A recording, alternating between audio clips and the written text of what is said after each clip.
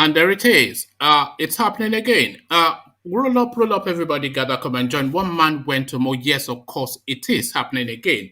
So I am situated, ready to go. Are you ready to come with me?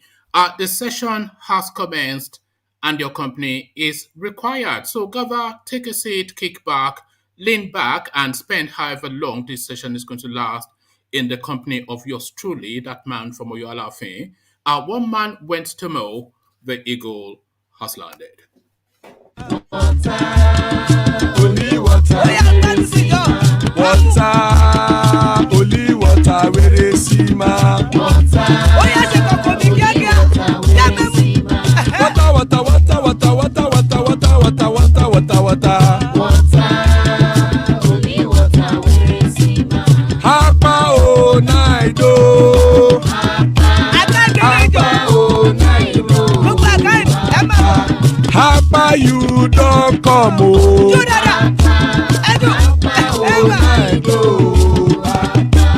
Hapa o naido.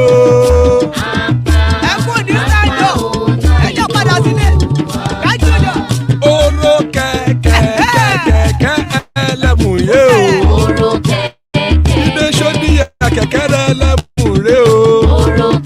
Bobby master kẹ̀kẹ́ ẹlẹ́mù rẹ o. Chief Wẹ́lá tí kẹ̀kẹ́ ẹlẹ́mù rẹ o. Eruku lẹ̀lẹ̀.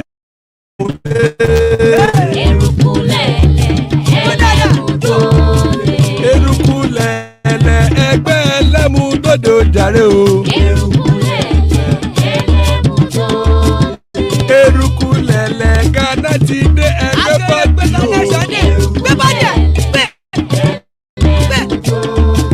Ọmọ ẹlẹ́yẹ ẹ̀yẹ o ó dìlé o. Odúyẹ̀lá ẹ̀yẹ o ó dìlé o. Petro Sọ́nàmẹ̀ ẹ̀yẹ o ó dìlé o. Petro Sọ́dúnkẹ́ ẹ̀yẹ rẹ̀ ó dìlé o. Ẹlẹ́kọ̀ọ́ ọ̀run mú ìní o.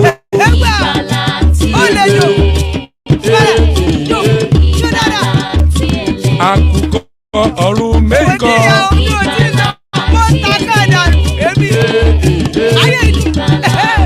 Ikú kò ní ríwà gbéṣe o.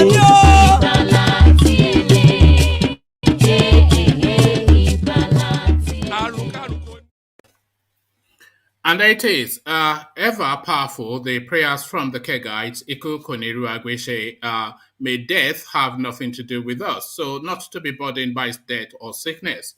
Essentially what the Kegites are saying by way of having a drink of palm wine. This is it, the Yoruba way. Iku Koniru Agweshe, as guys, I bring you this. Gaba Shehu slams Nigerians for thanking God alone over Buhari's achievements. So greater than the Almighty is what is now asserting this mini-me, Aboki Jr., saying Aboki Senior now should get more credit than God himself. Gaba Shehu slams Nigerians for thanking God alone over MALLAM Buhari's achievements. So a lot to unpack from that. Achievement one, what are they? This is the thing, because this is a recurring question that all Nigeria has been asking for 6 years now, that what has this guy exactly done apart from kill people? So apparently, to his knowledge, there's been some achievements, and those achievements are greater than or equal to God's praise itself. Aboki Jr. speaks, Gaba Shehu slams Nigerians for thanking God alone over MALLAM Buhari's achievements. So quite what that means we'll find out in due course. This we find out in due course as well. We gave Yusuf Buhari a title so he won't be strolling around Abuja and Yola. The Emir of Daura are speaking to the space, so unemployed from Daura, the son of MALLAM Buhari, now conferred one of the senior most titles in his own local kingdom. And the reasons for this, of course, so that it doesn't become a wayward kid. This is what they are telling us, that an unemployed youth is given one of the most coveted titles within their kingdom, so that it doesn't stroll around. So it doesn't stroll around in Abuja and Yola. This is what is going on. Again, why we gave unemployed Yusuf Buhari a title? So we gave again, we gave unemployed, and that unemployed is my embellishment. So we gave unemployed Yusuf Buhari a title, so he won't be strolling around Abuja and Yola, and that is the Nigeria we're living in now. Still, this the Nigeria we are living in now. Still, this the Nigeria we are living in now. Why I will never support Yoruba nation. So who is saying this? Not some satellite person, one of the foremost Yoruba names. Obasanjo speaking to the space. Why I will never support Yoruba nation, a headline attributed to the former president of Yoruba stock, Olusegun Obasanjo. Nigerian Army Police uncover camps of alleged cannibals in Imo, Anambra, where humans are roasted. So that's tribalism, that's fetish.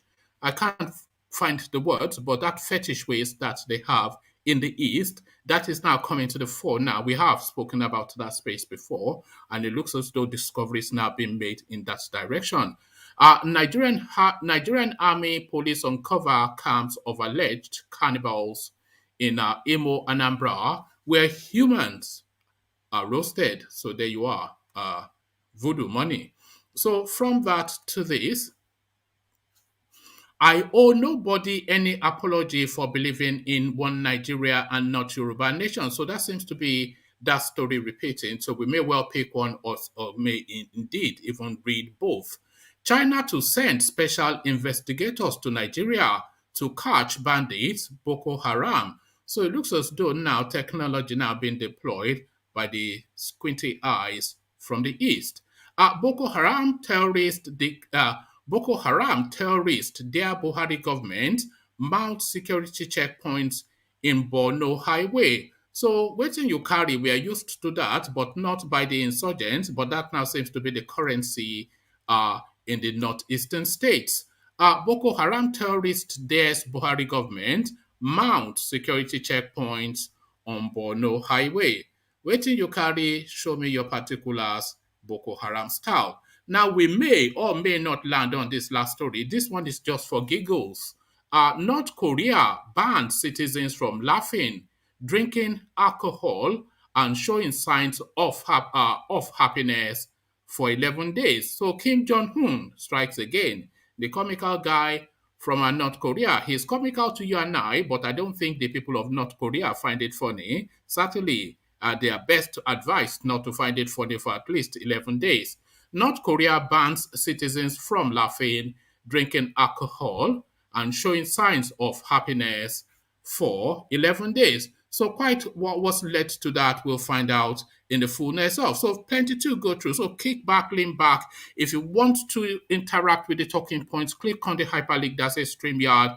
And as soon as I've read out the talking points, I'll let you onto the screen and sample your opinion. But before any of that can happen, we come in via what's now the traditional quarters, the eastern quarters, and we go to another Python dance.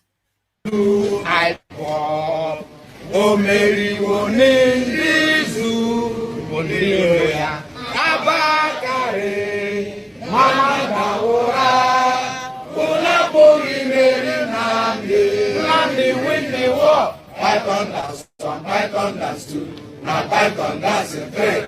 Unapoli Mary Nandi win the war. Python dance one, Python dance two, now Python dance three. Unapoli Mary Nandi go only do I walk. O Mary woman Nizu Abakare Mamanda Ora Unapoli Mary Nandi win the war. Python dance one, Python dance two, now Python dance three. Unapoli Mary Nandi win the war. Python dance one, Python dance two, now Python dance three. Unapoli Mary Nandi win the war. Python dance one, Python dance two, now Python dance three. Unapoli Mary Nandi win the war. Python dance one, Python dance two, now Python dance three. Unapoli Mary Nandi win the war. Python dance one, Python dance two, now python dance the three. Unapuri Mary Nandi. And there you have it. Nnamdi Winewo, Python dance, Python dance. Nnamdi Winewo, Python dance, Python dance. So, Nnamdi Kanu has won the war. As guys, I bring you this. Gaba Shehu slams Nigerians for thanking God alone over Buhari's achievements. Gaba Shehu, the spokesman of President Muhammadu Buhari, has berated Nigerians for only thanking God over the sources of, or that should be the successes, it should say, over the successes, but it says sources, but it should read successes, over the successes of the Buhari administration in tackling the C-19 pandemic squarely. In an article titled As President Buhari Clocks 79, a focus on achievements, challenges, Shehu said, Nigerians just say thank God and move despite Africa and Nigeria being designated for a record of positive cases and deaths. The presidential spokesman said the pandemic has thrown the biggest challenge to the Buhari administration. For a country and continent designated for a world record of positive cases and deaths, yet turning in the lowest in terms of numbers, the explanation our people give here is to say thank God and they move on. As Shehu said, nothing wrong with thanking God for everything that happens to us or does not, for without His grace, nothing can truly get done or undone. But the Almighty uses the instrumentality of humans to get some of these things done, he added, suggesting that the president deserved to be thanked. So thank Buhari, not God, essentially Gaba Shehu is berating Nigerians to follow suit. Garba Shehu said the Buhari-led government believes in science and in doctors in the country who have put in place an effective mechanism to check the spread of the pandemic. We are where we are today because this dedicated team has responded in the most capable manner any country could ever do. He gave the experts the latitude of freedom and resources to lead us out of the worst case scenario, using especially well thought out non pharmaceutical protections, and these in the face of the denial of fair access to vaccine to us by those who make them, have really done us wonders. Although high numbers for active cases, although high numbers for active cases, new cases of death, new cases and death are rising lately, and a fourth wave is being feared in many quarters. The proven competence of our administrators, whose aptitude, agility, and appropriate sense of timing have drawn commendation from no less a body than the United Nations, gives us the reassuring solace that we will wade through the model by getting it right. So thank Buhari, not God, essentially, what the mini-me, Aboki Jr. is having you do. So from Aboki Jr., from another mother to this coin of his own loin, we gave Yusuf Buhari a title so he won't be strolling about Abuja and Yola. Emir of Kano giving this untenable explanation, Emir of Daura rather. Emir of Daura, Alhaji Umar Farouk, has offered an explanation on why Yusuf, son of President Muhammadu Buhari, was given a title recently. Yusuf will be turbaned as Talban Daura on Saturday, December the 18th, making him the district head of Kwasa Rawa. The emir, who spoke at the turbaning ceremony of 4 new village heads on Thursday, December the 16th, said Yusuf was given the title so he won't be strolling around Abuja and Yola, his mother's hometown. He said, "We are giving him this title to reciprocate all the good things his father, President Muhammadu Buhari, has done for Daura. Even if you don't like Buhari, you know that Daura of today is different from what it was 6 years ago. So, to reciprocate this gesture, we gave him the title of Talban Daura, which he gave to his only son Yusuf. This will prevent him from strolling around Yola, his mother's hometown, and Abuja. From University of Transport Technology to Federal Polytechnic to good road networks and many other development projects, Daura is today better than some states in the country development-wise. We have many sons in Daura who have excelled, but do not want to be associated with it. So Buhari stands out amongst them. So there you have it, unemployed from Daura to band as the village chief. There you have it. This is Nigeria, Obasanjo, why I will never support Yoruba nation. So, of course, we've always known this guy for being treacherous, so now he comes out in his own words. Former President Olusegun Obasanjo has reaffirmed his loyalty and commitment to a united Nigeria. He said he would never support the agitation for a Yoruba nation. The Buhari administration has been battling with secessionist groups, including the Indigenous People of Biafra IPOB, led by detained Nnamdi Kanu, as well as the Yoruba Nation secessionist group, spearheaded by Professor Banji Akitoye and Sunday Adeyemo, aka Igboho. Obasanjo spoke with leaders of social-cultural organizations. Obasanjo spoke when leaders of social-cultural organizations met at a retreat on inclusive security organized by Global Peace Foundation in collaboration with Vision Africa. He said, one thing that we have together in common is Nigeria. I have never used Yoruba nation. That means the term, I'm assuming. I have never used Yoruba nation and I will never, because I believe that my Nigerianness is bigger than my Yoruba-ness, and neither my Yoruba-ness or my Nigerianness should stand in the way of each other. For me, my Nigerianness is very important because I am more than what I should have been as a Nigerian than as a Oduduwa Republic man. And I believe that should be the case for every one of us. Why should the accident of my place of birth be a hindrance for me as a human being, first of all, and for me as a Nigerian? He queried. So, being a Yoruba is a hindrance, apparently, according to the Abeokuta man.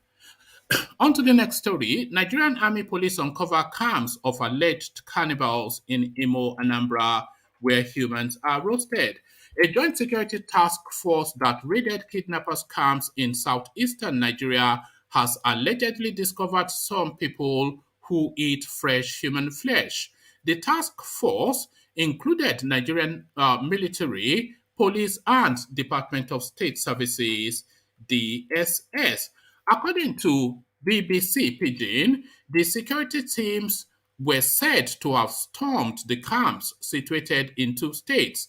The director of DSS in Imo State, Wilcox Idaminabo, said the operation was carried out at Osu local government area in Imo, as well as Uli in Ahiala local government area of Anambra State. It was learned that the kidnappers invaded the community each in Osu and Ahiala local government areas and took land areas for themselves. When we got there, we noticed the community had been abandoned and these boys had taken over the community.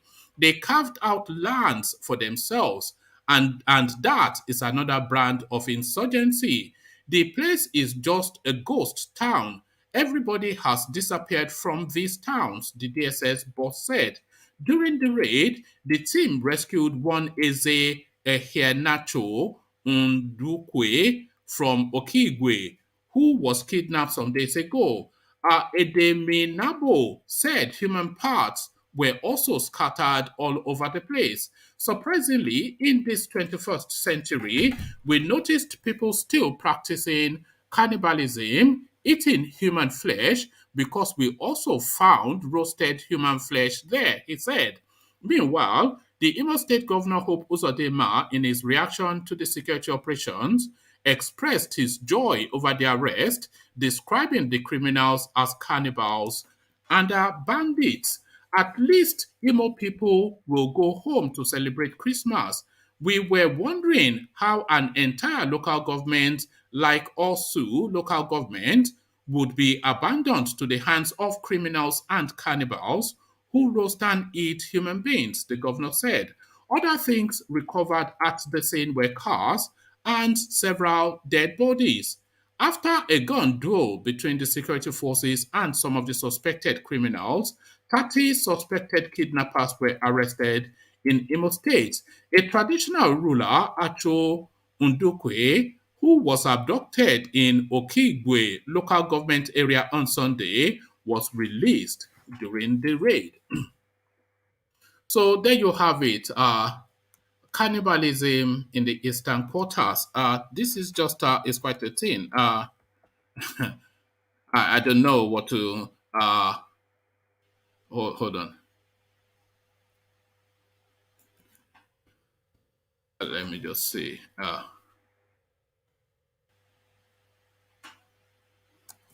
Bear with me one moment. Just checking something. Talk amongst yourself. Yeah, just bear with me 1 second. Yes. Nearly there. We go on to the next talking point in just a moment. All right. All right. All right. So from the fetishistic goings on in the eastern quarters, let's go on to the wayward ways of Obasanjo. We go back to the wayward ways of Obasanjo. Okay, so I owe nobody any apology for believing in one Nigeria and not Yoruba nation, Obasanjo. So this may be a rehash.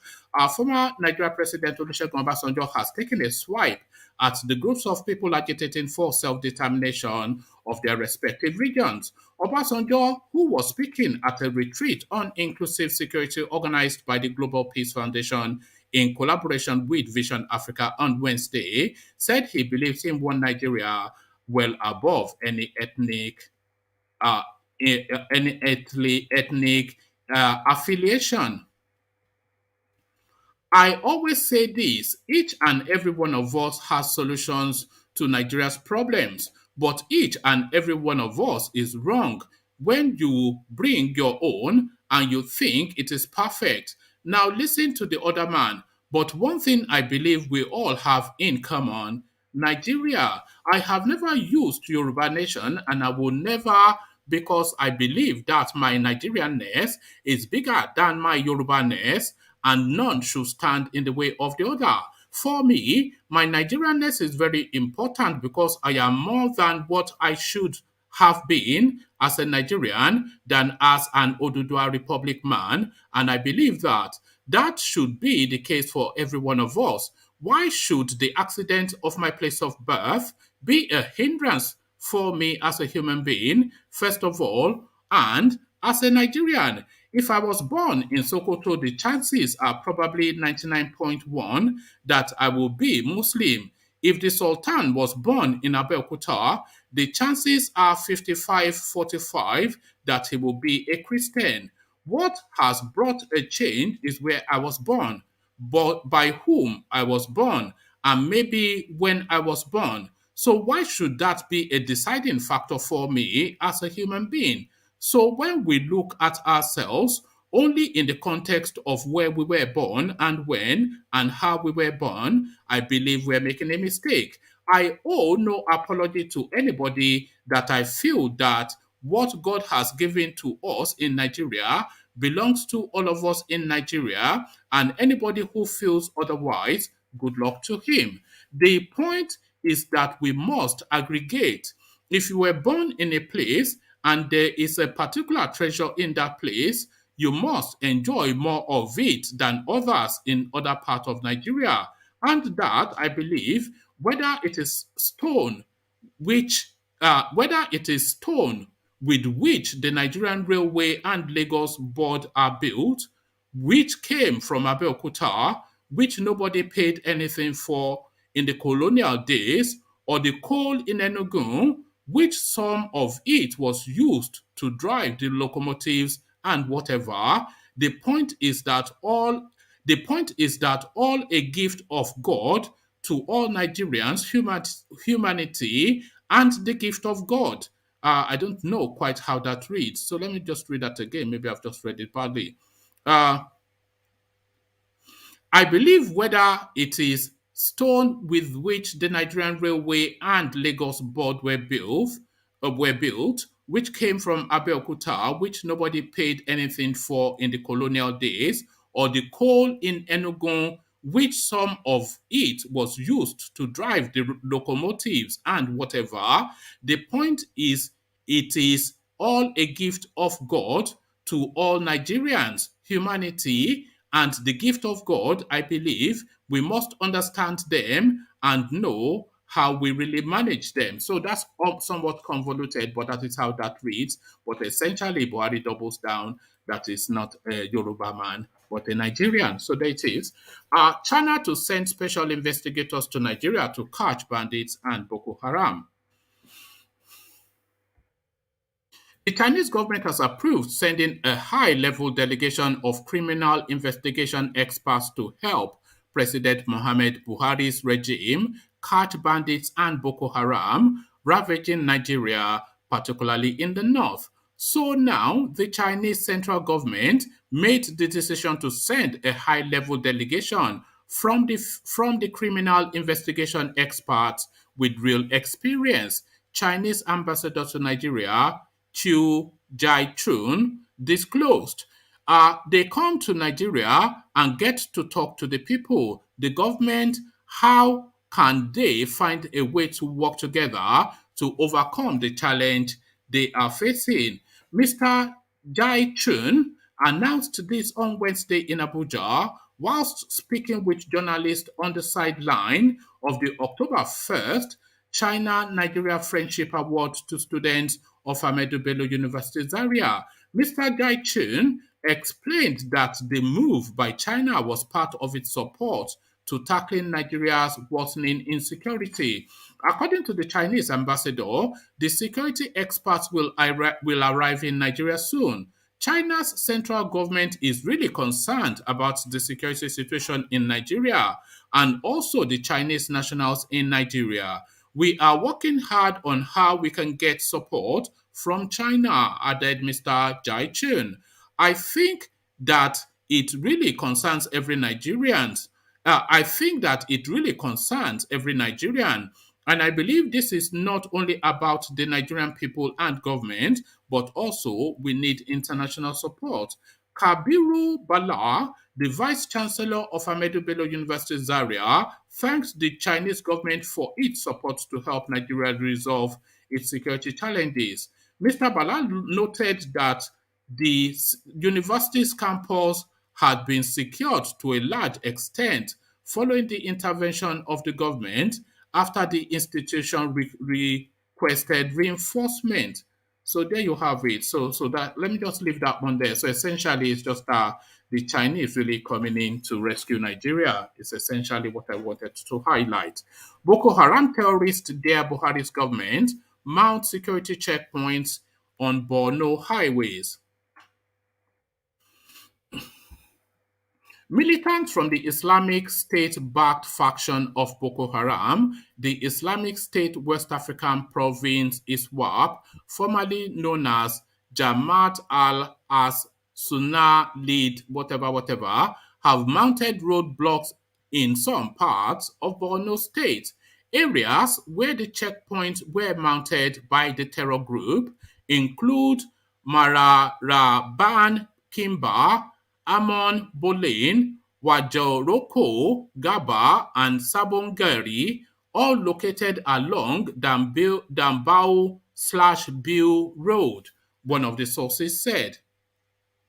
Sources said the insurgents have been checking on travelers' IDs to fish out security operatives traveling in Mufti, which is daring considering how much effort the administration of President Muhammad Buhari said it had put into ensuring security in the Northeast. ISWAP, which split from the mainstream Boko Haram in 2016, has become a dominant group focusing on military targets and high-profile attacks, including against aid workers. Since the death of JAS leader Abubakar Shekau, the group has been consolidating its group in locations around the Lake Chad area. Just recently, it appointed Wali Sani Shawaram, a 45-year-old, as the new leader of the ISWAP in the Lake Chad. The sect's membership has swollen with the defection of hundreds of Boko Haram fighters under Shekau. The Nigerian army has repeatedly claimed that the insurgents had been largely defeated and frequently underplays any losses. In the past months, soldiers have been targeted by the insurgents who lay ambush on their path. Hundreds of soldiers and officers have been reportedly killed since January 2021. So there you have it. Where did you carry a Boko Haram style? So we learned finally on this story, which is somewhat of a jocular sort of a story. North Korea bans citizens from laughing, drinking alcohol, and showing signs of happiness. Pardon me. North Korea bans citizens from laughing, drinking alcohol, and showing signs of happiness for 11 days. North Koreans have been banned from laughing, drinking, and showing signs of happiness for 11 days to mark the 10th anniversary of former leader Kim Jong II's death. Government authorities have ordered the public not to show any signs of happiness whilst North Korea commemorates the 10th anniversary of his death.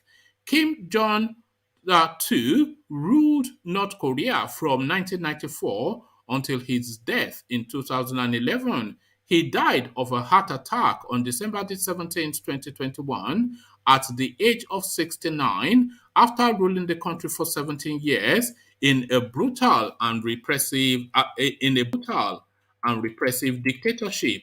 He was succeeded by his third and youngest son, current leader Kim Jong-un. Now, 10 years after his death, Koreans are being forced to observe the 11 days mourning period.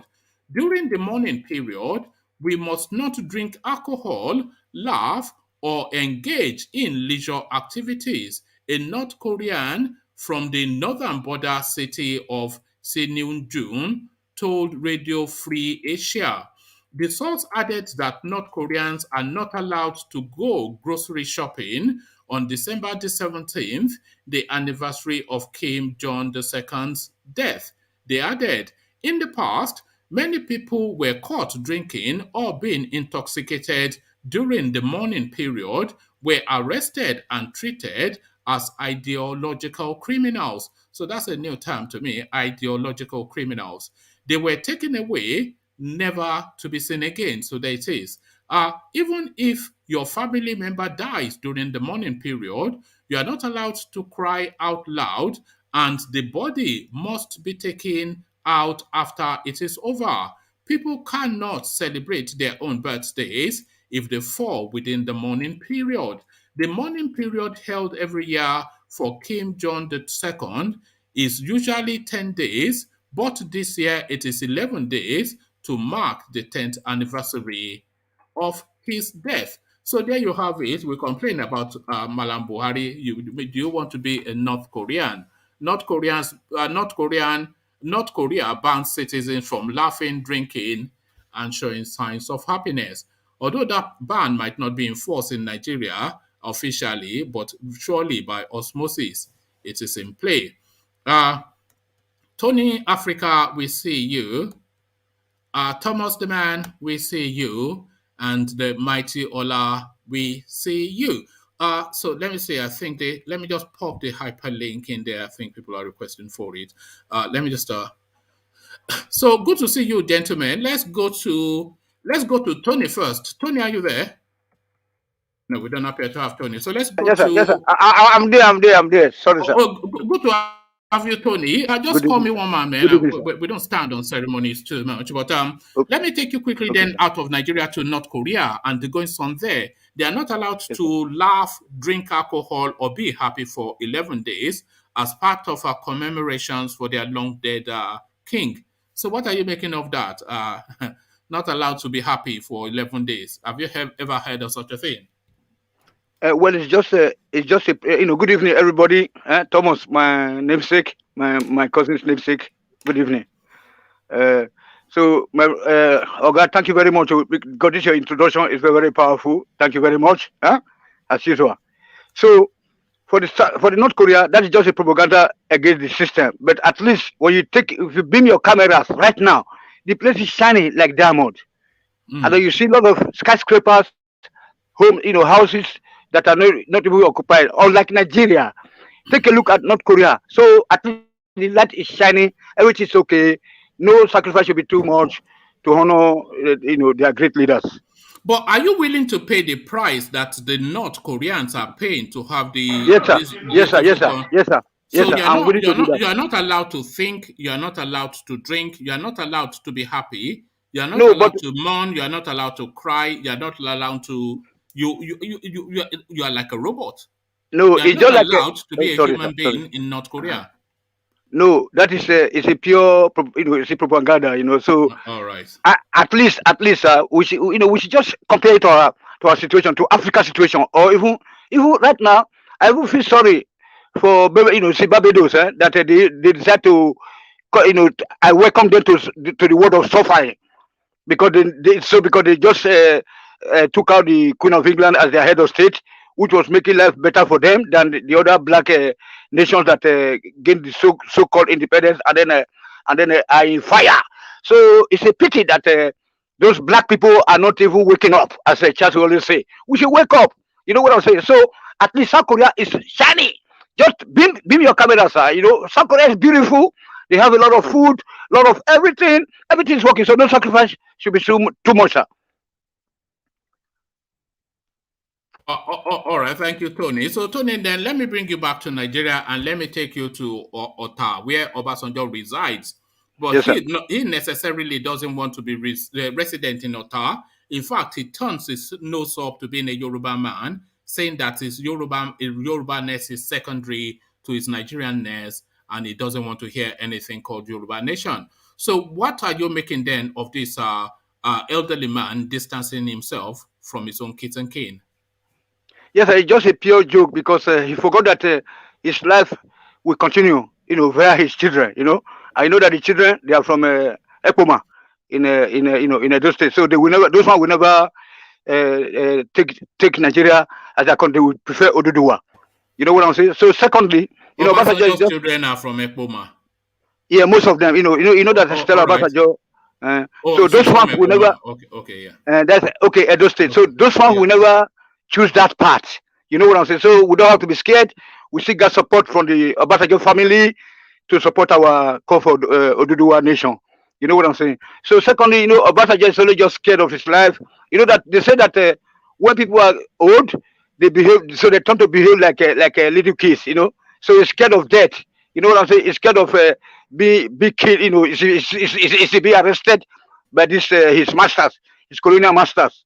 So that is all I have to say about that. And then he has lost my respect now.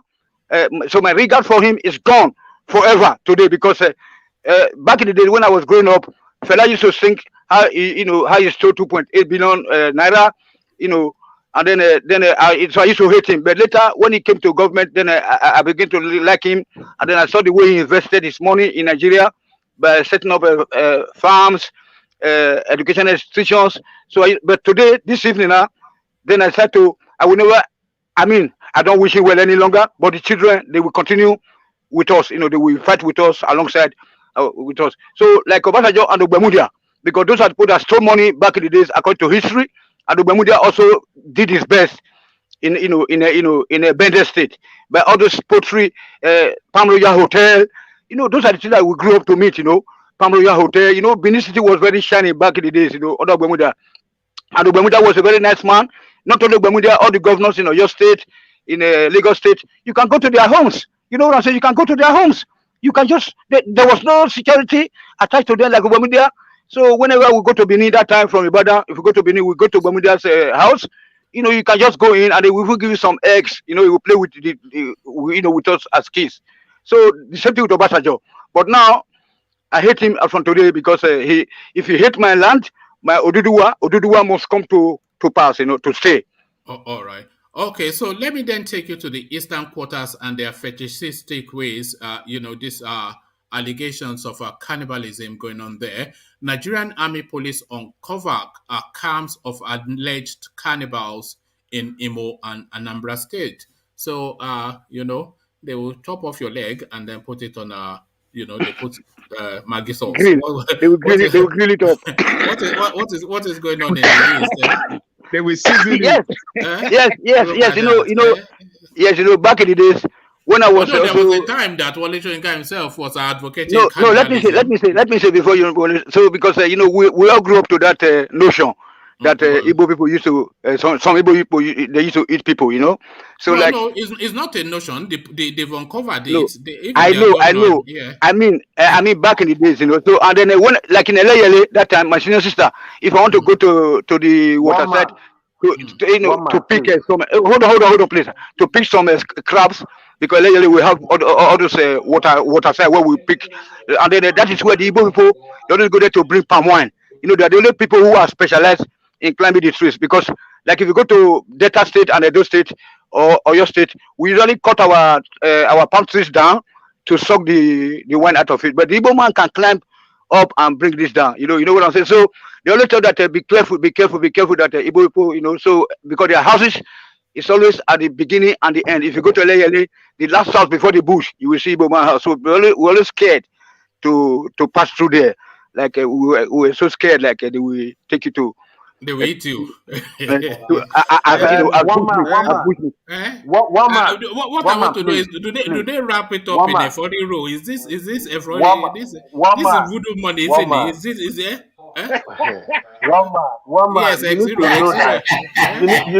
you need to know that people are watching your program, and the way you are sounding with this thing you do to Igbos like this, don't be surprised that people will be noticing it, because you are trying to create a narrative. You are trying to create a narrative now that Igbos is bringing a news. He doesn't phantom this thing. Hold on. These people are bandits, and we don't know who are in that camp. They've not mentioned the names of people there, whether they are Yorubas or Igbos or Hausas. Now you say because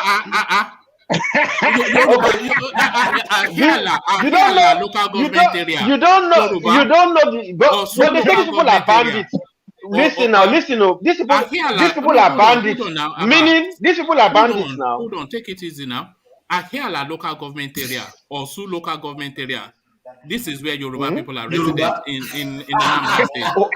Ahiala. That is where the Fulani. Come on, man. Hold on now. These people are bandits. That means they themselves. Hold on now. Let me explain to you. These people are bandits. That means they themselves are scared of leaving their territory. That means something must be fishy. Something is fishy. It's either they are putting those people out of being scared of going out, or something is happening there. But don't just use it and generalize that Igbos are eating people. Okay. Let me bring you this. So this is for you, X0. It says, meanwhile, sorry, whoever is saying a show, just hold on for a moment. So this is for you, X0. Meanwhile, the Imo State Governor, Popuzodema, in his reaction to the security operations, expressed his joy over the arrest, describing the criminals as cannibals and bandits. At least Imo people will go home to celebrate Christmas. We were wondering how an entire local government like Osu local government area would be abandoned to the hands of criminals and cannibals who roast and eat human beings. So that's it. Yes, yes. So that is your own. That is your own Let me come in now. governor. That is your own. Let me come in now. Is Yoruba people have Let it? me That come in. come Let me come in now. come off it. Come off it. I've got something for a zero. I've got something for a zero. Let me I've got something for a zero. hold on. Let me answer him now. Let me answer him. Hold on, you two. It's voodoo money now. One man went to Mo.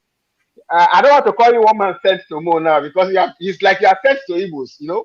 Now listen, No. these bandits, these people are bandits. What my own analytical mind told me was that because they suspect that the law enforcers, the enforcement agencies are encroaching in on them, are looking for them, must have been why they cannot go out from that place where they kidnap people, because when they kidnap people and they demand for ransom, they started to eat the people. That is what I feel, because they said that from the report, that is reasoning. Is that reasoning? No, I'm just trying to explain something to you. There's no wildlife. There's no wildlife there. I'm trying to explain something to you. Cannibalism. You are justifying. Don't forget that.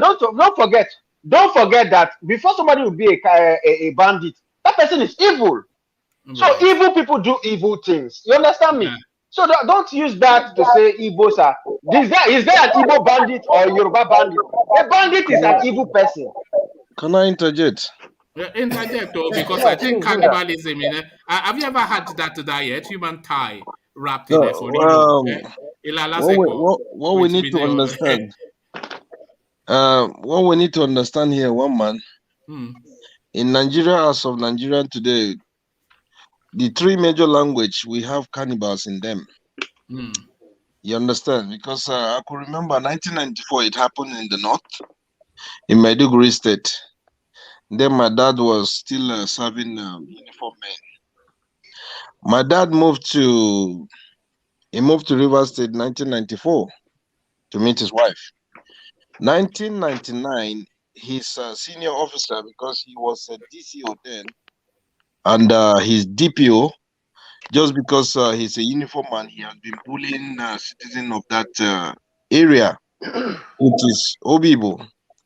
What really happened, he has been doing that. My dad has been warning him, telling him, do not be doing that, because treat people equal.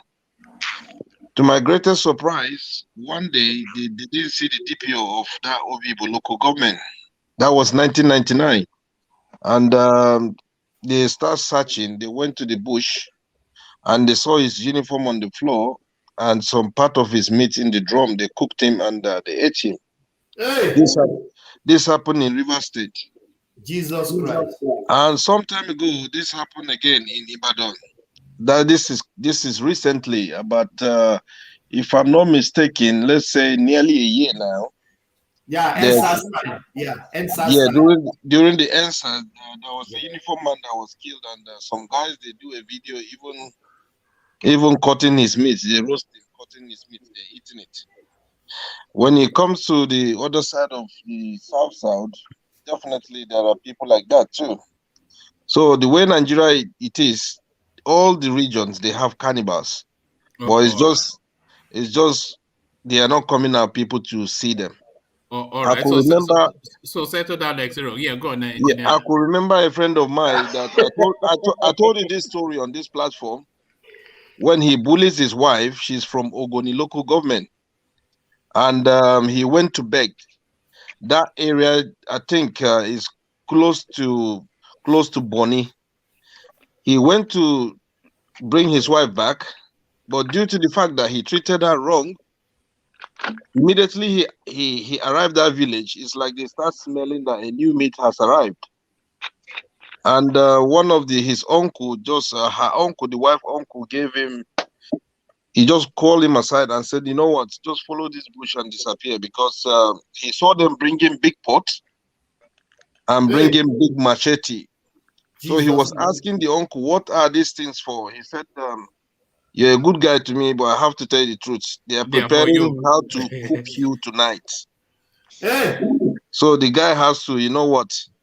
He disappeared. He has to run away for his life. So it's real. It's real. Thank you, Engineer. Xero, you must settle down. We do know that the Easterners, they are fetishistic. They are fetishistic. One man went to more. Yes. You have to understand that you are the umpire of this program. Yes, Your but narratives, you're painting a narrative that is not are you clear, saying they that's are not not? true. Are you saying they are not? You said the Easterners. Just mention the particular place you are talking about. How can you say the Easterners? Have we not swept through two states now? Anambra, Imo. That's a sweeping generalization. Is that not sufficient enough to be sweeping? This is not Imo State, no. Anambra State. This is not good. But this is not good. How can you just make this kind of assertion? But this is look. One man, can I say something? Hold on, Thomas, because I think Exiro is trying to box me into a corner that I don't especially fit, because he's trying to somewhat infer tribalism or yeah. But I read a story of occurrences in Imo and Anambra State. Tony cites such example of Easterners in Ibadan. Engineer about 3 examples of Easterners right across the Eastern space, all to the same narrative, all saying the same thing. You see, I'm surprised that you use the word Easterners. You know, when you use this word Easterners and we were using it to describe the East. The East. Somebody say, no, we are not Easterners. We are Niger Delta. Don't describe. One man. Now, when it suits you, engineer, can I say something? Can I interject 1 minute? Yeah, let's hear from Majalen Koko. Yeah, please do. Okay. Ajale Koko, you're eating. No, I hope. Where did you buy that meat from? Because I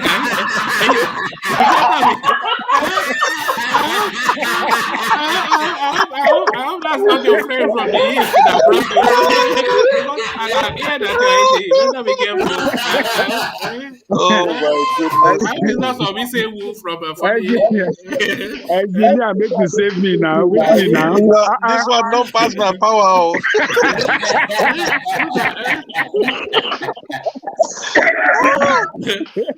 One man, you talk, God. Look at X0 now. He has taken it to a different angle now. He's trying to make it. I'll be the same some bushmeat. Let me say something here. Yeah. Let's hear from Majale Koko. Yeah. We cannot use those. That incident or those scenario mentioned in the report to generalize the whole thing. The entire space. Thank you very much. Just like the engineer said earlier, that it happened in Badon, and I think Thomas was trying to confirm it too. Yes, it happens. Are we gonna say that because we saw it in the news, the one that happened in Badon, and generalize it, say all Yoruba be cannibals, with a chop human being? No, we cannot do that. Evil people are evil people. And one thing I know is that these as Tony mentioned it, that when he was a young guy, they always said, don't go to this. Yes, this has been going on for a long time. But it doesn't mean that the entire Igbo. We can have some section of them that engage in such devilish act, but we cannot use that to generalize them. It's going to be very, very wrong. Oh, okay. Let me ask you then. Are you of the thought that the Easterners are largely, but not wholly, are fetishistic? Are they fetishistic? Yeah, more rampant. Yeah, in that zone. Hold on. That was to Ajanle Koko. Are they fetishistic? Okay. Not wholly, not solely, but wholly. Are they fetishistic in the East? That question will be very hard for me to answer. One man. There you are. Okay, we got it. I don't want to. Can I give him Hold on. Yeah. But I want to tell you an incident that happened to me back in the 80s I have a friend that was an Igbo guy, and we used to, actually, he was the one that took me to the east to buy some stuff and bring it to Lagos to sell and, make some money. So the first time he took me there, we went to so many places. I got to Onitsha. I said, wow, the way they organize the market is the best I've ever seen. I went to Abia Ariara market. I said, wow, well-organized market. So we did all this and we went to some places. We bought a lot of stuff that we have to buy at a very cheap price. You see small industry everywhere, in Nemo, in places that we went. I said, this is wonderful. So on our way back, the guy told me, he said, look, I have to tell you one fact, because I know one day you will start coming to this place by yourself. And I don't want anything bad to happen to you. In this Imo state, there is one place I want to take you to.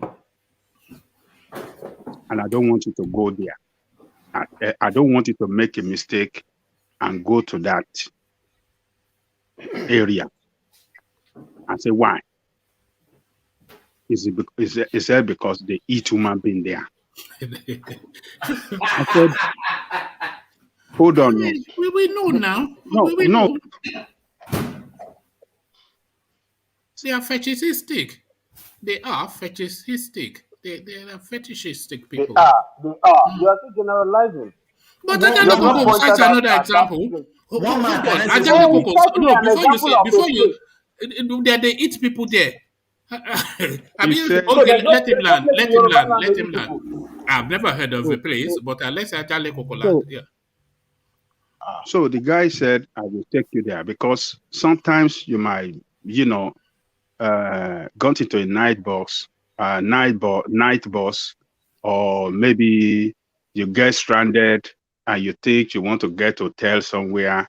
So this particular place, I don't never go there.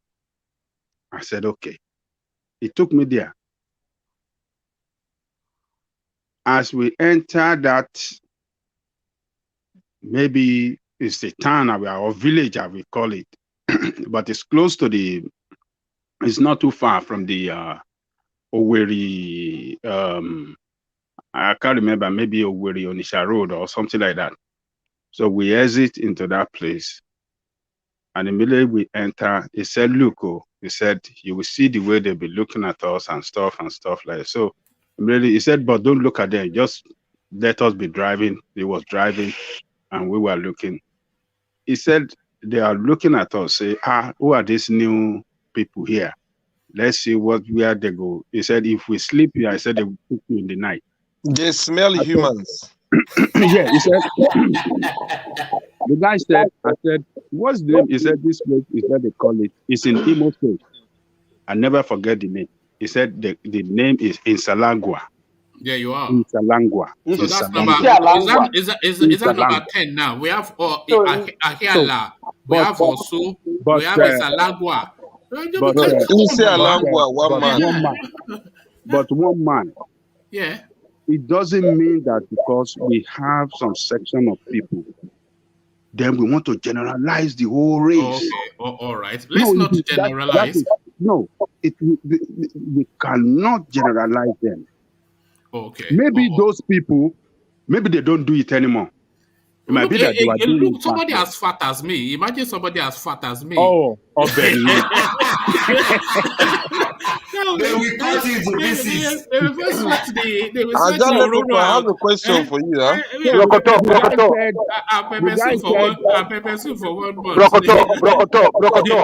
The guy said, you be Yoruba man, I'll be Igbo man.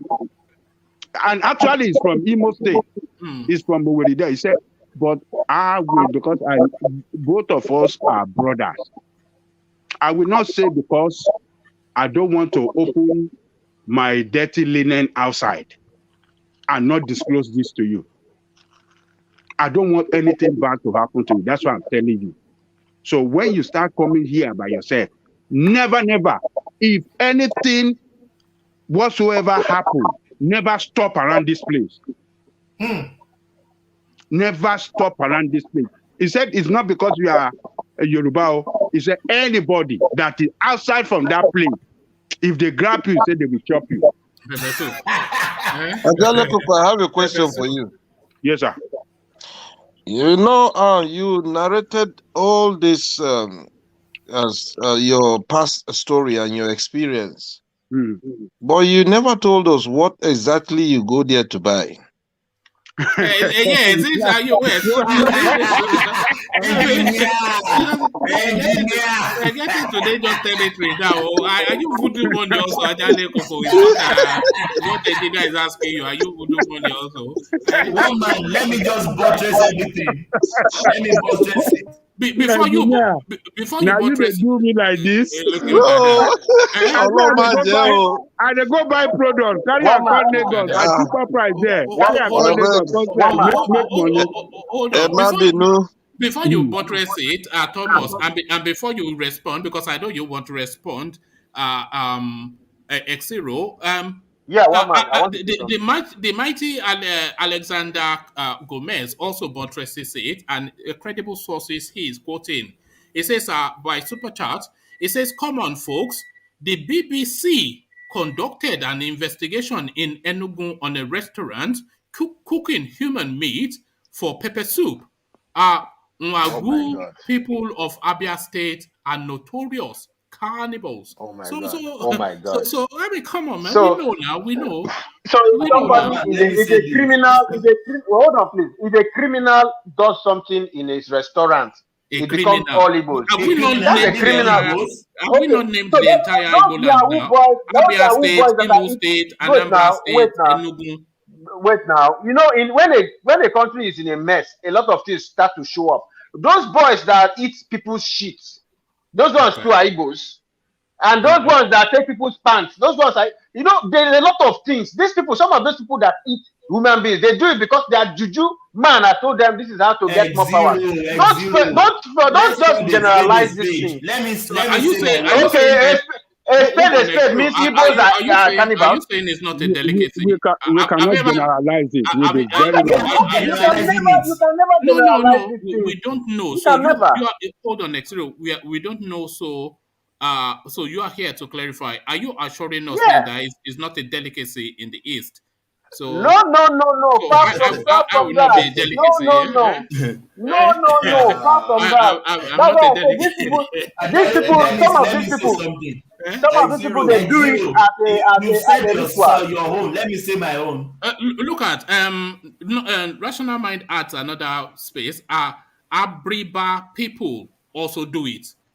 What else That's is what I left wanted now? to say something. These are places. There is a tiny, minute places that these things were done in the past. But listen, no, these people are evil people. They I'm have waiting their for somebody men. to name a Ketekupa where they do it in a Ketekupa.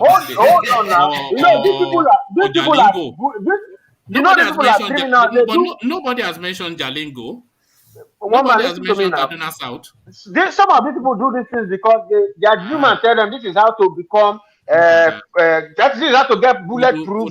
This is how to get more powers, voodoo powers, and all those things. So don't forget that these people are evil already. They're in darkness. They are rolling in darkness, and this is what their babalawos are telling them to do. So don't generalize it. These are criminals. These are criminals. You said enough. Let me say something. To buttress everything everyone is saying. When I was growing up, my mom told me never go to the East because they eat human beings. Let me finish my word. This is what my own mom told me. He said he went to the East. They told her, don't sleep in this community overnight. This is my own mom. That these people overnight, they're gonna kill you.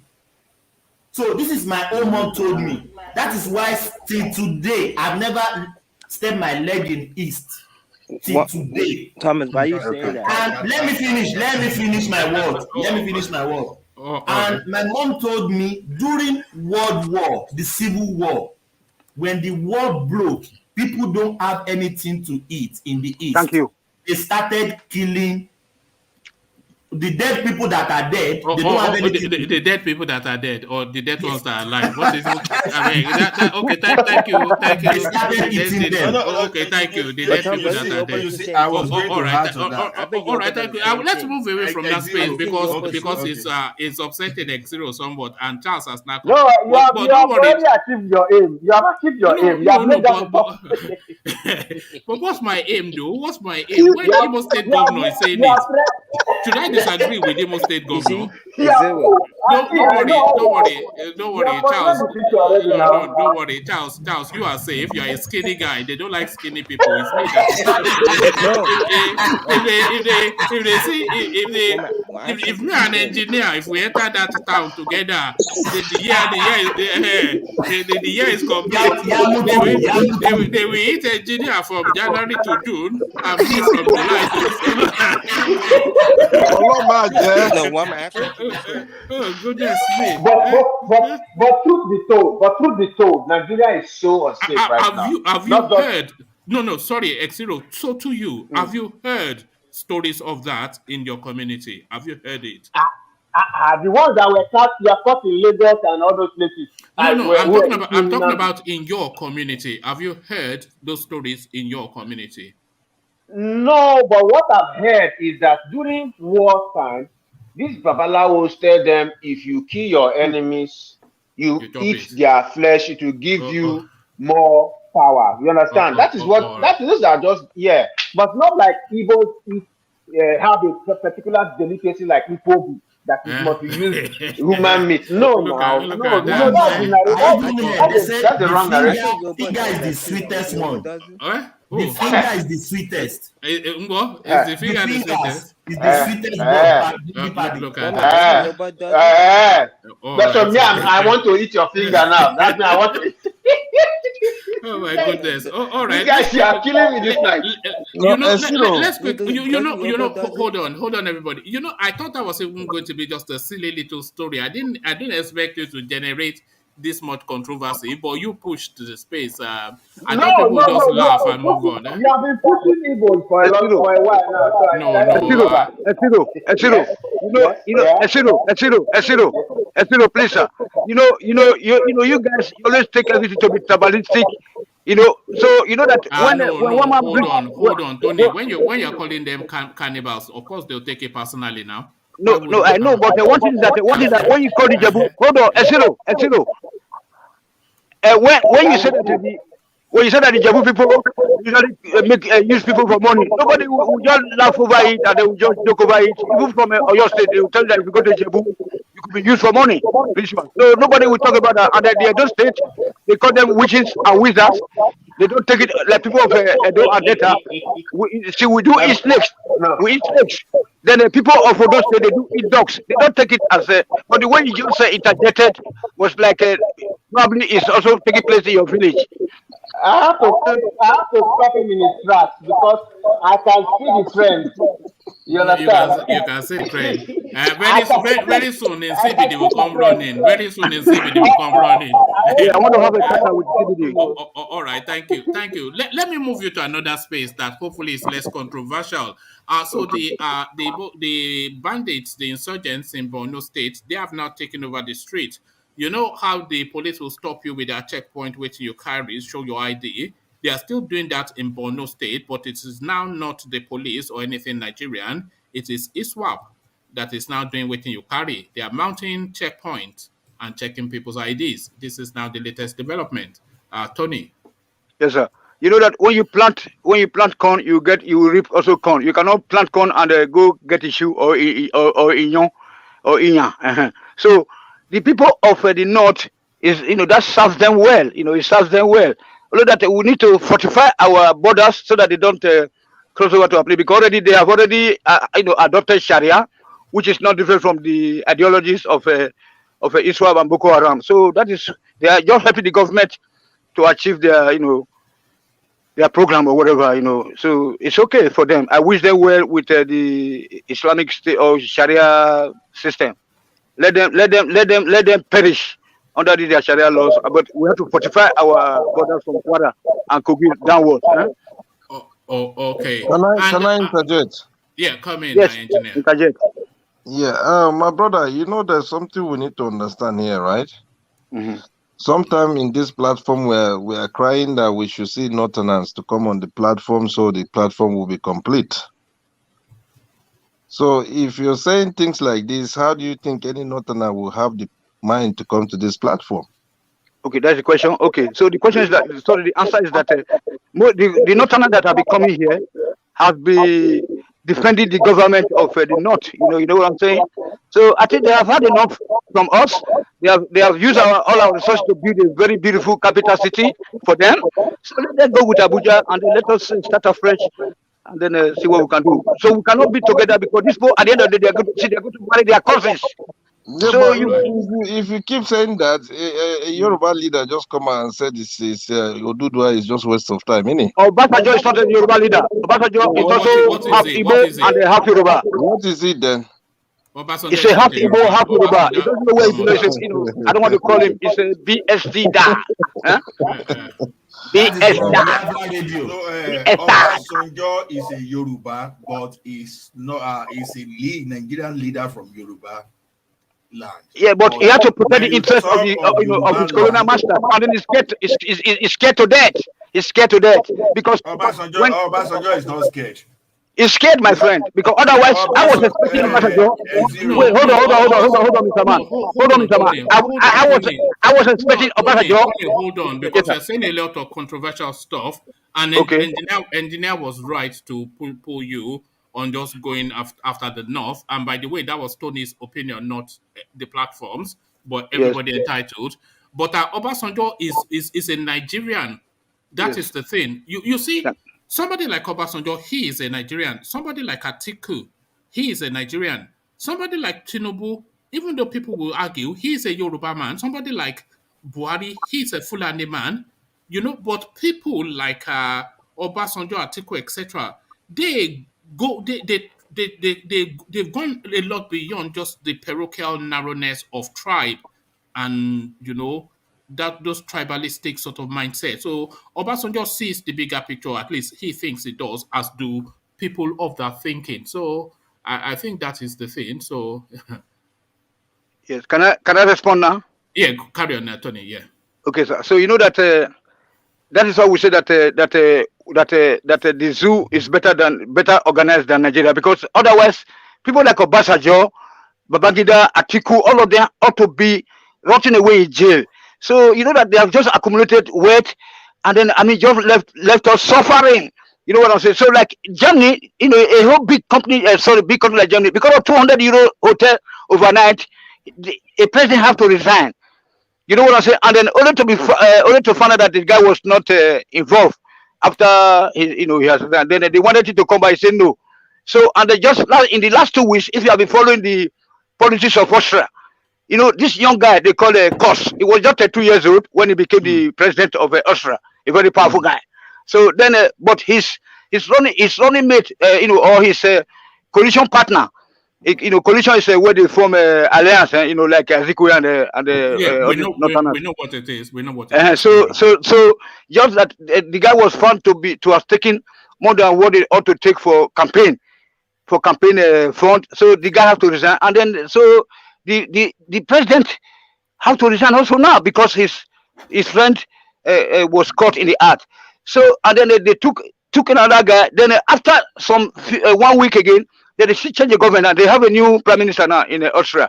So the same thing in Sweden, just for €100, for €2,000. But look at Obasanjo with all those money. How can you say you as an ex-president you are having this top hill? Is it top hill hotel or a top hill house or mansion? It's not allowed. It's not allowed in any. No. Why is it not allowed? Why? Yeah, because like yesterday, Ajani Koko was the other day. Ajani Koko was making some references to the World Wars team. The team. His disciples etc., etc. Even Awolowo himself, etc. That even that brutally did he had but why is a Obasanjo single not bungalow? allowed There was to have no business? bungalow, no nothing. And then yet, Ambrosali, what Ajani Koko forgot to tell you guys was that Ambrosali actually went to England to lose some money from the bank to start off most of the projects that were executed in a Bender state. So that's what we're talking about. So you cannot use the government, the taxpayers' money or the nation's money for your personal use, because so they have to be asking them, how do you get this money? How much was the salary? Etc., etc. So that is why the whole system. So that means that's why we say we should call the country Ito 2, because the Igbos and the Yorubas, we can always live together. We are brothers and sisters. No, we can't live together. Don't bring us together. No, we can live. No, we can live together. Why can't we live together? We live together already. For you. See, Olumalulaye, no problem. He say Igbo Kwenu. He say no, that's Yoruba. Oh no, settle down. No, that's you can't say that now, Thomas. Come on, you can't say that. You know that. Tony. And Tony, you can't say that either. You can't say you don't. I mean, that. But engineer, please rescue us. Yeah, Tony. Yes, sir. Yeah. You know why Nigeria can never be together? No.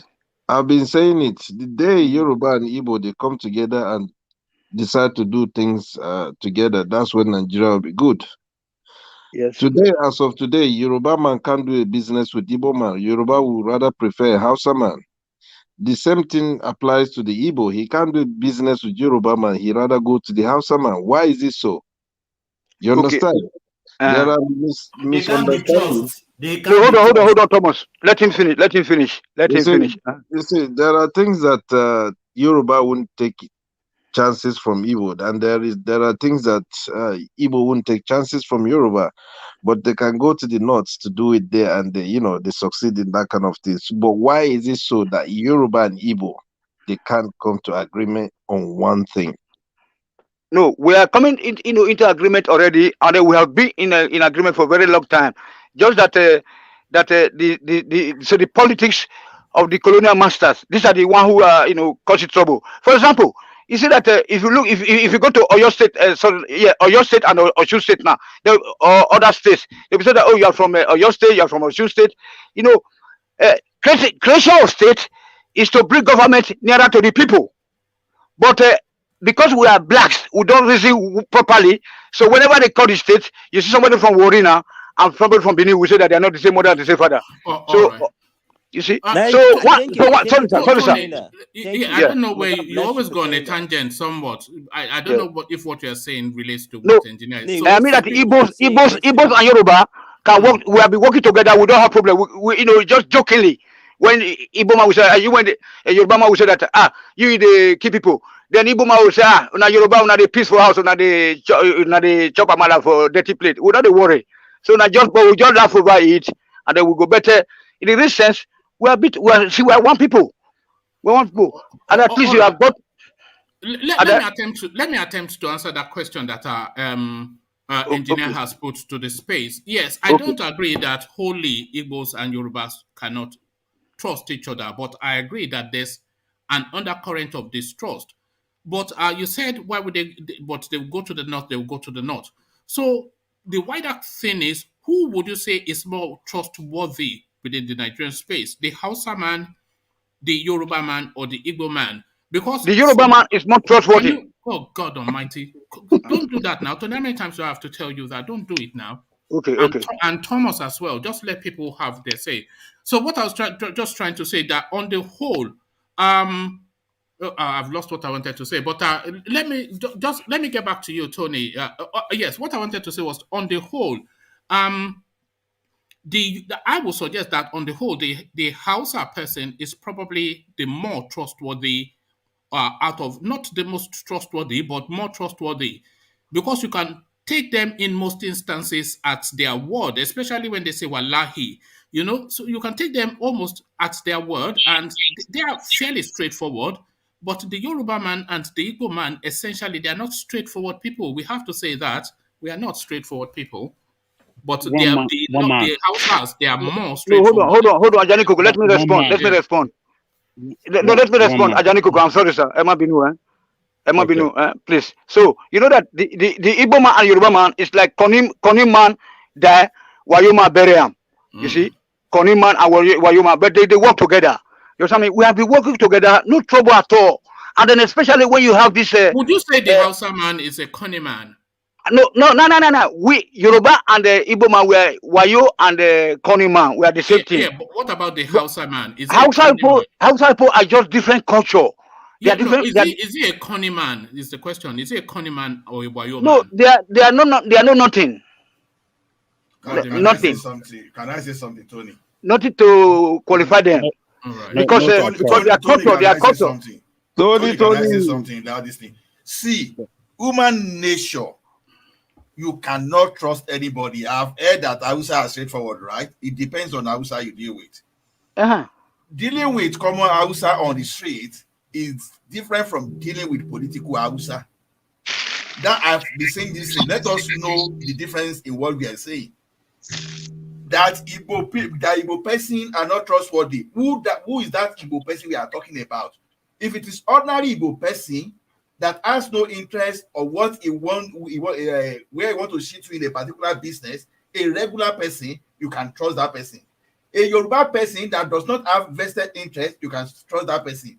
And now, common Hausa person that has no vested interest, you can trust that person. But whenever vested interest comes in, whether Hausa, Igbo, or Yoruba, you cannot trust. That is why you have to have agreement and you must enforce that agreement. So you can even live with an animal as long as that animal can even respect the rules you set in place. So it's not that woman is human and human heart is wicked. It doesn't mean it irrespective of the tribe. So that one tribe is more trustworthy than the other. I don't buy into it personally. Well, you may not buy it personally, but a lot of people have that thought. I one of them. I feel broadly that a Hausa man is broadly, not wholly, but broadly more trustworthy than what Ola said now? Yes, I don't Koko. Let me tell you, one man, don't trust anybody. I know, but hold on. In present day Nigeria, all of them are Wayo people, Yoruba, Hausa, all of them, they are the same. If we are talking of the past, you see, Yoruba and Igbo don't trust each other. They always have at the back of each other. I mean, in their heart that they will betray each other. One will betray the other. That is what happened between Yoruba and Igbo. Hausa man, in the past, let's say you are talking of the 70s and before 70s, say ordinary folk, Hausa man are more trustworthy. If Hausa man tell you this is what, believe it, that is what it means. In the past, but in present Nigeria, one man, don't say it, that Hausa is trust. No, nobody. Everything has changed in that country. Or every Nigerians, doesn't matter where they come from, whether Hausa or Fulani, or everybody, they are all dubious people. Nobody trusts each other. So don't let us bring up a point that, oh, one person is more trustworthy. No. That Hausa man will scam you big time before you know it. Every Nigerians they have changed. They have changed. I'm telling you. You go and do business with them. They will look. This alubosa, you want to buy alubosa from Hausa man in the market. Maybe we have corrupted them. Everybody is corrupt now. We have corrupted them. No, because we corrupt when they them. come to Ibadan and they cheat them all the time. When they bring the Alubosa to Forget about, and they forget about saying we corrupted them. Everybody, all of them, even in the north, they buy Ramon seriously. I don't trust any one of them. No tribe is more trustworthy than the other now. Right. Let's hear from Charlie Boy and then we'll move on. Charlie Boy, you want to say? I also find I don't trust them at all. They are liars. I don't trust that tribe. Have you experienced them, Charles? No, because you have not experienced them. No, the way they have you experienced a Yoruba person? I need to hold on, Charles. No, answer that question. So hold on, Charles. Have you experienced in your personal life a Yoruba person? Have you had interactions with a Yoruba person? People are cool. I rather trust the Yoruba and Igbo than Have you ever met one? No, but I rather. And the Hausa man, have you ever met one? I didn't. No. Answer the question, Charles. Have you ever met a Hausa man? No, I never thought. You know why? Have you ever met a Fulani man? Everything they did for Toys to give Nigeria, I never trust. Never. Charlie boy, I never trust them. This is your rascality. You're liars. You're lying. You have this strong opinion. You hear the passion in his voice. You think one of them has done him wrong. He has not even met one. Never mind one doing him wrong. Let's know the kind of meat Charlie was raping women, raping children, killing people, destroying farms. According to Radio Biafra, do that. Marry their cousins. Marry their cousins. Nigeria bad image. All right, thanks, Charles. All right, thank you, Charles. So let me acknowledge Alexander's super chat has been sitting on the screen for a while. Then we move from that space to another. So it says, where is X0 from in Anambra? Even okay, so you can read the rest. So essentially, Alexander doubles down on that space, which a lot of people seem to cite a lot of examples, but accuses of prejudice. So let's move swiftly from the east. Who is trying to know where I'm from? The mighty Alexander Gomez. Oh, don't worry about where I'm from. I'm your brother. Yes, citizen of the world. One man, leave my brother. Citizen of the world. About they want to give us a bad name. We are not human. Proud of where you come from? Are you not proud of it? I'm proud of where I come from. I'm proud of where I come from. There's a reason why I'm not showing my face. So I'm not going to give anything. X0, do you know where I am from? You are an young man now. From Oyalafe, you see? This is it. Yeah. You know, no shaking. I feed you local government area to be computerized. Don't worry. Full blood. You can see I came all the way from my place to do a agriculture in your place now. That's to show you that I love you now. We love you too. No. How can you say it? Like, you can't say that now. I don't know. Let me get back to you, Tony. Maybe I shouldn't even come back to you, but let me come back to you, Tony, and give you this. Why we gave Yusuf Buhari a title so he won't be strolling around Abuja and Yola. So unemployed from DAURA, given the highest title of that space, what are you making then of this, no good son of the Aboki? Yeah, that is what is making me to shed tears every day because Aisha Buhari, who is the de facto president, is the problem. You know what I'm saying? Because they're just using our money. The daughter is riding on the presidential jet and blah blah, and then we have nothing in the country. This is it's so painful that you're right, no need to discuss about it. I think you are referencing that story that Buhari's daughter used presidential jet to go and do school assignments. Yes, and the civil head a very big post. She's heading a very big post also in the government. So that is why we say that we don't know if this man is. If Buhari can allow Buhari that I know, Buhari that everybody know, will never be alive, and the things will be going that way. Buhari is not alive. Okay, that's a fact. Yusuf from Dubril. All right. No. Thank you. Who is it? So we don't know because they said that the other guy ran away now. They also, this guy is 80 years old. So who is Buhari there now? It's a boy of about 32 years old. But who is there now?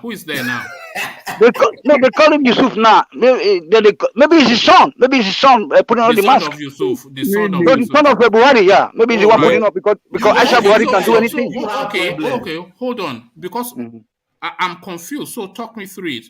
Buhari is dead, lives in buried in Saudi Arabia, and then who replaced him? Yusuf from his son. Definitely. No. There was a guy who ran away. Jubril ran away from Cuba. Jubril ran away, and then Yusuf came in, and then Yusuf disappeared, and then the silicon mask is now being worn by his son. Is that where we are? Oh yeah, because the son is having everything, you know. Look at that. That's the guy is from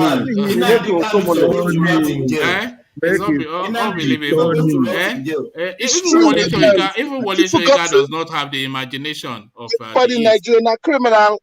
They are all scared. They are all scared to death. They are all scared. They know even Obasanjo. They all know because they have to protect their money. All right. So Tony and Charles, put yourself on mute so that I can then go on to Ola. So thank you, Tony, for thank you, sir. For starting us off. So Ola, to you, Obasanjo distancing himself from the Yoruba nation narrative, asserting his Nigerian-ness, saying that him being Yoruba is just an accident of faith, and he was born in Sokoto, then he'll be a Fulani man, and he's saying that Nigerian and that the Yoruba-ness is secondary to his Nigerian-ness. So do you buy that? Are you of that thinking? And why do you think he's saying that to the space? Ola. Oh. Do we not have Ola? If Ola cannot go, I can go now. You go then. Yeah, come. I think Obasanjo is just one man that has a lot of question marks. You know, Obasanjo, for one, he had the opportunity of making this country a great nation.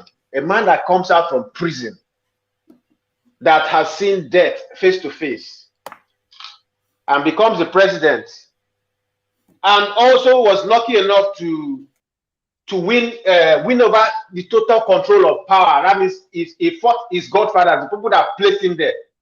After a while, he became the only godfather, the first godfather in the new democracy we had. And still, he didn't have the capacity to make that country a better country. Instead, what we find today is the normal. You know, these people, they have short memories. What eventually happens is everybody becomes a normal. Are you saying Obasanjo did not leave Nigeria better than he found it? No, you see, don't give this guy. No, I'm asking you. Did he leave Nigeria better than when he took over? Even if a goat is the president, in that circumstance, it wasn't a goat, was he? It was Obasanjo. Did he leave Nigeria better? Hold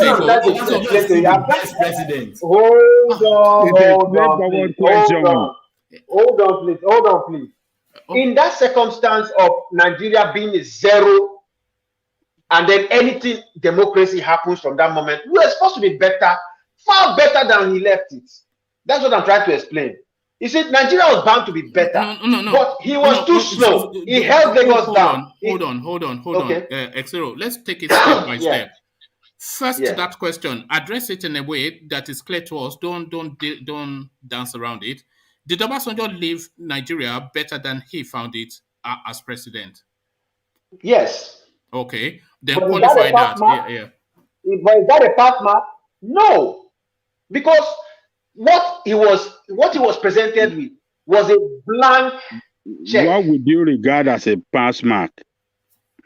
Good. That's what I'm trying to England. That's what I'm trying to explain to you. After his first 4 years, a lot of things happened. He saw through a lot of things.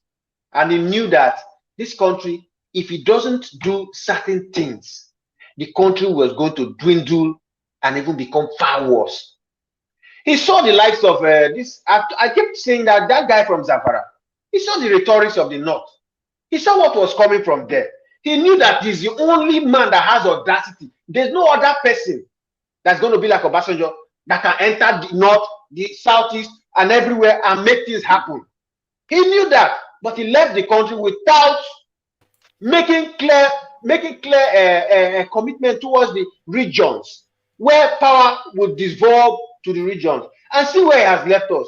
The North can stay in power for the next 100 years with what they have on ground. You know, X0, I somewhat agree with some of the things that you are saying. Yeah. Obasanjo did a good job, but he did not do a good enough job because, like you said, he was the person perfect fit for that sport to make the real, you know, systemic ground shaking changes that we needed at that time. Put a stop to all of that Sharia something, the heavens would not fall. Recalibrate the governance and vest more power. He knew that the 1999 constitution was useless. He could have fixed that. He did not do that. He could have tackled that corruption by going after the likes of Babangida and Abacha. He did not really do that, you know, and he could have done a lot to soothe a lot of things that would then propel the country. He did not do all that. And all of those things that he did not do, Yar'Adua would never have the capacity to do it. Jonathan certainly does not have the capacity to do it. Buhari has the capacity to do it, but he is of a different inclination because it's a tribal and a religious extremist. So yes, that window of opportunity that was Obasanjo, he did not do all he should have done and could have done. It was lost. Yeah. And then again, coupled with can I interject 1 minute? Sorry, hold on. Let X0 land. Yeah, go on, X0. Coupled with all the assassinations that happened under this man, it tells you that this kind of person is not a person that is willing to accept other views. Look at the caliber of people that were assassinated under this man, Bola Ige. What danger does Bola Ige pose other than intellectual capacity? If you can delete such a person, then you are not willing to accept people who have opposing views. Such a person has a serious problem. If people like Bola Ige, he did not delete, and let's use that word delete just for reasons of YouTube. He did not delete Bola Ige because we've been going through Akonde's accounts over the last few days, and Akonde addressed that space that when Bola Ige was deleted, Obasanjo was straight on the phone to ask why adequate security was not provided and how this was allowed to happen. He was furious, shouting on the phone to the point that Akonde had to hang up on the president. So I think that caught him off guard, the Bola Ige situation. Well, I don't know. They say the presidency has a lot of information, and his tenure did not give us enough information, you know. Mm. And in fact, when he was called to the Okuta panel, you see how he even addressed the issues of the past when he was former military president. You know, he's not obliged. You know, he's the only one that would have gone. Of course. Babangida would not go. I think Babangida took lawyers and forced his way out. Yeah. No, I'm just trying to paint his rhetorics, the way he spoke. Okay, look at even when there was a bomb blast in Lagos, in a cantonment or Ojo cantonment. Look at the way he told them plainly that, look, I shouldn't be here. You know, it lacks sensitivity. You know, this was sensitive. These are times where it behoves on him to show that you have to remember he's a soldier boy. He's a soldier boy, isn't exactly, he? Exactly. That's what I'm saying. Do you know a sensitive soldier? Do you know a soldier with a human touch? Yeah, that was where I was going to land. I was going to land on the point that anybody who has been a soldier before should just tell us bye-bye. Just leave the policy. Leave politics. You are a horrible, corrupt. There's no soldier who has led any of the states or presidency who is worthy enough to stand in front of Nigerians and tell us anything. They're all corrupt. All right, thank you. Ajay Koko wants to express, I think, a different view. Ajay Koko, you wanted to say? Yes, I was just trying to say something about what Ezilo is saying, that Obasanjo did not do anything. He did not do anything. Look, what you are expecting Obasanjo to do when this guy came up with Sharia and the whole North was coming up with that Sharia law, you think they were doing it for fun? They were doing it for a purpose, to destabilize his government, to dabaru everything. They didn't want the power to shift down south. Some element in the north did not want the power to shift to the south. So they annulled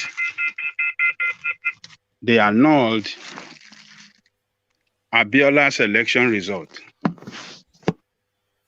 Obasanjo came in via the military power, but some element in the north did not want it, and they came up with the Sharia. If Obasanjo had gone hard on them, we will be here today blaming him as a foolish man that could not handle the situation wisely. They wanted to use Islamism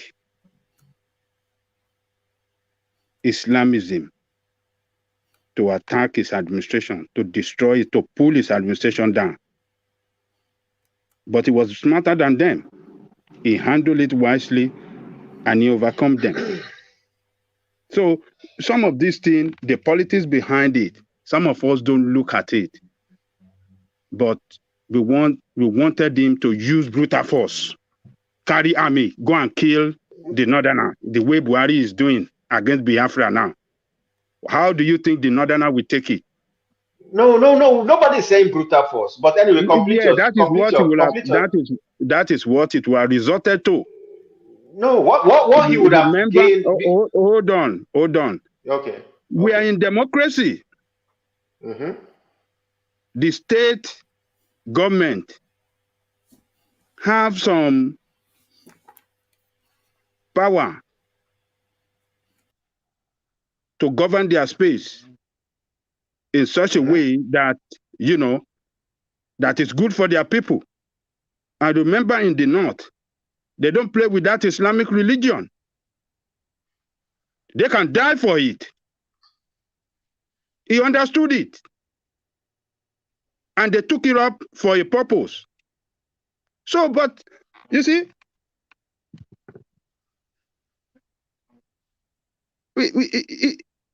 he talked with some leaders, among them that is Sadwana. And Sadwana is the #1 Muslim leader in the north and in Nigeria as a whole. He talked to Sadwana that what is this that is happening. Who was Sadwana then? Huh? Who was Sadwana? Or you mean the Sultan? I mean the Sultan. Sorry. I'm sorry. Sultan of Sokoto. Sorry, not Sadwana. I'm sorry. He talked to Sultan. Sultan assured him that, Mr. President, I will handle it. What do you expect him to do? Because that is their leader. So he said, I give everything to you. I want to. When they were putting that lady on trial in Zamfara, he calls and he told him that this must not happen. Nothing must happen to that girl. And Sadwana said, I guarantee you nothing will happen.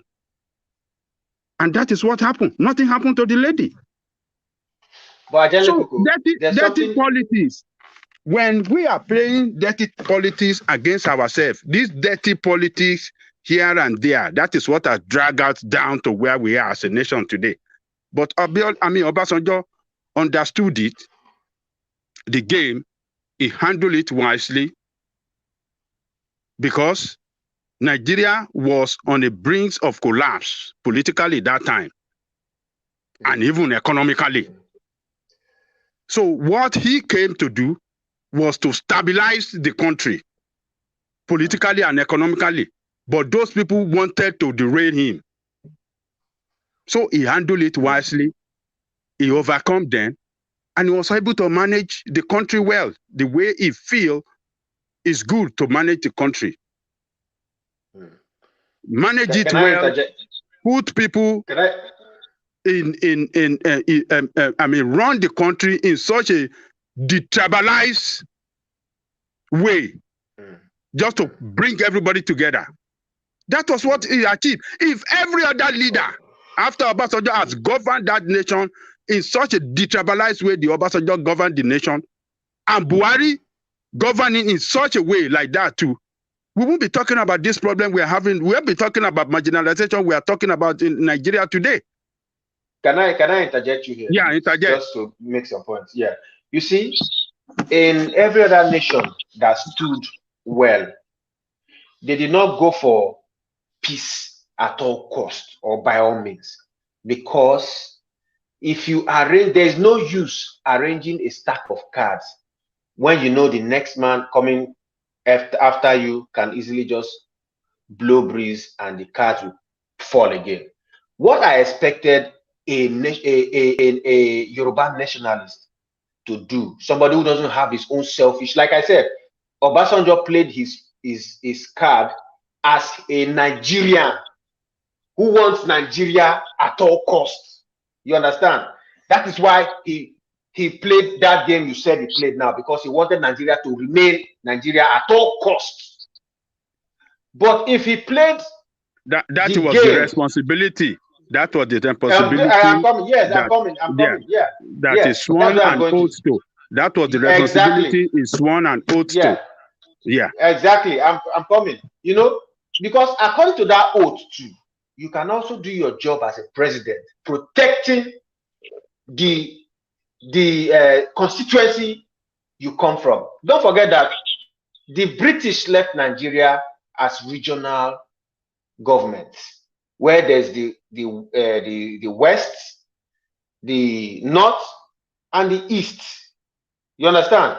So if you want to protect Nigeria so that Nigeria, no matter what happens, no region will feel disaffected or disenfranchised or marginalized, it should have stood first from the constituency it's coming from, because knowing that the other constituency is breaching the laws of the land, there's nowhere it should be allowed that the country, which is a secular country, should be having two different laws. It shouldn't have been allowed just because you want to keep the country as one by all means. Zero. Can I say something? So basically you are talking about 1999 constitutional, right? That allow that add the kind of that, you know, you have a law that is how do we say that is going against itself, right? You know, you call Nigeria a secular state, but yet it's bringing in some kind of something that will not even promote that secularity of that state. That's not pronounce. Yes. Now, but the problem is this: that was a constitutional matter. It was not about Obasanjo. You know, that constitution was rigged. It was a dubious document to even bring Obasanjo himself in. So if you were going to change that law, it was just a matter for the National Assembly. Now, this guy invoked the content of the constitution to establish the Sharia. There's no way Obasanjo was going to win that war except if he was going, except if he was going to be so brutal and disregard any law, like maybe if they've taken him into Supreme Court and Supreme Court said, okay, this thing is constitutional. There's no way Obasanjo is going to say don't go away. So he actually analyzed the situation, and the thing was causing distraction for him. I say, oh, political Sharia. I remember Obasanjo saying that Bill Clinton advised him on some situation. Number one, when he was trying to fight corruption, I was trying to concentrate on some things. He said Bill Clinton advised him that focus on what will reduce poverty and will benefit people. If you go on this type of fighting corruption, for example, you at the end of your tenure, you will fail. You will just succeeded at doing nothing, because people will never see what you are doing. So that was why Obasanjo now went on more of economical issue. I say political Sharia, because he saw that thing as a distraction. But that thing was actually underrated, and that thing escalated to this point. But where I don't agree with Obasanjo, I normally say, because I was not expecting Obasanjo actually to be sectional like Buhari and this thing. Where Obasanjo failed me is where he didn't judge, because Atiku was desperate, right, to take over from him. And he was so desperate that he focused so much on Atiku that he ignored some other thing he was supposed to do. Now, he was supposed to review the constitution. They were doing it. It was going very well. And some people introduced third-time agenda. Obasanjo didn't speak. And they said, oh, Obasanjo wanted third-time agenda.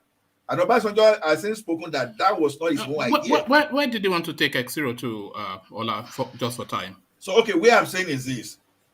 saying Obasanjo should have done something in favor of Yoruba, Obasanjo never believed in that. Obasanjo, as far as he's concerned, is a Nigerian.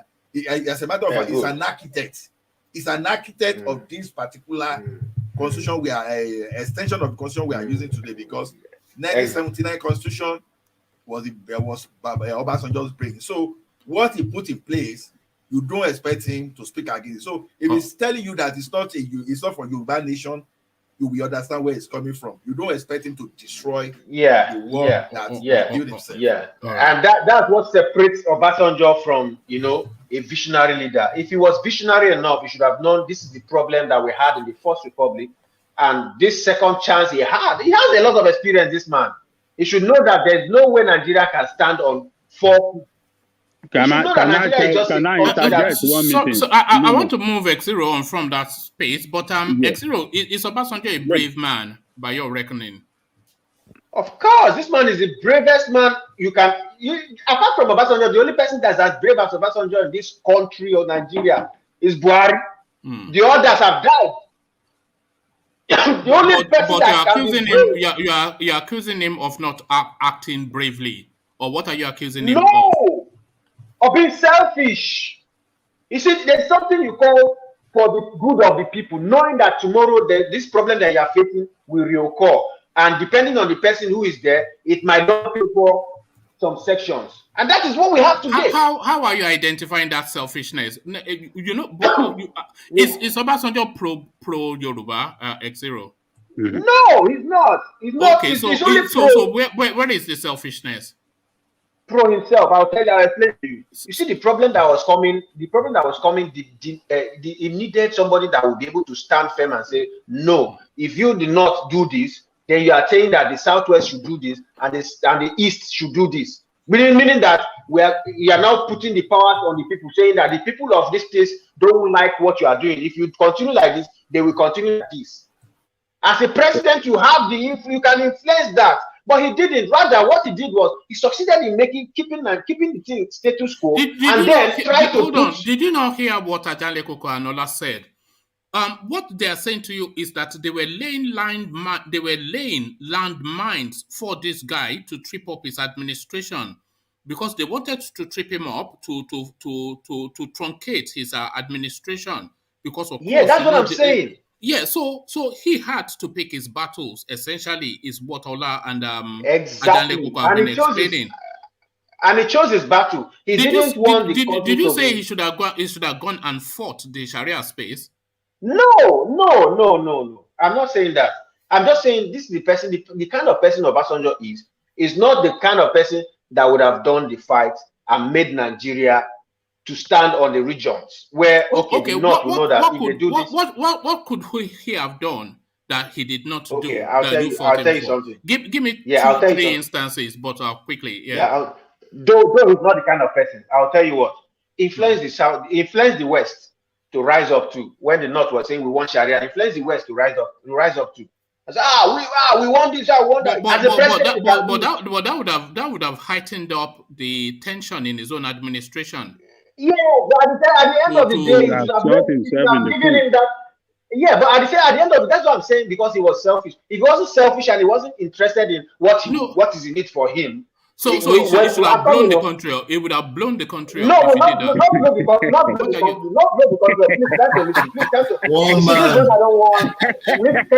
Can you listen? No, I'm listening. But listen to what you are saying. Guys, tell them to listen. Hold on, I'm coming. Let me land. Go on. The point is this: when the West rise, okay, this is what we want, and the East rise, and this is what we want. He, as the president, will now call them, because he's the one who set them up. You now call them to a negotiation table and say, listen, this thing you are doing is making the West do this, and it's making the East do this. So now we are on a round table. That's very simplistic. That's a simplistic. No, it's not as simple as you see it, but it's just along the line. It's something along that line that would have stabilized the country along the region, that the regions will have. If Obasanjo had done that, then we would have had the Biafran narrative and the Yoruba agitation as far back as his tenure. Because they would have taken that tack that this space has been opened up to us. Now let's push it to see if people are happy to break up that country, and they would have used that as a lever to do that. Oh, well, that's the point. That's the point anyway.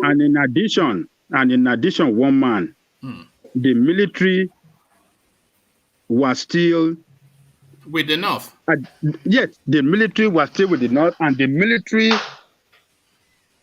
military in power. I mean, the military then was still very strong, connected to the the power that you want to think about in that country. They were still at the corner. They were still at the corridor of power. You know that the military in Nigeria is essentially a caliphate military till today, and always has been. It's a caliphate military, and they just tolerate a southerner in power. So, you know when Goodluck Jonathan wanted to take seats, they wanted to coup him. That's why he was not so forceful after Yar'Adua died, because they wanted to coup him, but they couldn't find the window to coup him. So, as I was saying, the military was still very relevant. They just handed over power, and then this Sharia problem started. And Obasanjo was facing a very serious problem within the party. And you have to remember, Obasanjo came out of prison into governance, so he was somewhat discombobulated as well. One man, he was facing a very serious challenges in his own party, PDP, due to the way he shared that political appointment. Some elements in the North were fighting him very bad that he has shared so much position to the South, particularly to Yoruba people that did not vote for him at all. He got Bola Ige from the Southwest. Bola Ige and SM Afolabi, they are both from the same state. Afolabi, he appointed Afolabi, who was the deputy governor to Bola Ige when Bola Ige was governor of Oyo State, as the minister of internal affairs, and he gave Bola Ige the minister of energy, or what did they call this, about electricity and power. That was a very strong position then. And he gave Jeremy Bonwo, and he gave some other Yoruba. So the Hausa people are looking like this. Yoruba people did not vote for you. Why are you giving them so much strong position? And he said, look, let me tell you guys, I'm not a president of Yoruba, but a president of the whole nation. And everybody in this country, whether they work for me or they did not work for me, they deserve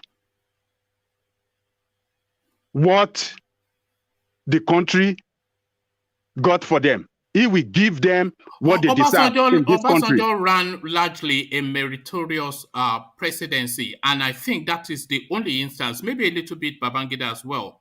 But those are the two, Babangida a little bit, but Obasanjo wholly, he ran a meritorious presidency. He just said the best man for the job gets the job. That's the only criteria. The best man for the job gets the job. And what you are saying, that Obasanjo was not a visionary. He was the best. It was during this time that he set up Niger Delta Development Commission. EFCC, ICPC, all of these things. Obasanjo said all the structures that Nigeria operates today, most of them, Obasanjo set them up. Because he said, if not for the corruption of the people in the South that governed that EFCC, that were looting that money, South will have been like Dubai today, with the plan that Obasanjo had for them for setting up that place. NDDC, you mean NDDC? Yeah, NDDC. Yes. NDDC, yeah. But that area of the country will have been like Dubai today.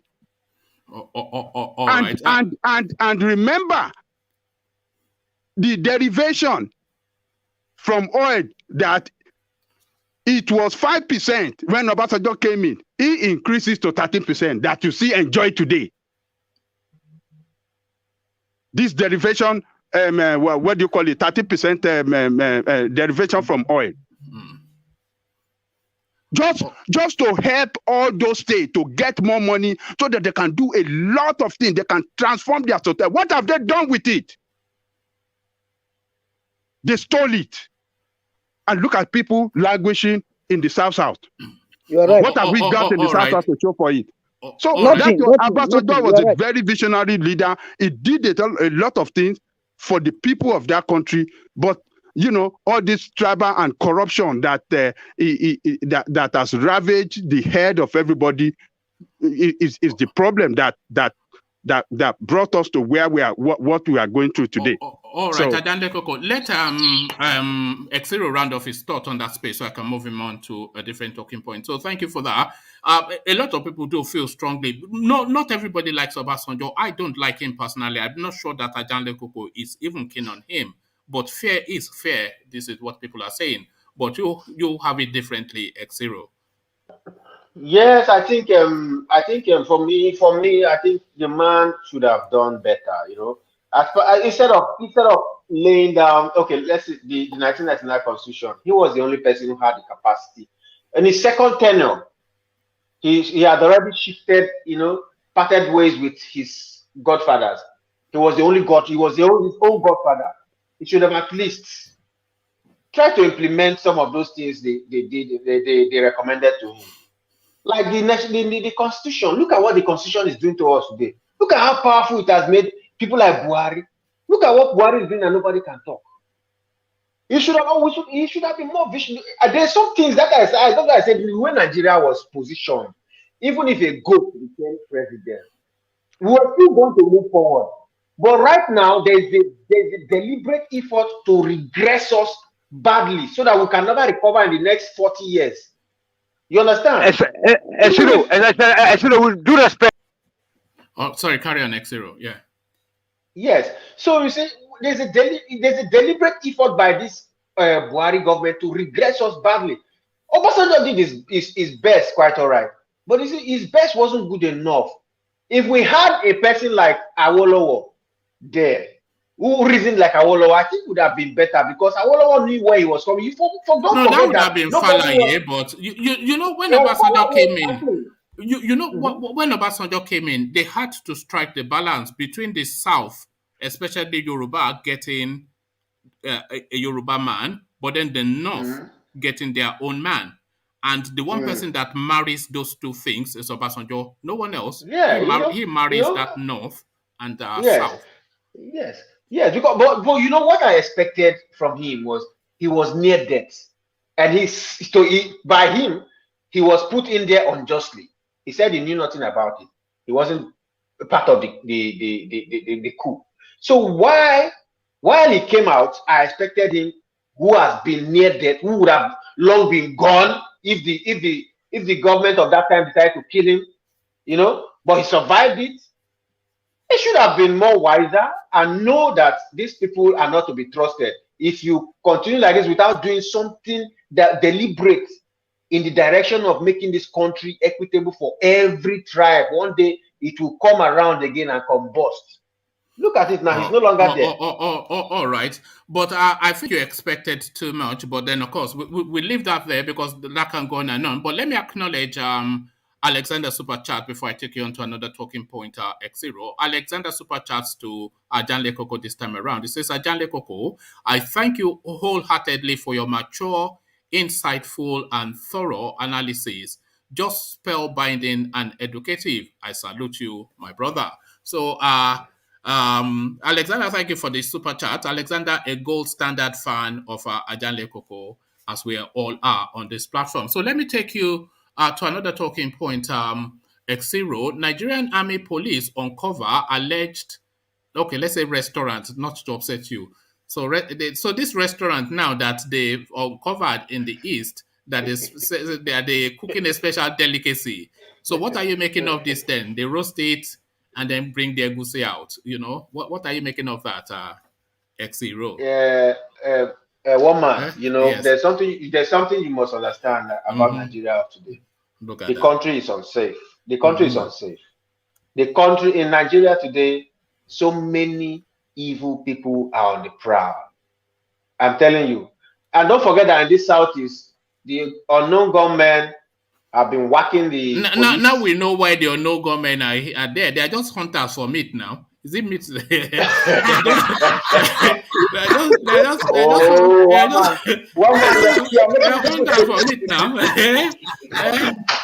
One man, you're making it.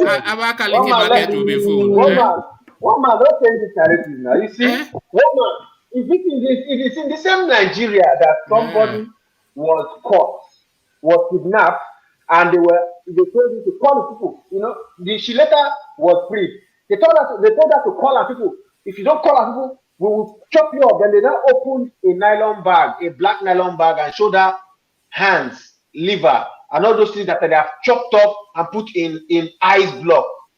So that was now, I was now asking myself, these people roll in different cocoons. So these ones, they are putting it in ice block, means that they want to transfer it to people that will use it for body parts or replacement or something. I don't understand. So in that country, a lot of things are happening. A lot of evil people are on the prowl. People are making their own ends from different evil practices. You understand? So this particular person now, his own Waterloo has met him or her to be using people for meat. Oh, that's so. So if I go to Ahiala now, I'll be around there. I will be I'll be around You know how to change the narrative, Mama. You are a master of this. One man, do you remember Clifford Oji? Clifford Oji. Oh yes, who is he? The name strikes a bell. The one that is they saw him with woman part. You don't remember? No, that name strikes a bell, yes, but I don't know his narrative. They caught him with human part. Look at that. Yeah. But you the only person that they caught with human part in Lagos and look at. Okay. Let me leave that. Okay. Let's leave. Let's leave Clifford Oji. Yeah. All right. Thank you. Let me go on. So that's one individual criminal. It has nothing to do with the evil. It has to do with that person.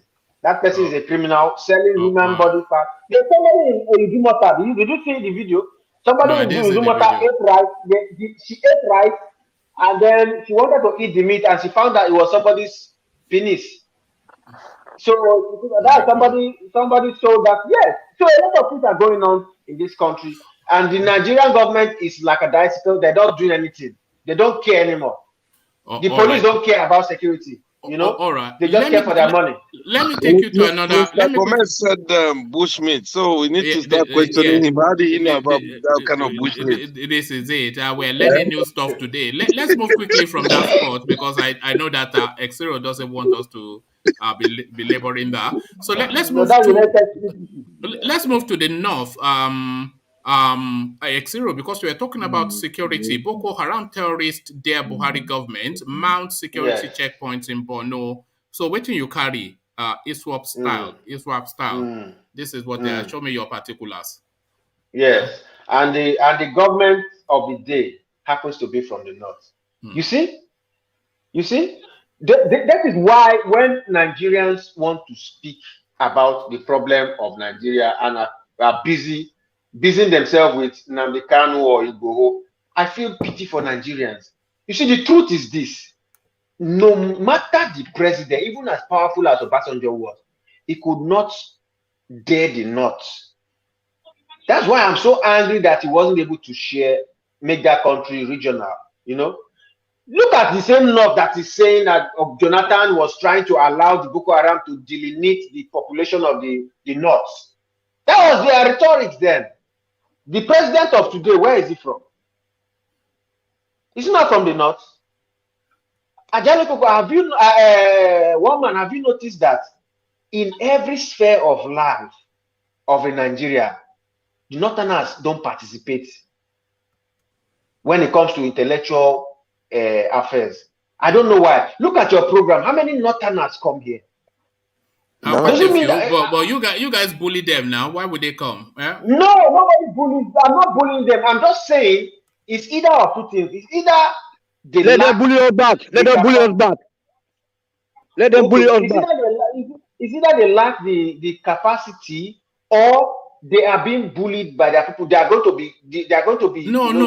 Hold on, Exero. I cannot let you say that. We have had just smittings of northern voices on this platform. And anytime we do hear that, they are one of the most articulate, intelligent people you hear.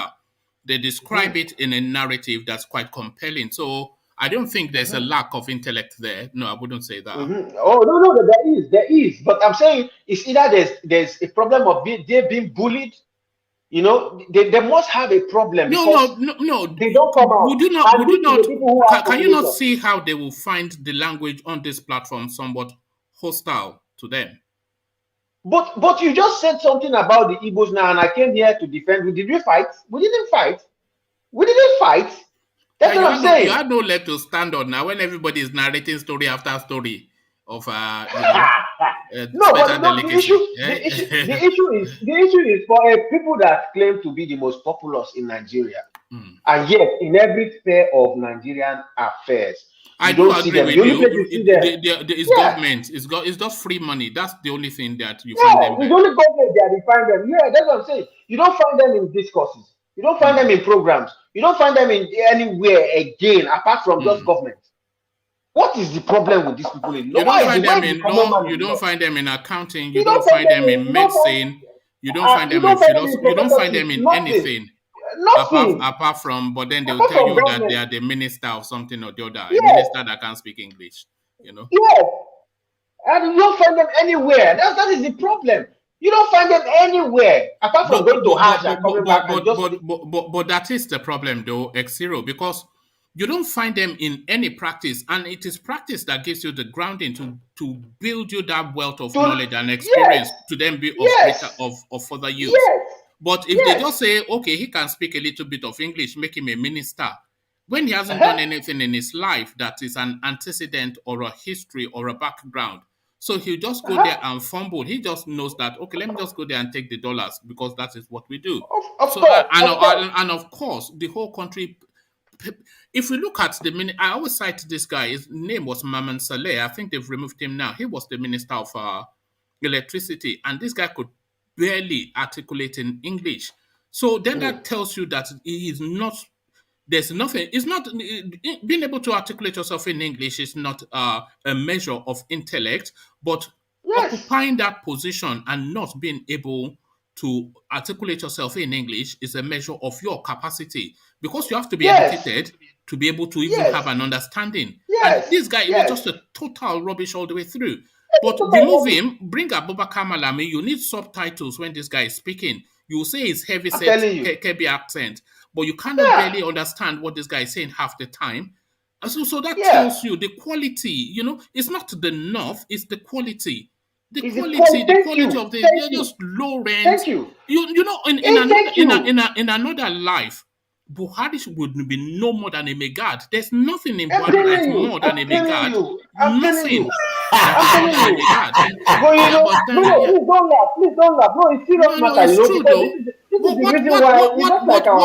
What shows in Buhari other than anything more than there's nothing. Merua, Megad. We had them in Lagos back in the day. That's Merua, Megad. There's nothing beyond Merua, Megad. One man, you are right. This is it. We're being ruled by Megad. You know, and then when you look at it thoroughly, you know, we were saying something about how the immigration blah blah blah did something, the visa, passport something. You know, the guy that was there before, his name was Babandidi. One man, you are not. Please wait. Please hold on. Let me laugh. Hello, please hold on. Let me laugh. Correct. Please hold on. Let me laugh. So this guy's name was Babandidi. I was there to do my passport. Did you know that every 4 hours or every 3 hours, this guy go to the mosque? And you expect, and the people, the whole of Nigerians were lining up behind this guy to get their passports. And this guy will go to the mosque. And by the time he comes back from the mosque, he just attempt to just two people again, and then he closes for the day. And then these same people came all the way from every part of Nigeria, and then they'll be expecting to come the next day to work, only to hear that he has traveled on one mission to Calabar or to Kebbi, or the president went somewhere and they took him along with him. You know, this guy will go to the mosque almost 3 times a day while people are lining up for their passport for him to just sign, because he needs to sign on everything. This Vandede guy. And this is how it is in every other parastatal. I wonder how it is in that communication guy. Imagine that one. He must go to the mosque 3 times a day or 5 times. He must go and pray.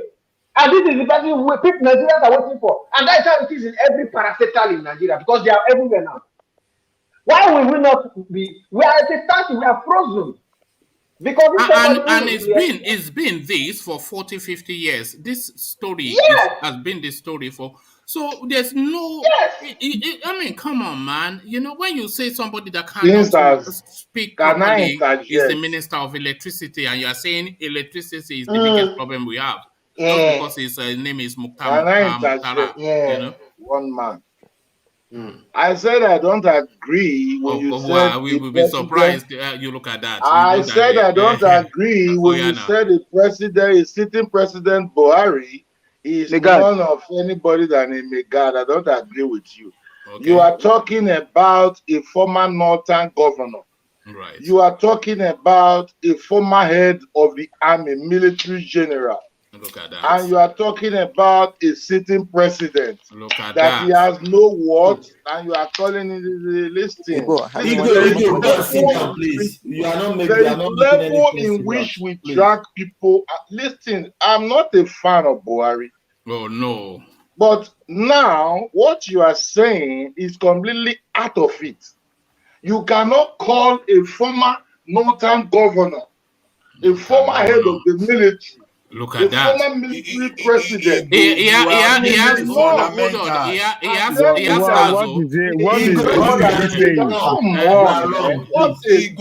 missing the underlying fundamentals. How did Buhari become the governor? You asked that. How did Buhari join the military? No. Hold on. I can answer that question.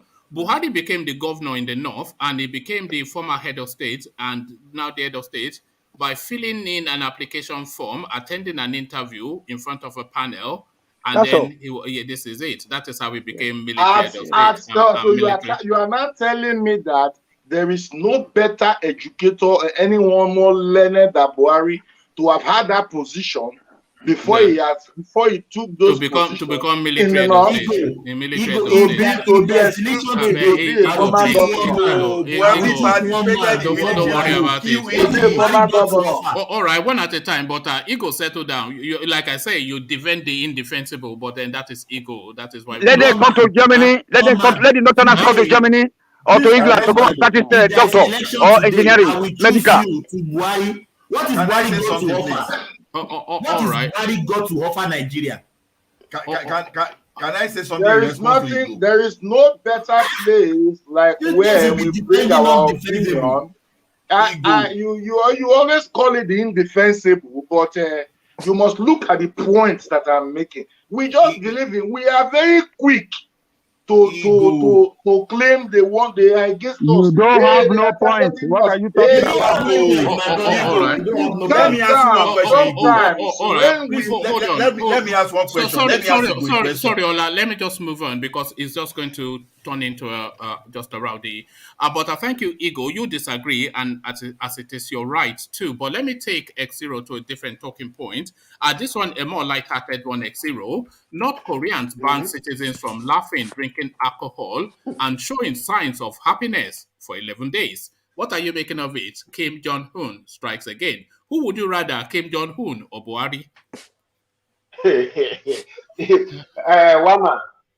That's where we are heading in Nigeria. If you look at it clearly. The other day, what's that police in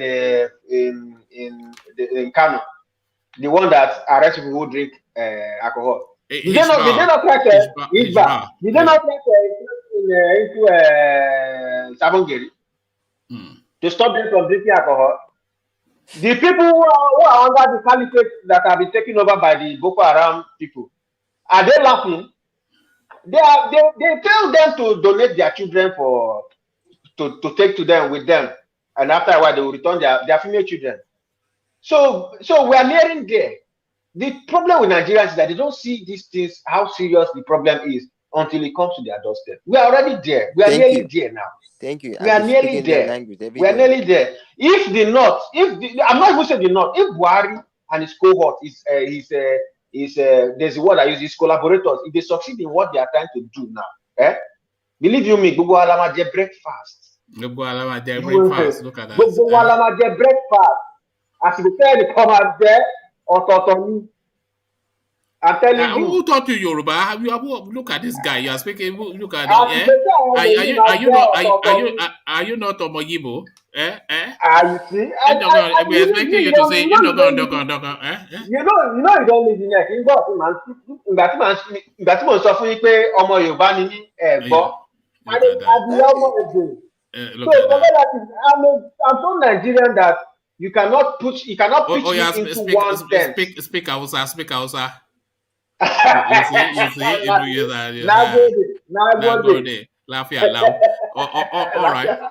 All right, thank you, Xero. But before I move on, Xero, this guy now, Abdul Momoni, we've had to excuse him from the platform, but he's still coming at us via Facebook. So this is him now attacking you via Facebook. Who is he attacking? Me? You, yes. He says this guy is a bloody liar, a hypocrite, and an idiot. He says he says there is no way any Muslim can observe prayer up to 3 times on duty before closing for the day. Only anyway, you can read the rest. So you can see now. Sometimes we exaggerate here now. You can see why we excused him from the platform. Excuse me. What is like the ego? I don't exaggerate. I said what I experienced, and this is not one. I went to do my passport. I went to Abuja. Can I interject? For 4 times. Can I interject 1 minute? Is telling you that there is nothing like that. Are you a Muslim? Can I interject 1 minute? How can you say someone pray for 5 times? Can I interject 1 minute? 1 minute. Who is a Muslim? And then the Muslim is telling you that it's a lie. You one man, can I interject? Hold on, Ajale Koko. Yeah, land your point, Ego, and then Ajale Koko. See, what I'm trying to say is saying that guy went to pray for 5 or 4 times before he left the passport of whatever. And he is not a Muslim. Now, a Muslim is telling him that you are a liar. There is no way anybody can pray for 4 times. And he's there laughing. So you don't. What I'm saying is a liar, a hypocrite, and an idiot. I'm calling you an idiot. You don't just go to public space and to exaggerate to a laughing ground, a laughing spot where we think of solutions to our country and tell the truth of what's going on. How we are moving this country forward. We just go to exaggerate and tell people they won't kill us, they are planning us, they are doing this. This kind of orientation. Let's debate things the way it is. Even the Mandela cannot deny it that he goes to pray every day. What are you saying? I said I know most of the points I want to interject 1 minute, one man. Not 3 times. Thomas, can you settle down, please? Ajale Koko, let's hear from you. I think Abdul Momini is right. There is no way person will go to prayer 3 times while on duty. It's not possible. Is that 4 times? The even most. 4 times. Man. You can just come to the public space and be lying and come and be laughing where we are debating serious issues. Can you hold on? The most that he could pray, during the day, twice. While at work is twice. 2 o'clock, 2 o'clock prayer and the 4 o'clock prayer. 4 o'clock. Thank you. So, thank you. Yeah, thank you. But Abdul Momini should have watched his language. All those idiots and all this. It doesn't work. Can I add to that? X0, please let me add to that. See, what you are missing in that person that said 4 times, sometimes we try to listen to the quantity. The guy was just trying to make analogy and emphasize, not necessarily mean that the guy will go 4 times. He's just saying that this guy will leave his job. No, that was what he said. Now you are not. Don't try and reword his words. No. One man. Hold on. Can you hold on? Don't reword his words. This was what X0 said. Okay, hold on, X0. This was what you said. You said 3-4 times. We all heard you, and you said it about 2-3 times. Yeah, okay. And Mumuni has pulled you up on it. Ego has pulled you up on it, and Ajale Koko has pulled you up on it. So, okay, let me make it clear. Let him speak for himself. Yeah, go on. Now I come from my home. I get to this man's office maybe by 2 or 3 or by 2 or 1.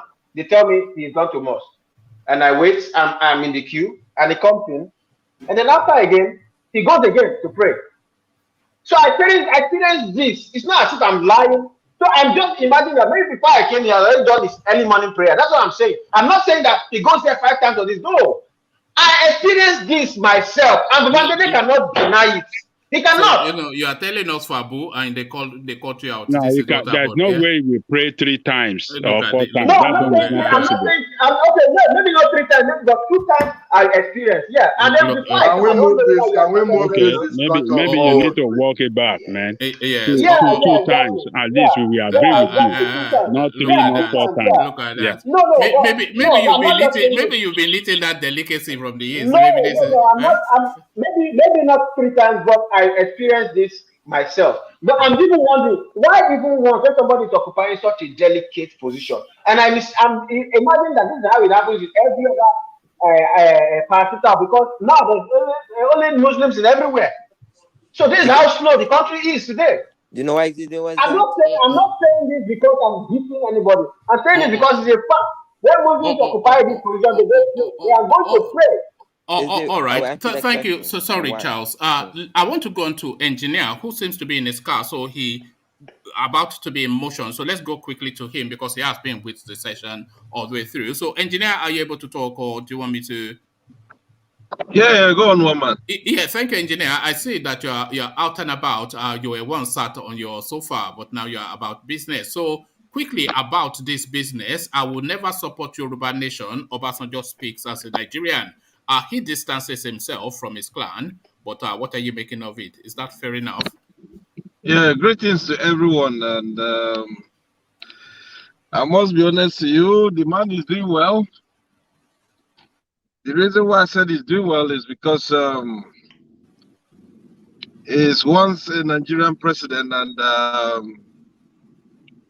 as it is, Obasanjo don't want violence in that country. And he's a man of peace that all African countries, they do respect him. So he's just the way he is. And if you look at it, old age is catching up with him. As I say, they always say when people get old, that's when they want peace. So God will forgive them for their past atrocity, and by the time they are close to their grave, you know, things like that. But Obasanjo is someone who served Nigeria, and we shouldn't expect him to come out today and say he want Oduduwa Republic, which is impossible. He would never say that. Rather, he will still stand for Nigeria, and he need peace. It's impossible for him now. He was a military head of state, a 2-term Nigerian president. How can somebody like that come out and say he wants Yoruba nation? Impossible. Here we go. So he's just peacemaker. We shouldn't forget. Some time ago, they call him ambassador of a country for him to go and represent, to bring peace. So if Obasanjo will go and make peace in another country, what happened to his own country? Those are the things we need to look at it and consider what he's saying. He's a man of integrity, and I respect that man. Like I said, if we all know this man is not healthy with his diabetes, what is passing through on him now is just he literally don't want anything fight. He just want dialogue in that country. He is arguing that your Nigerianness is greater than your ethnicness, whatever that ness is that you're ethnic of. This is his argument. It says the sum of the total is greater than its constituting parts. that why would you want to be a Yoruba person, an Igbo person, or a Fulani Hausa when you can be a Nigerian, which the totality of it is greater than your satellite ethnicity? What are you making of that argument? Obasanjo is saying the same thing. So things like this, we just have to give him that respect. He's man of peace. He's not there to destabilize the country. He's just man of peace. So things like this, we just have to give the man that honor. He's coming, he's helping.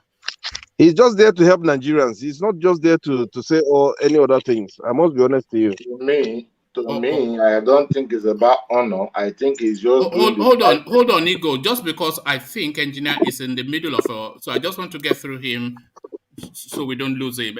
Engineer, where are you going to? Are you going to buy food, or are you going to, or is it? No, I'm back. I went to top up the gas because I'm traveling tomorrow. All right. Okay, cool. All right. Yeah. All right. Brilliant. I thought you were going to do something. That's why I quickly rushed to you so we don't lose you. No. I'm going. Okay. I'm going for my work tomorrow. Oh, okay. So you want to make sure the tank is full. All right. I should be doing that. Sometimes I run my car down to almost red, then I start to panic for a petrol station. My wife tells me off about that all the time. So let me take you then. You went to buy petrol. I thought you were going to buy food. But if you had important business to do in Owerri that will fetch a life-changing amount of money, would you stop at a restaurant in Owerri? Because we all know how you like your food. Would you stop at Mama Put in Owerri and chance the delicacies that they serve there? The Nigerian joint forces, of course, they happened upon camps both in Anambra and Imo State, and some of the dishes being served in that space, well, you know the rest. Engineer, to you. Yeah, thank you, one man. First and foremost, what I will do, I have to consult Ajale Koko, because he was once a victim, but he didn't sleep there and eat the food. So, and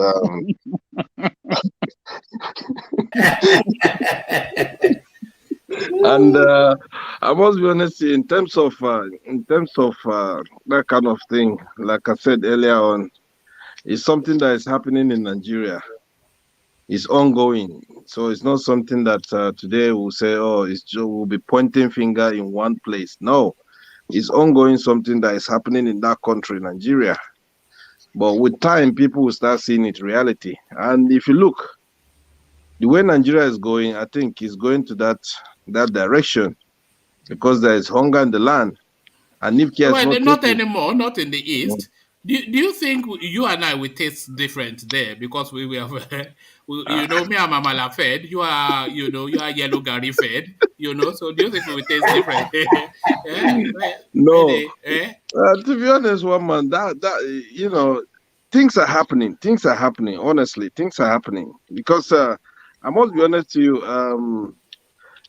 If I tell you now, this is the second issue that is coming out. I have that video on my other phone long time ago. Long time. And the very first day I showed, I think I tried to show my missus here. She just threw up, because you can see the guys, they already slander the meat. And who said about fingers? That Thomas, it's me, Thomas. Yeah. I must be honest with you, the video is still on my phone, and the funny part of it, the guy is putting even Manchester United jersey. Look at that.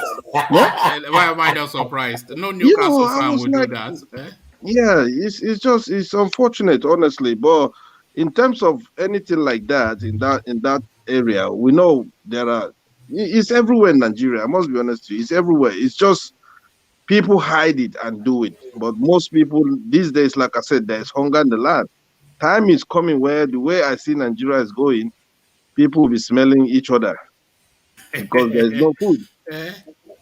Oh God, it's quite a thing, and the way they said it, there was no shock and bewilderment in the narrative. Even the governor of the state was saying, "Oh yeah, those people, they are cannibals," as though it was just casual thing that they like to wear yellow. It's just how easily the narrative is just in that space. Yeah. The governor is aware of it too. He's aware. So sometime I believe before he gets into power, he must have tested some of the meats too.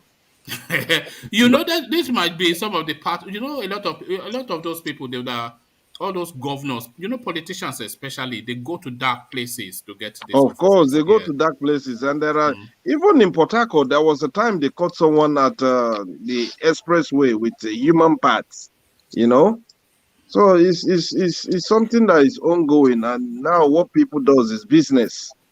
It's business. Honestly, it's business because a lot of people they kidnap them in Port Harcourt. There, they always said that if you don't bring, it's just like what you said. They will open a bag and you see human parts. You know, sometimes all the northerners, the northern allergies, they do come to south to buy human parts for their ritualists. You know, so it's quite unfortunate and it's irritating. I must be honest to you, it's disgusting. All right, it's awful. But engineer, let me take you to a different space. Let me take you to this space. Nobody has commented yet on this. Where is it? Is the Chinese sending? Yes, China to send special investigators to Nigeria to catch bandits and Boko Harams. So now that's international assistance that a lot of people calling for. Nobody speculated on China, but this is the Chinese ambassador speaking in Abuja that they're at the final stages of this happening. So what are you making of that then as a development? I hope they're not coming to release some chemical weapon that people inhale it and they will create another pandemic of disease that will affect Africa again. Because anything that has to do with China, my hand, you know. Are you suspicious of the Chinese, their activities in Nigeria? Of course, one man. Of course. Africa. Remember when they caught some doctors, or they brought in some doctors that during that pandemic that we don't know what their mission is. We don't know where they are now. So a lot of people feel that they are coming to experiment on Nigerians, and I always say something. They use Africa as a specimen. Specimen is something that they use in testing. So they use Africans as specimen. I don't trust those people. If Nigerian government have the power to stop Boko Haram within 48 hours, if they want to do it, they will do it. So inviting a foreigner to come into your land, I don't agree with that. Something fishy is going on there. Unless if they want to come and release some chemical air weapon again to clear Nigerians out. Because I could remember some time ago, you just made the point. The Chinese that came some time ago to Nigeria regarding all this vaccine, blah, blah, blah. What happened? There was a time they came in and they just disappeared. But they're still in that. So, yeah. They came in, they disappeared, and a lot of people from, is it Kano or Kaduna, they said there's a virus that people, they start dying like a hell, like a chicken. So things like this, honestly, I don't agree with that. The Nigerian government need to work on it, unless, like I said. But do you not think the insurgency is beyond the capacity of the Nigerian security agencies? Oh, right now they are everywhere, one man, because they took they are in between every state. They are there. They're communicating with the ones in the bush, the ones in the area. Because you look, one man, they said something about registering a SIM, blah blah blah blah blah. Is it up to date? Are they still putting that law? Are they still putting the implication? Those are the things that we need to look. You know what often baffles me, engineer, is that that insurgency space, it has to be tackled with technology, intelligence gathering, and smart security operations. So Nigerians don't have that. They have brute force, they have troops, and they have guns, but it's beyond that. But what really baffles me is that these insurgents, they function within the functionings of the Nigerian state. So they use telephone mobile systems, which there should be some form of interception for. So surely they buy petrol. I mean, where are they getting the petrol supply to fuel all these Hilux vans that they and so they have all that. They bank, because you cannot tell me that they are carrying $50 million and putting it in their forest. So I mean, how is this possible?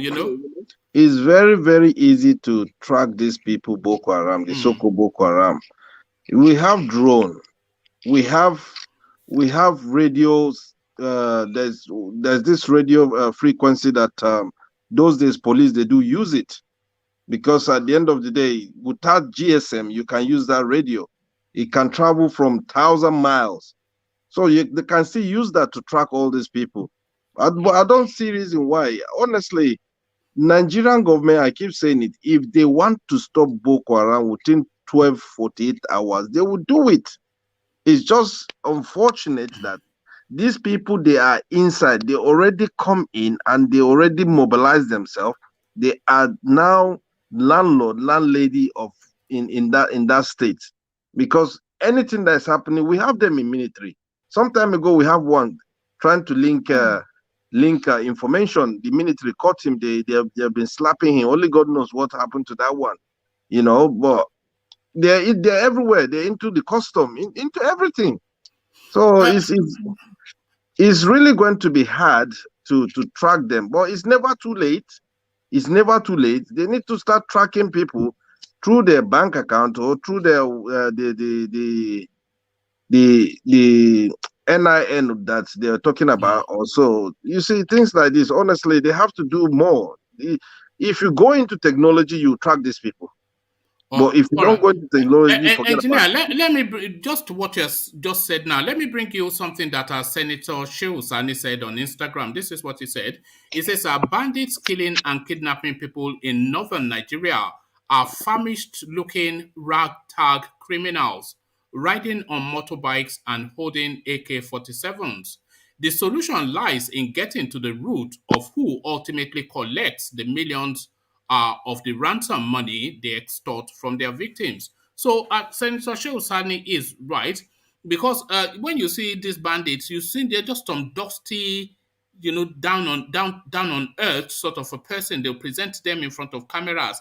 You know that they've been wearing that same shirt for 6 months, just caked in dirt, and just so you cannot see how those people that they present in front of cameras have the sophistication to do these operations that they do, and certainly not able to handle the money that they get. So Senator Shehu follow the money and you solve it. This is what he's saying. Exactly. Those bandits, they go by order. If you look at them, come on. If they keep one, if you look at them, you see that they are unhealthy.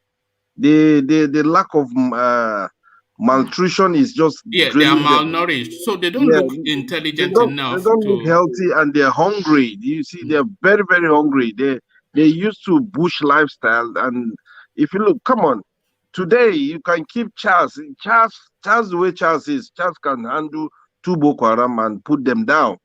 That's to tell you, but it's just who is telling them to do all those kind of things. Those are the people that Nigeria need to wake up. And if you look down to the House of Rep, House of Senate, they are all there. Their masters are there. They are working. So it's something that Nigeria has a long way to go. Without tracking all these things, honestly, we should forget about it. We should just forget about it. All right, Engineer, you say forget about it, but where would you rather live, Engineer? Nigeria or North Korea? North Korea bans citizens from laughing, drinking alcohol, which is, you say, maybe, but even showing signs of happiness for 11 days. So what are you then making then of this madness from Kim Jong-un?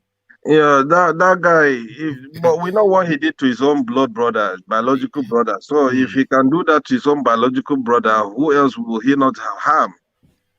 There was a last 1 or 2 months ago, he sentenced someone just for him to download the movie called is it Squad?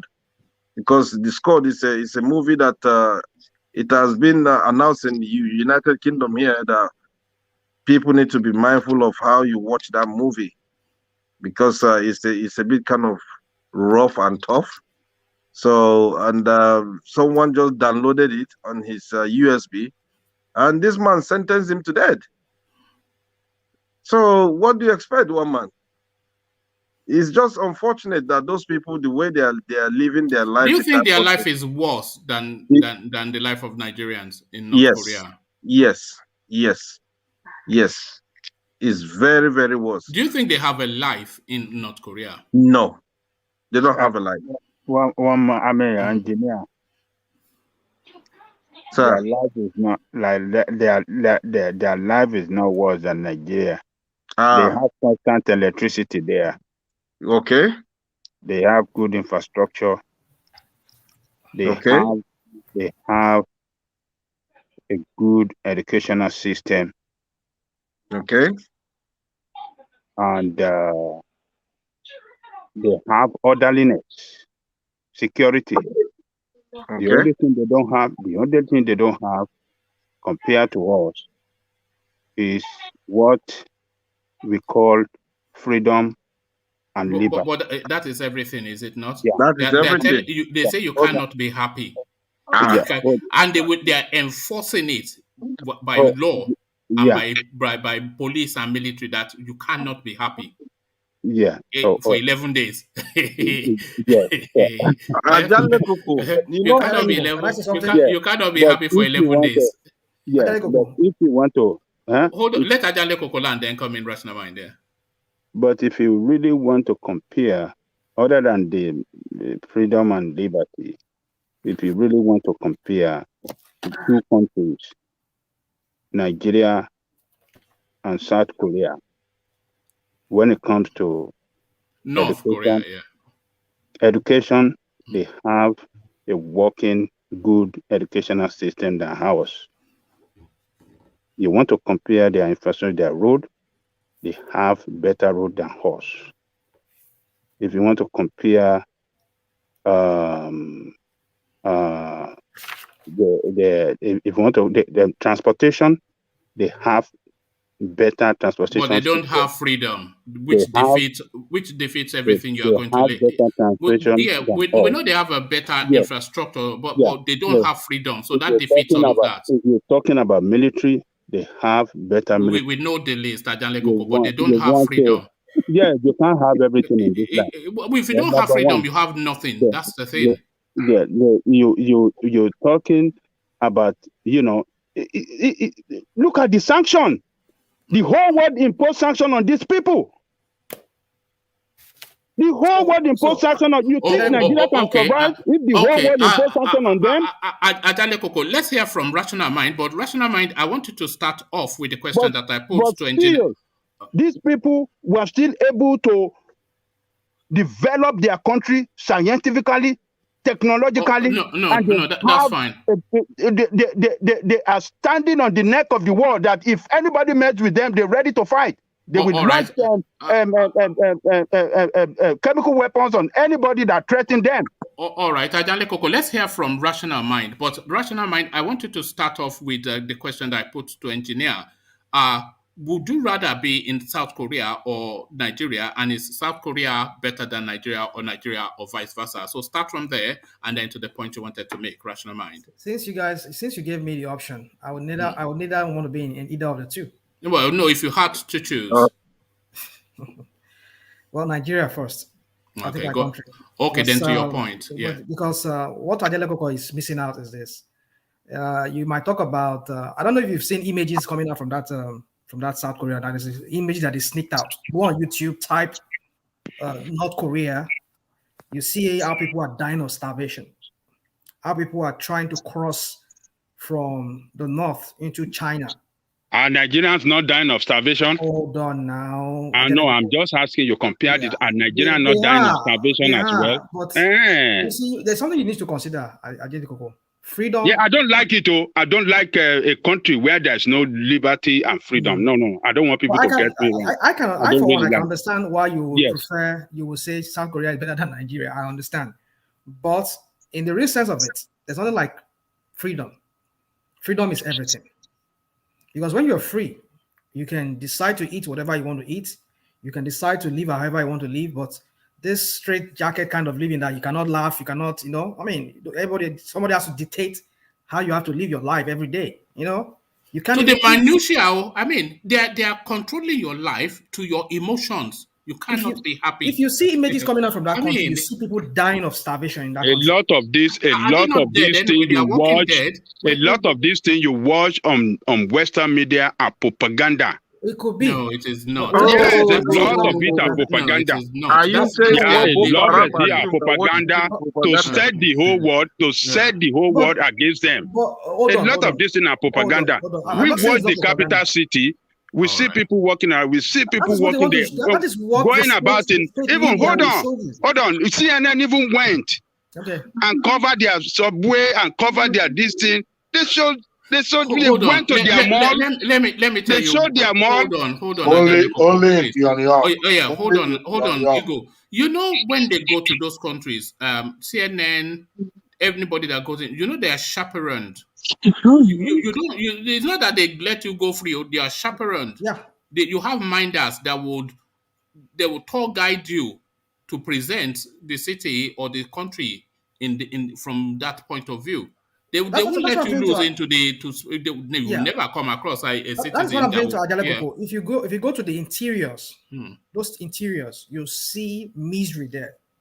People are the same thing. You go to interiors in Nigeria. Even if you go to interior, they are serious sufferness.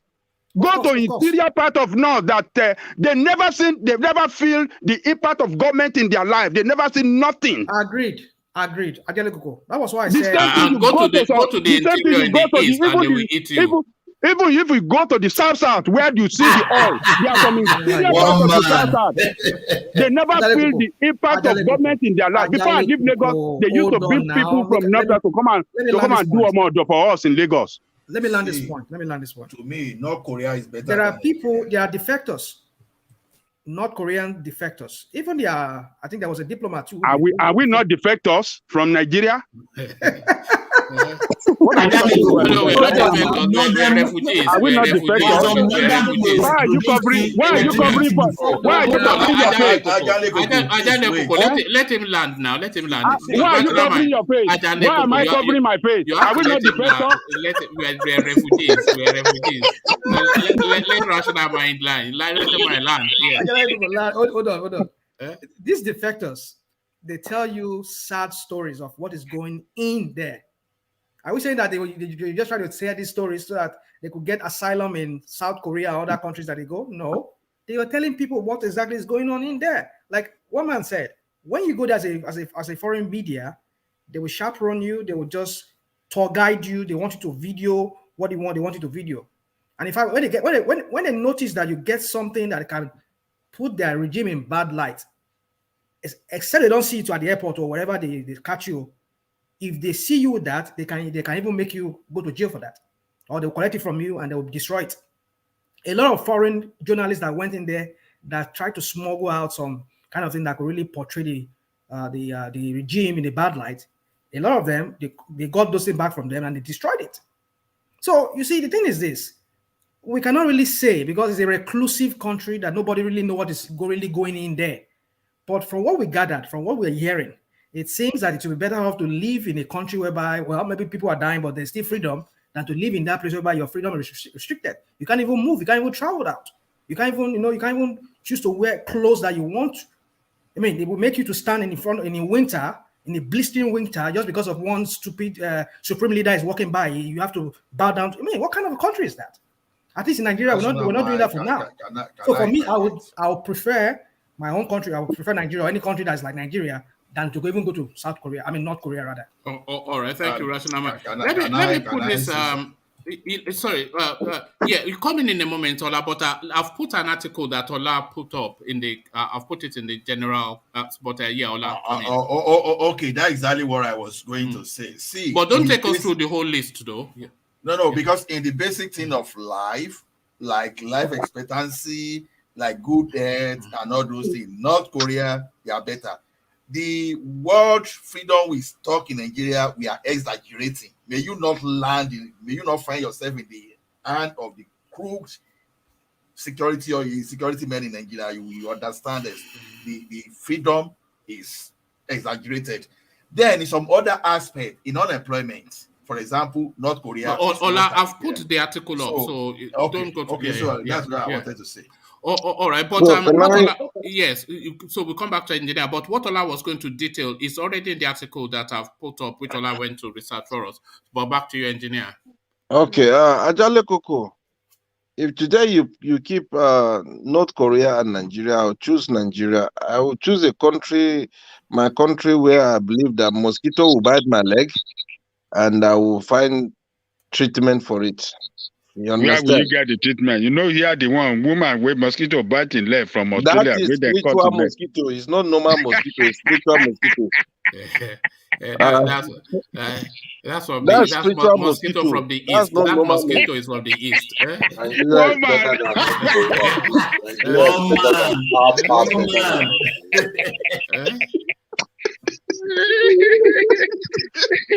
Nigeria is far better than North Korea.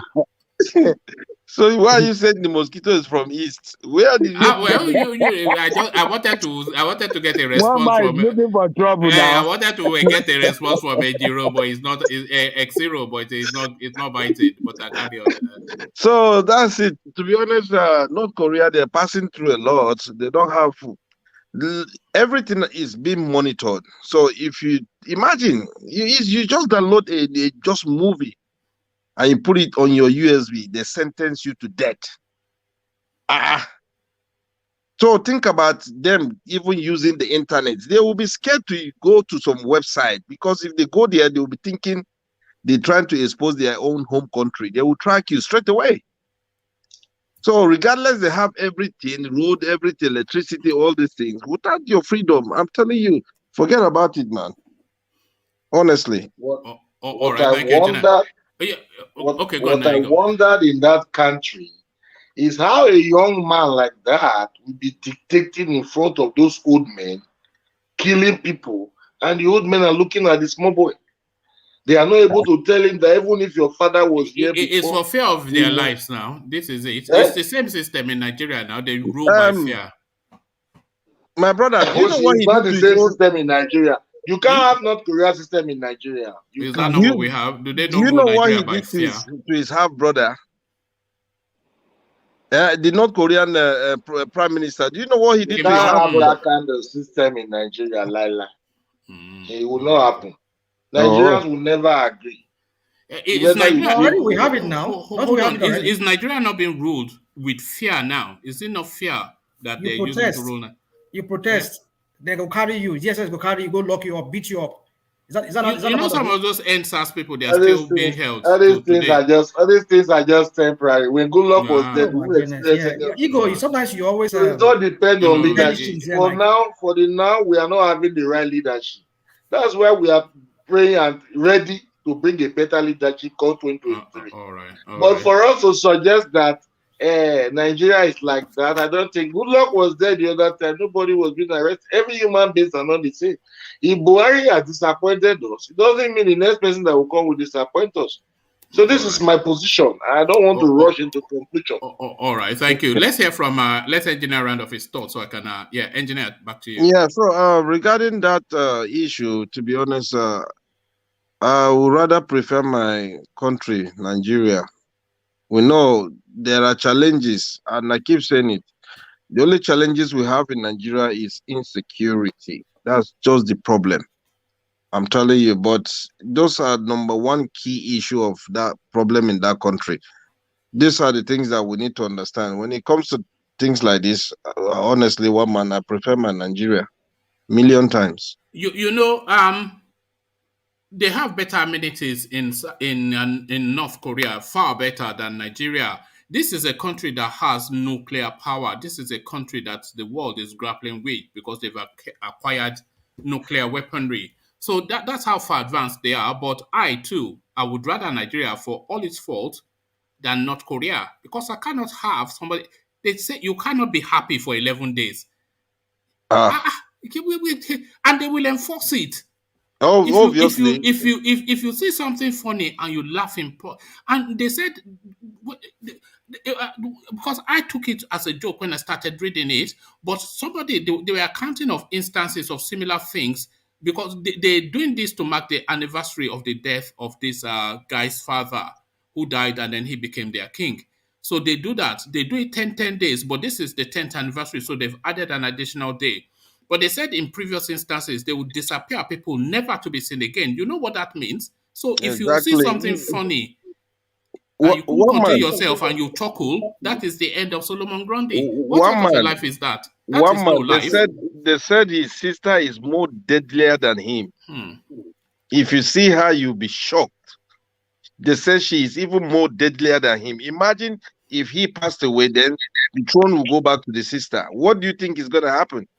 That means the people, half of the people in that country will be gone. So it's something that, honestly, that guy. There's a picture he took with the military women that someone said it. I think English interpreter, he said it. Are they crying or they're smiling? Because if you look at their face, you don't know if they're crying or they're smiling. They look like hostages, don't they? Exactly. You know, you have to smile. Whether you like it or not, you have to smile because the detector is there. You have to. You know that he's the only fat person among all of them? The only fat person. In the whole country, I've never seen another North Korean. Every other person is just skinny. Maybe are we going back to the East again? Is this look at that? What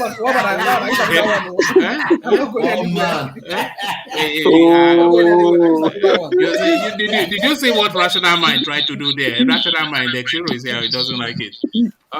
All right, thank you, engineer. And so, engineer, finally, okay, let me take you to this one. No one has spoken on this one as well, engineer.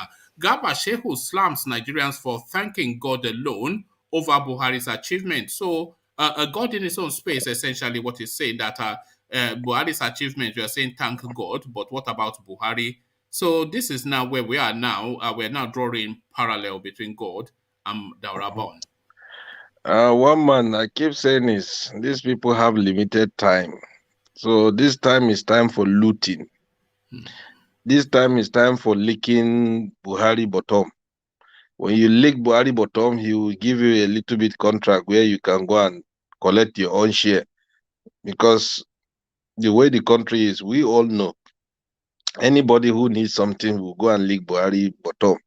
And that's it. Godfatherism. Our uncle from Edo said it. Tony brother from Edo, he said it clearly. So if you join APC, you'll be forgiven. These are the things that is happening now in Nigeria. These people, they're in their last tenure. What can we do to be stealing that country money? It's either we say something good about Buhari, then the money will keep flowing. But if you say anything bad about him, I feel sorry for you because they will hunt for you. Definitely, they will come after you. This is what is happening in that country, Nigeria. But it's such a shame and sad that Garba Shehu is coming out and be talking rubbish. These are the people that immediately, honestly, I keep saying it. If we have a new president that will come in, these people, they need to be arrested. They need to give accountable of how much money has been borrowed and how much money has been spent. What are the projects? What did they do with the money? Those are the things that these people, they need to vomit that money out. But when you leave such people, honestly, it's sad. They're bringing shame to Nigerians abroad, to Nigerians everywhere. Look at it. We have thousands of Nigerians who are well educated. In America today, as I'm telling you, one man, Ajale Koko can testify, Rational Man can testify. In the community of Black, if you look at the history, down to what is happening in terms of achievement, you see the merits, the merit they got, everything, contribution to America economy. It will be down to Yoruba man or Igbo man if you follow the history. So what is happening with our own country, Nigeria? How can we be allowing talented people wasting, contributing to another country? It's sad. It's really sad. If you look at it honestly, it's very, very sad. And we have a bunch of idiots, lunatics. They're just there looting the money. And people are there watching you know, it's just the level of sycophancy that you get within the Nigerian space. It's just how low can you go? They just want to out bootlick each other. So he now drawing parallels between Buhari and God, that you are thanking God, you are not thanking Buhari. For what? You know, I mean, this is just, it's just how low can you go is really what we're saying. How low can you go? What qualification did he have? That's the problem. That's the problem. It's sad, one man, because if no, these people he's saying that Buhari defeated the pandemic. This is what he's claiming. defeated, is there a pandemic in Nigeria before? No, I don't know what he's talking about. There's no pandemic in Africa. There's nothing like pandemic in Nigeria. It's just their own way of stealing money. But my question is Corona over in Nigeria? Yes or no? Because now it's Omicron that is booming. So is Corona over in Nigeria? And apart from that, when did Nigeria start having equipment to test things about Corona and to test things about Omicron? And who are the doctors? Who are the qualified doctors to be in that capacity to handle things like that? And apart from that, where is the electricity that they can put anything to monitor that within 12 hours to 24 hours? So no. What is saying, engineer? What is saying, Gaba Shehu, is that they used Agbojedi to defeat the pandemic. Let me tell you what he's saying.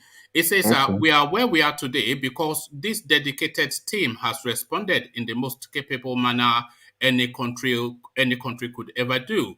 He gave the experts the latitude of freedom and resources to lead us out of the worst case scenario, using especially well thought out non-pharmaceutical protection, and this in the face of the denial of fair access to vaccines to us by those who make them, have really done us wonders. So non-pharmaceutical protection, Agbojedi, this is what this guy is saying. Agbojedi,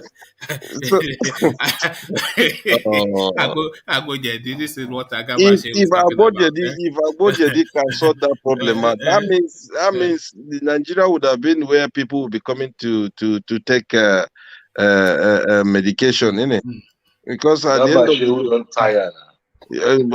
at the end of the day, maybe he's the one who invited that lady that come to Nigeria. Mosquito took her. Look at that.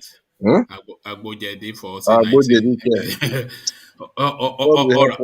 And just a quick one man. I'll be leaving you guys now because I'm going to work tomorrow morning, and so hopefully we unite again on. Is this going to be your first day on the new post in the new?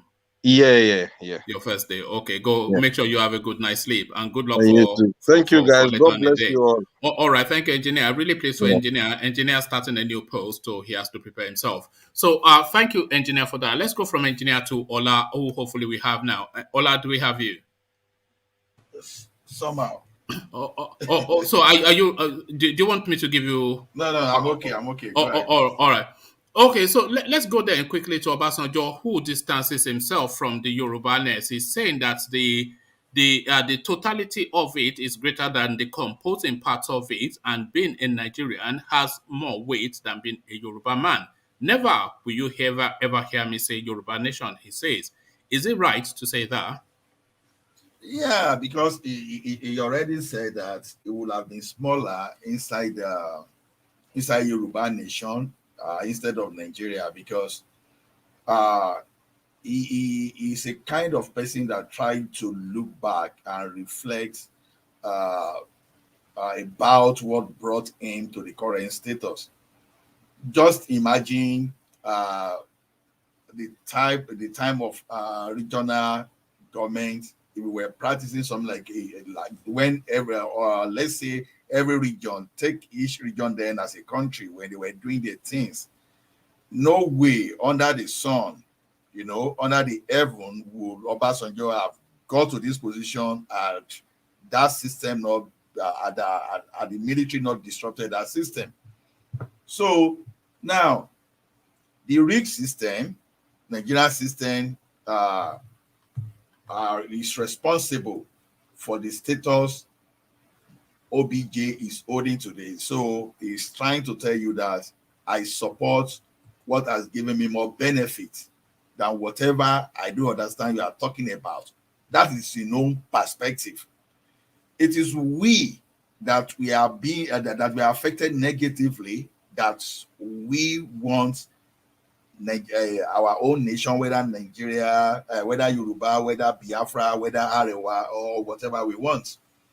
So a person like Obasanjo, he doesn't believe in that, because as a matter of fact, you know, he is the one, for example, that even designed the presidential system we're using today. It was the military administrator then, and the rigged version of what he did then is what we have as 1999 in 1999 constitution today. So because Obasanjo believe in all this regional whatever, he will have even empowered all those states, you know, that they even created through 1999 constitution, for example, to reflect the exact thing they have in America.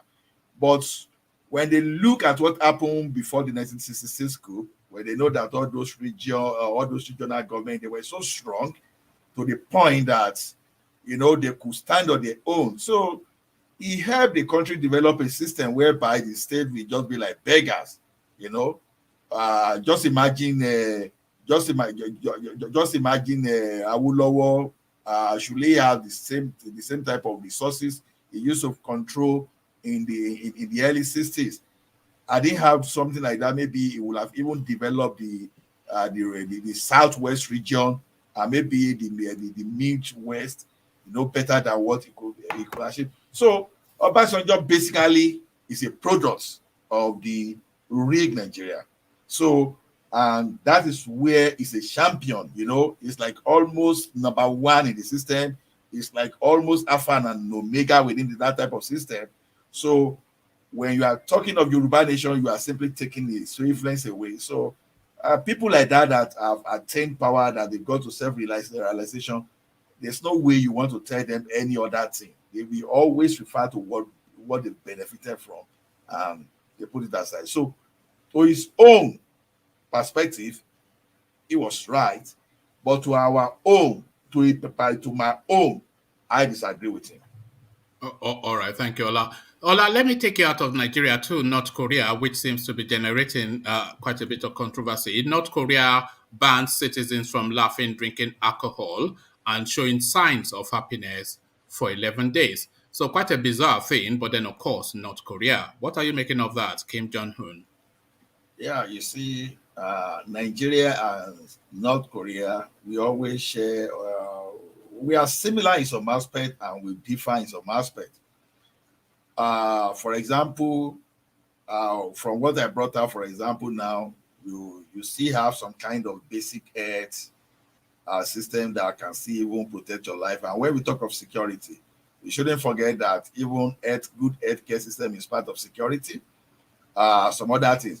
So in the life expectancy there, which is part of your security, right, is longer than that of Nigeria, right? So there are all those things are better. But there are some other aspects too where they're worse than Nigeria. So that I've seen people say freedom. Where is the freedom in Nigeria, for example? Where is the freedom? Freedom in a country whereby the police... Well, you can be happy in Nigeria if you find things to make you happy, and nobody is going to hold you to hostage for that.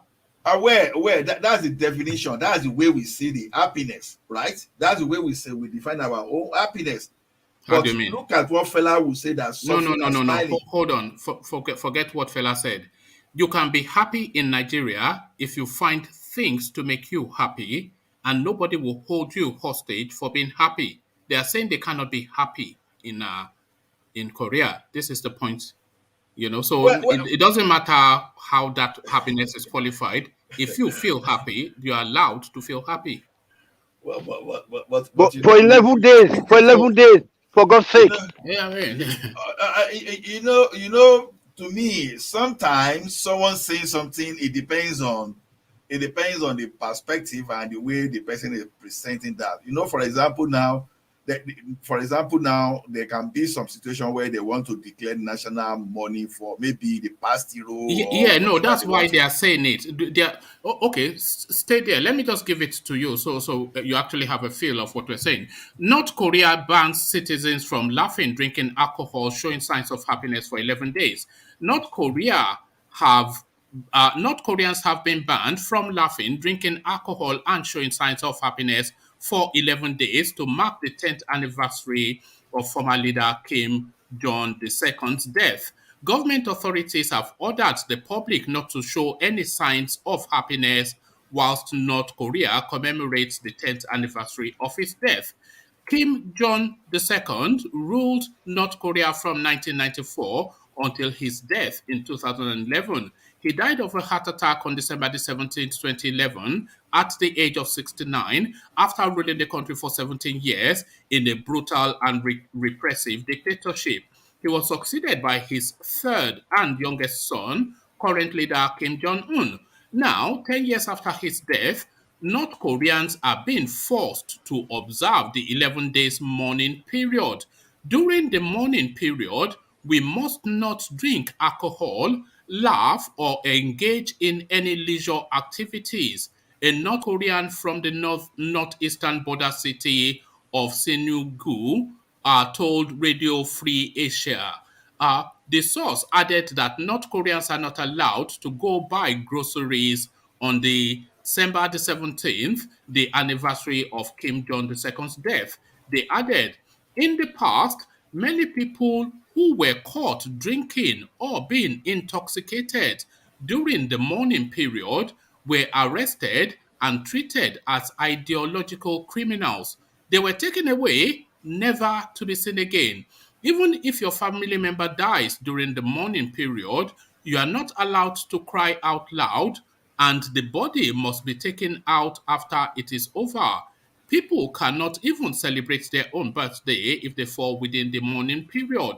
The mourning period held every year for Kim Jong II is usually 10 days, but this year it will be 11 days to mark the 10th anniversary of his death. So you're not allowed to be happy for 11 days, and if you are happy, they will take you away, never to be seen again. So that is what is going on there. You see, that's the way that's the way the leadership can express their own kind of human rights abuse, or whatever they want to call it. Maybe they want to abuse human rights and say, okay, they want to take your freedom away and say, okay, because they are mourning their leaders. Now, let me give you a scenario. These guys say you are not going to drink beer for 11 days. What of the part of the country you cannot take beer to that they will even destroy the bottle?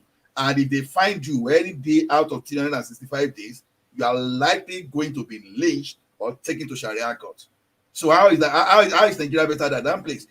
So no, you're allowed to be happy in Nigeria, and nobody will arrest you for being happy in Nigeria. Yeah, that's just a matter for semantic, right? How is it a matter for semantics? Okay, these guys are saying you can't be happy for 11 days. They are coming publicly. But these guys, they are not saying you cannot be happy. But beer, for example, is what will make some people happy in the north, right? Beer is incidental, and that is religion. They are saying you cannot be happy for 11 days. See, the madness in South Korea is comparable to the madness in Nigeria. Even the Nigeria situation is even worse. How so? Now you can't drink beer. No, we know that. But but by the way, you can't drink beer. Okay, in Kano, it's just in some places. Yeah, your joy in some part of Nigeria is to do good job to advertise your product. Okay, right. You can't use mannequin. You can't use mannequin to even display your products. You going to be happy, and your job is supposed to bring you happiness when you make money. Right. So, now that's why I say it's a matter for semantics. It is not a matter for semantics. look. That is conduct. You know what you're talking about is conduct, and is predicated on religion. But what these people are trying to police are emotions. They are policing how you feel. See, even though I don't agree with the way they pronounce this.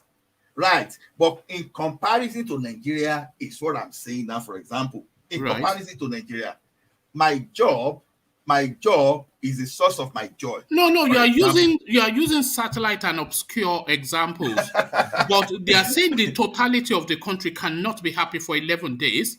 They are saying if you're happy, you'll be disappeared and not to be seen again. And you're saying there's a system that is worse than that. How can there be? See, like what I'm saying, I'm neither here nor there. You say because they are not drinking beer in Kano. Okay, that for makes example, it worse. now you say I should not be happy for 11 days in North Korea, right? Let it be. So what I prefer, where it's just my 11 days that I won't be, that they say I should not be happy. Will they know what I'm doing inside my room? Right. You don't know. Do you know the South Korean system? Do you know it's a heavily North Korea, you meant to say North Korea. Sorry, North Korea. Yes. Do you know the North Korean system? It's a heavily orchestrated to the minutiae of your being. Everything is micromanaged in that space to the point now that they are micromanaging emotions. How can that be? Wait, I see. It's funny. What makes you a human being? What makes you a human being? Do you know why I'm talking like this? Because we are trying to compare. Is the reason that we were not actually trying to compare. If North Korea, if we are isolating that thing, we are not comparing to Nigeria, then it's another thing entirely. Get me right. If we are talking about North Korea, people should not be happy for 11 days. I will say no, it's not good. I will say in totality. But now you are not saying I should choose between Nigeria and North Korea. That's another thing entirely. So North Korea want to restrict me for 11 days.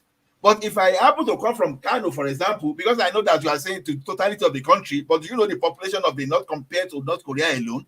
For example, the northern Nigeria is more than the entire North Korea in population. It doesn't matter. I understand you. All right. But in 365 days now, if beer is what is going to make me happy, it's and by the way, hold on, you can drink beer in Kano because people do drink beer in Kano, but it's just designated areas that you're not allowed to.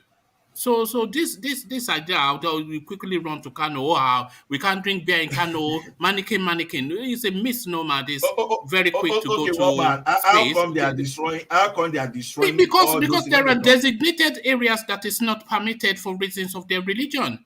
Oh, so that's the reason they will block the trailer, that the truck that we're going to deliver, and they will destroy everything before they even deliver. All right. So now when we talk, okay, what about mannequin, for example? You want to what about mannequin? What about mannequin? They don't want to look at this. Look, the northern Nigerian system, they have their. Are you asking these people not to live as they will in the northern part of Nigeria? And then let's separate us from them. Yeah, that's a difference. Don't let us compare with Nigeria. Let us talk about North Korea. One man, then you are contradicting yourself there. No, I'm not contradicting myself. Why can't we let North Korea live their own life the way they want to live their life? No. Because they are dehumanizing their population. They are taking the core essence of what it means to be a human, to have free thoughts, to have free feelings, to react viscerally and innately.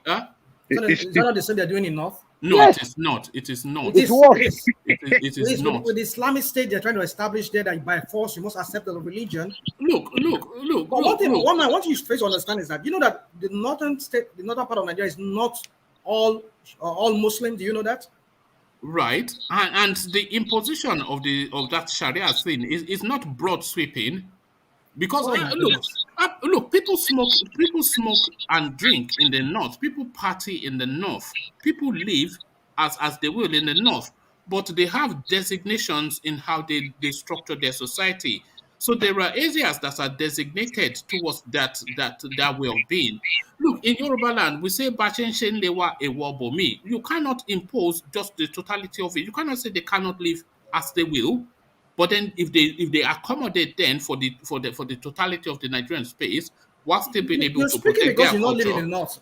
You're speaking because you're not living in the north. I think we're too broad and sweeping. No. You quickly run to Gado, they destroy beer, mannequin. We just I'm not even talking about that. But the thing is this: the north is more as complex. Like you're just trying to simplify it by what you're saying. No, but you are the one simplifying it using the totality of you're the the one doing North that because you're speaking under like, one banner. oh, it's free. People are free. No, people are not really free. I'm not saying people are free. And by the way, people are free because you see that Sharia system that they operate in the North. Okay. That is the will of their people. Otherwise, it would not be what obtains. So we cannot say they cannot have their will But in it's their own contradictory state. to the constitution, contradictory to the constitution of Nigeria. Yeah, well, Sharia I don't know about that. I don't know about that. And you cannot say Sharia. It's a puritanical society. The northern space, they are Puritans. No, Sharia is not the will of the people. And one man. Who told Sharia you that? is the Who told you will that? of How do you some know? elites. No. All right. So they are enforcing it against their will on the North, Abi. Yeah. The poor people. Look at this guy. So the Christian, you can decide. So it should be applied on the Christian that live in that space. But as well, one man. Look, Ajanle Koko, this is what I was just saying. They have designated, there are certain areas in the North that you and I or X0 cannot live. Not by virtue of anything. They would not sell us land. They would not welcome us there because they live a certain sort of lifestyle there. But there are also areas that are designated towards a more freer sort of life. It's a bit like the Arabian space. That's apartheid, man. No, but that is their structured system. If you want to go and live in their area, then you live under an extreme sort of regimentation But that did would you not. happen recently? Did you happen recently in Sabongeri? Which is what? That Ishba went to Sabongeri. No, we covered that. They fought them. Yes. Sabongeri is supposed to be for those people who are considered as non-indigenous. And did you hear what happened subsequently after that happened? What happened? Tell me. Maybe I didn't. Okay, when they went to Sabongeri to go and attack this beer parlor for reasons of and by the way, the beer parlor was there in Kano. This happened just a week or so ago.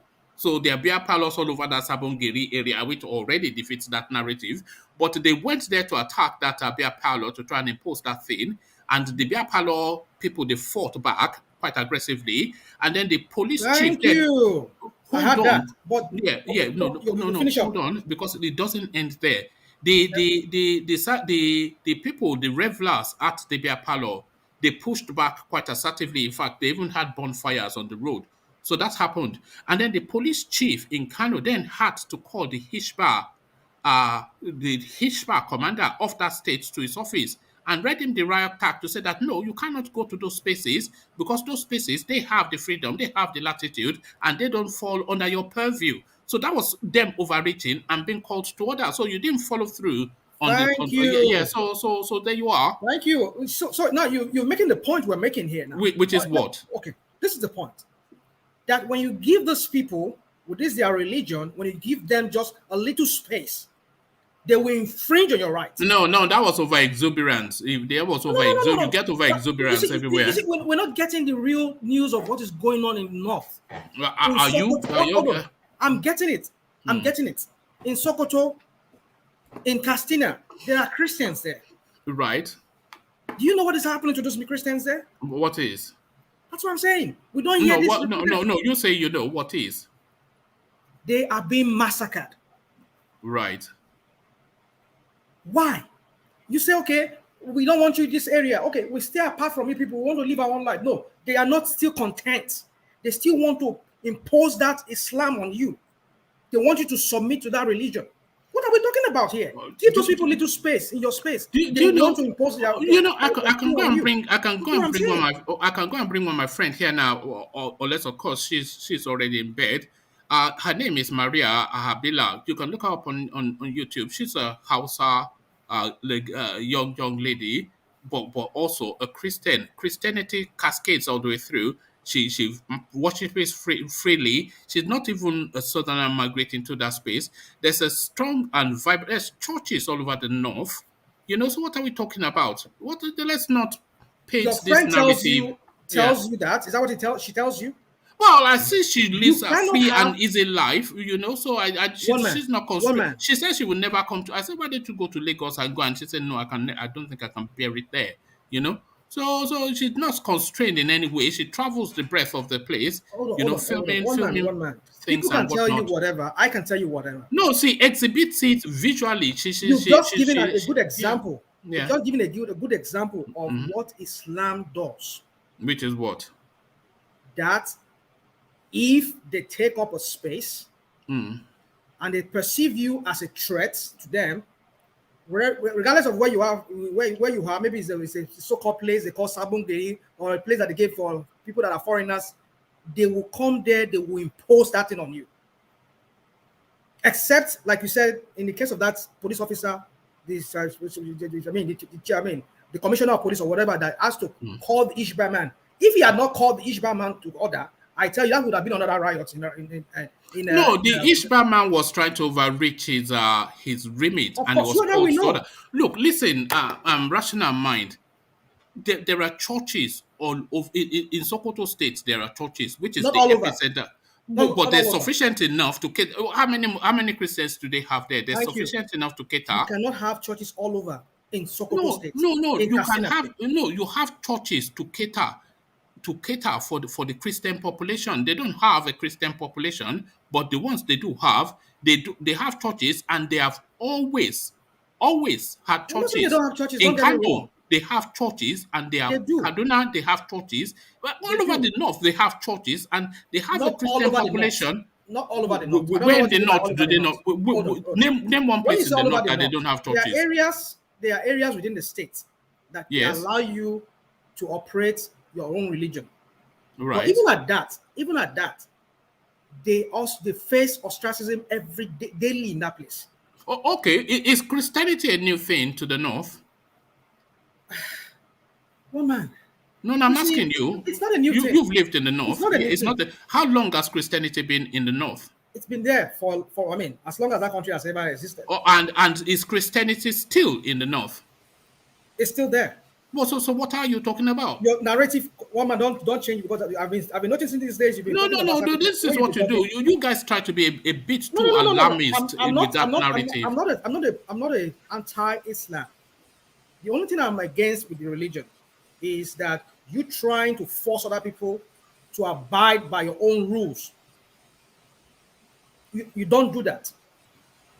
Religion should be personal. It's a personal thing. All right, it is a personal thing. On that we agree. But this idea, when we go quickly, they are smashing beer, they are doing this and that. Well, they are smashing beers but they are smashing beers. But then they have beer parlor in Sabongeri, which is you don't get more northern than Kano. They've always had beer parlors. Have you not always had beer parlors in Sabongeri? Yeah, correct. They do. Yeah, but you just said they overstepped their boundaries. Yeah, he overstepped its boundaries and was quickly pulled up short. If the police chief had not intervened. No. Forget all that. He overstepped his boundaries and was pulled up short. Should he have done that? Should he even? No, he shouldn't have done that. That was why he was pulled up short. It's because that one was reported. Do you know the many other things that were not reported? Oh, come on, man. But this was an incident that happened last week. So it's not as though there are beer parlors all over Sabongari now. Even the Puritans, they go to Sabongari to have their beer and then go back to their puritanical life. I just hope I'll make this point to you. This is the point I'm trying to do. I understand what you're saying. I think you and I were on the same page sort of, but maybe not really. No, you guys are somewhat alarmist about that northern narrative. And very quickly, they smash beer and then they are collecting all I'm saying is this. Understand me. All I'm saying is this. If we had agreed that Sabongeri is for those who are considered kafiri, that are considered as people that are non-Muslims. Yeah, we know kafiri, yeah. Now, it's agreed. We've been living for many years like that. That's how we've been living. But suddenly now, you bring your imposition on us, which your indigenes are only allowed to impose, to live by that imposition. You want to now impose it on us. And we have not come to your own places and want to impose our own beer or our own drinking alcohol or our own Christianity on you. But you want to impose it on us. That is how it starts. That is how it begins. If it's not nipped in the bud, it's going to escalate. But it has been nipped in the bud, has it not? But it's just because that one was reported. You know how many of them that were not reported? Oh, okay. Well, do you know? Do you know? I do. I hear All stories. right. Oh, look at this guy. Okay, well, You're being an alarmist, rational mind, but no, we have to start knocking on the head that quickly go, oh, they smash up Biao in Kano. Yeah, and one man. yeah. That action was a restriction of people's freedom, isn't it? When you say this is where you can do this and you cannot do this, you can't do that to people. So Christians that does not live in Sabongeri and want to do his business right at the corner of his house cannot do it. That's the same thing South Korea. That's the same thing North Korea is doing. Okay, let's talk about ways of life. Are you asking then the North to jettison their way of life to the South, to give up their way of life and surrender it to a way of life that is foreign and alien to them? How does that? Is it not heterogeneous or homogeneous? We need to know that too. Because when you say way of life, if it's a homogeneous community, everybody is Muslim, for example, we understand. But we have multiculturalism there. And but they facilitate for it. Do they not with the designations? No. Something that's more. Do you know that in the United Kingdom, in London, there's a place called Golders Green, which is essentially, if not wholly, Jewish. Edgware, essentially, if not wholly, Jewish. You'll see them tying their thing on Hanukkah, the whole street covered with just some funky sort of thing. Yeah, they bought the whole place. You can go there and try to buy a house, but you will struggle to get it because they did everything kosher. So they practice a way of being there. Are you then saying you can't go and you are using the wrong analogy there. No, but that's a situation. You cannot say you cannot ask them to jettison their way of life. You cannot ask them to do. If I don't live in Sabongeri, right, and I want to open my own my own beer parlor and my restaurant, and you don't want me to do, how would opening my beer parlor, how does that constitute threat? Because it offends to their way of life. How does it constitute threat? Because it's anatomic to it. It's anatomic to their way of life. It contradicts. It runs in opposition to their. They live a puritanical life. The same thing South Korea is doing. The same thing South Korea is doing. Ban happiness. Yes, for 11 days. The same thing. I don't say the equivalency. Their own is even worse. The one of that Kano is even worse than that of North Korea. Because they say you can't sell open beer parlor next to the. I can't run my business. I can't run my business. I can't run any business I want. The land you designated as one man. Why did you give me that land when you know you're going to impose your religion on me? But they've always had Sabon. Look, rational mind. You know the North. I wish somebody from the North will come in. You know the North. That's Sabongeri. I'll phone Jafar now. You can't restrict. You cannot restrict us to a particular place that this is where you can do this and you can't do this. That is the restriction of freedom. You can't restrict us of our freedom. Ajalekoko, please let me ask one more question. What was the way of life of the Northerner? Because I give an example. Reverend Father Kuka is a Christian and he lives in Sokoto, which happens to be majority. So is the way of life of Reverend Father Kuka and Sultan of Sokoto, is it the same? Is it only a single way of life? So if you say their way of life, what is the way? No. What is the way of life of the Emiratis? So the question answer that question. What is the way of life of the Emiratis? They derive their way of life from Islamic norms. But you have churches there. Good. And I even know a pastor there. But there's no church. There's no church in Saudi Arabia. There are. In Saudi Arabia, churches. There are. Yeah, but they are hidden. They are hidden. I don't know if they are hidden or not. They are underground, you know. There are. No. They have it publicly. They have it publicly. In the basement. To one man is this.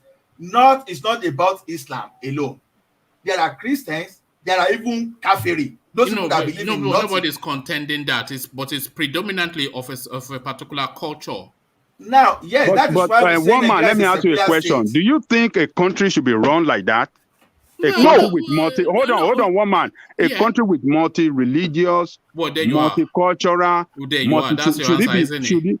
Should it be run like that? You've said the country is multi-religious and multicultural. So how can multi-ethnic, should it be run like that? Okay, so how else would it be run? Is it in some homogeneous way, or do you facilitate for those multiplicities that you've just stated? Do you facilitate for them, or do you ask everybody to jettison their way of life and come under one banner? We have to run it in line, in compliance with the Constitution. The Constitution said, allow us to run our business. Is that in sympathy with their culture as well, or everybody give up their culture for the Constitution? The Constitution is above every culture. Right. The Constitution of the country is above every culture. Okay, but should the Constitution sympathize with? Should the Constitution sympathize with this multiplicity of cultures that you've just described? Multiplicity, yes. So the Constitution should sympathize with the culture of the composing ethnicities. Based on what people agree to. What the Constitution says is what should prevail. That is what I'm saying. But what they are practicing there is contrary to the Constitution. No. Country. Look, one man, you know that in Britain or in all these advanced countries, you can't do anything that is contrary to the Constitution. You'll be taken to court and what do you mean by it's not? Are we not practicing democracy? Well, of some sort. Yeah. What much you think about democracy about? What much you think about the life of your children, in the future, please? Leave my children. No, because they cannot live with their Hausa people. Don't worry. Not even with the Why should one religion? Why should one religion impose their own will over others? We can't run a state like that. Okay. Are you then? Is that not what it is a secular state. We are practicing a secular state. No. Let them go their way. Let them go their way and have their way. Hold on. It's a secular state predicated on some Christo-Judaism system. So are you then saying they should subordinate themselves to a Christo-Judaism system? I don't understand what you're saying, woman. You're saying it's a secular state, but the Nigerian state is wrapped up in some Christian Judaism sort of system. Says who? No. Come on, man. Come on. No. The Constitution is Judeo-Christian.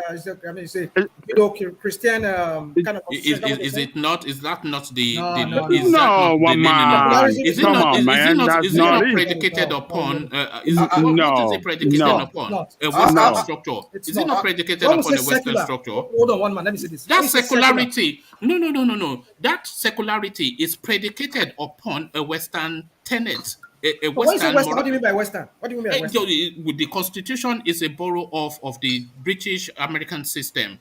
So freedom of speech. Which hinges itself on the Bible. Hold on, the freedom of speech. What is the Bible in the Constitution? In the Constitution. No. I'm talking about the structures of Nigeria. Give me an example. Give us an example. Just the totality of it. Hold on. A Senate, and we have a House. What is religious about it? Right. You have a Senate president, and you have a House of Rep. What is Christian or Judeo-Christian about it? This argument does not make sense, one man. No, it makes sense to me, but it may not to you, but it does to me. In Iran is an Islamic country. Is democracy Christianity? Is democracy Christianity? No, it's not where nobody is saying democracy is Christianity. Okay, the British civil law is it based on Christianity and how? It's an evolution. Look, the fact that those people that brought it are Christian doesn't mean that the law is based on Christian belief. No, those people that brought the law, they are Christian, but doesn't mean that it's based on Christian belief. I don't think you understand. But let's hear from Charles. Let's hear from Charles. It's the truth. Nigeria copied the Western world, but why Nigeria don't copy Western world, but they don't use it? It's pointless. Why they come with Nigeria? Nigeria don't even follow the Constitution. The word in the book. They don't follow the Constitution. If Nigeria focus on that, it's supposed to be freedom of speech, but that's Nigeria, right? Nigeria said the country. Don't follow the constitution in Nigeria. They don't follow it. They don't follow freedom of speech. They don't do that in Nigeria. Why is that? In the most of the time, all the constitution are appointed. They don't follow the constitution. What's the point of how the constitution is not followed? The rule of law. How can Igbo get arrested and follow the constitution? That's rubbish.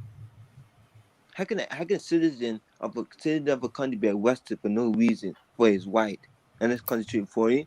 My foot. There's no constitution like that. All right. If Nigeria constitution, why shouldn't he be president? If Nigeria for the country, how can a guy who hear him speak for a guy from the village become president of Nigeria? How disgraceful is that? A guy from DAURA become president of Nigeria in a modern society. Nigeria, wake up from the sleep. I swear to God. There you are, Charles. All right. Thank you, Charlie boy. So let's get back to Ola there. Now, I don't think we're going to get anywhere with that one. Let me quickly round up on that. Yeah. So I want you to separate North Korea from Nigeria situation anyway. I understand. I can see Alexander. I can see he's attacking me, but I understand where you are coming from. See, South Korea constitution said they are dictatorship. They've said it. They dictatorship. Whatever you say, bam. Listen. Now they are acting based on what the constitution says, right? But Nigeria, we call ourselves democracy. We are supposed to have fundamental human rights, everything stated in our constitution, and yet we cannot exercise it. But these guys, they are not even telling you they have any rights. It's whatever the dictator says. So that is the irony of the situation. All right. Thank you. Let me just bring you this, just to speak to that space that we were not too clear on. And this is what I'm saying. It says, for the term Judeo-Christian, grouping Judaism and Christianity, see Judeo-Christian. The idea, let me take it from this point. The idea that a common Judeo-Christian ethic or Judeo-Christian values underpins American politics, law, and morals has been part of the American civil religion since the 1940s. In recent years, the phrase has been associated with American conservatism, but the concept, though, not always the exact phrase. Etc. So that is that space. So that Judeo-Christian value system is what all the legal system of most of the Western, if not all of the Western world, is predicated upon, and is predicated upon Christianity and Judaism and evolved into a legal system and a political system. And that is the system that Nigeria practices. But that is not the slant of the North. The slant of the North is more Arabic Sharia type evolution. So you cannot then ask them to jettison what is normal here. Okay, one man. Let me ask you a question. The governor of the state sworn by what to the office? By the constitution of the country. That is going to govern that place by the constitution of by the constitution of the country. But it's governing the space by introducing Sharia law contrary to the constitution. That is not tenable. We cannot accept that. If you know that the law on which you sworn to an oath to assume office is not what you believe in, it shouldn't have sworn to it. But it's sworn to this constitution and is practicing something else. And you said, would you allow that to continue? No, it's wrong. It's jeopardizing the interests of other people. It's violating the right of the Christian and every other person that does not believe in that Sharia law. We can't govern the state. We can't govern. We cannot. If we embark on a way of governing against the constitutional provision, then we are inviting anarchy. It's not right, one man. It's not right. And they are doing the same thing like the North Korea. Like North Korea is not a constitutional state. It's a state ruled by dictatorship. And that is why the man can say, okay, I don't want anybody to laugh and smile for 11 days, and everybody will comply.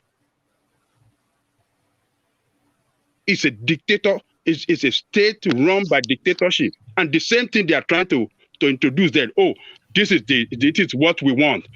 Everybody must comply to it. Okay, if you don't want to comply to it, we'll give you this small space. You can do it here. If you go outside that place and go and do it there, they cut off your head. That is dictatorship.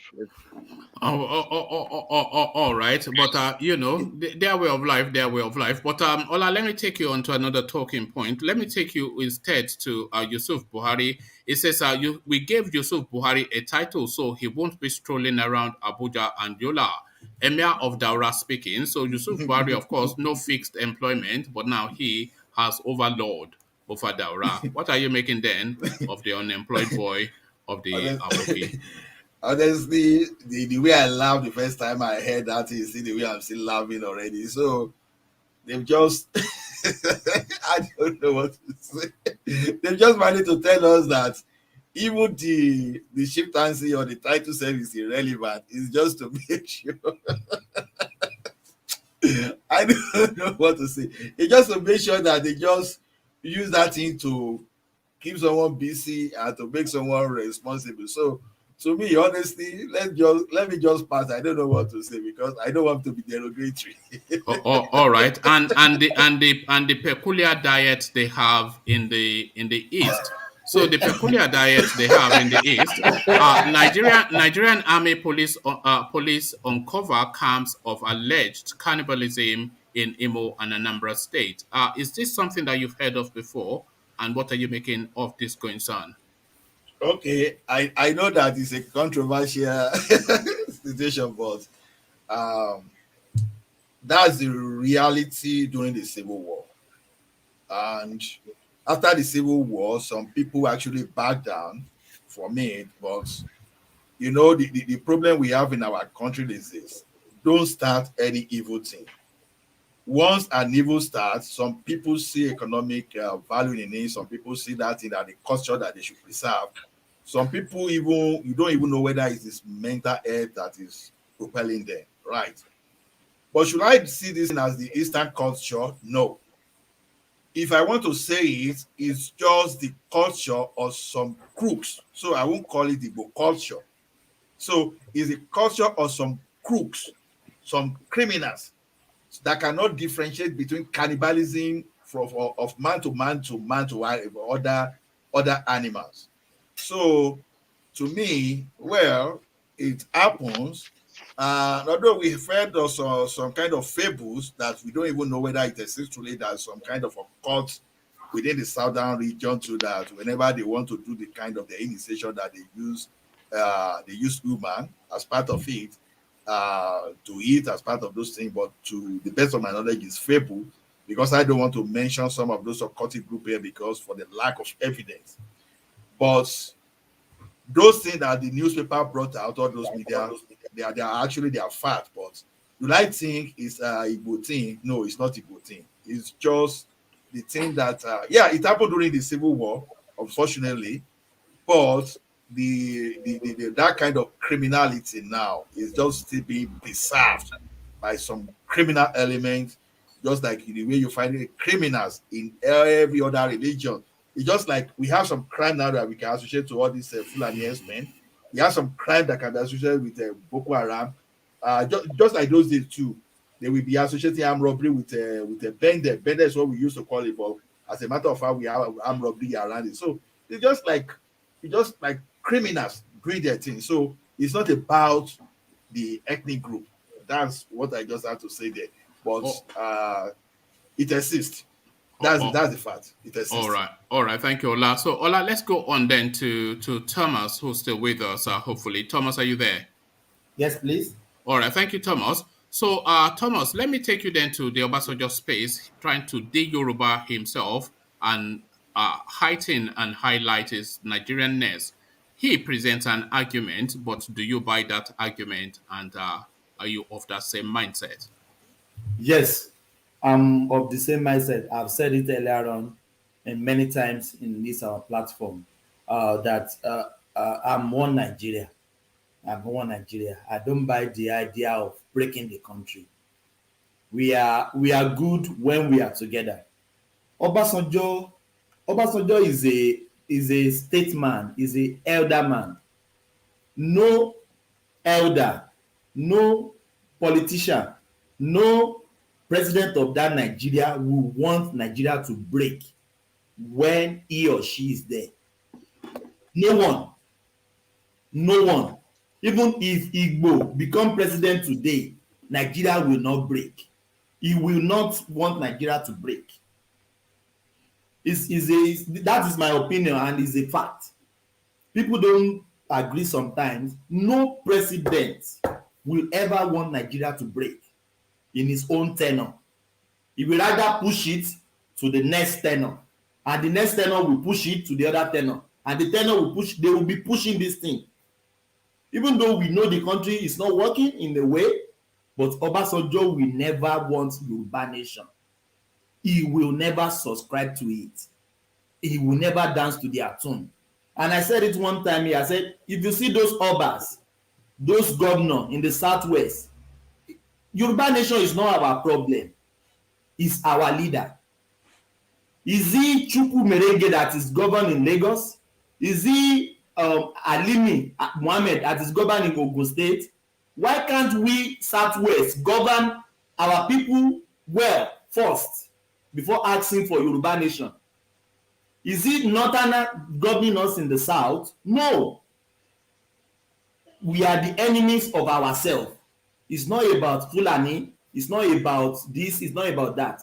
Obasanjo will never subscribe to breaking Nigeria. He will never subscribe to Yoruba nation. And as well, me, I don't subscribe to any breaking of that nation. I want Nigeria to work, and I pray it will work. That is my submission, woman. All right, thank you, Thomas. So, Thomas, let me take you then to this rather controversial one. North Korea bans citizens from being happy.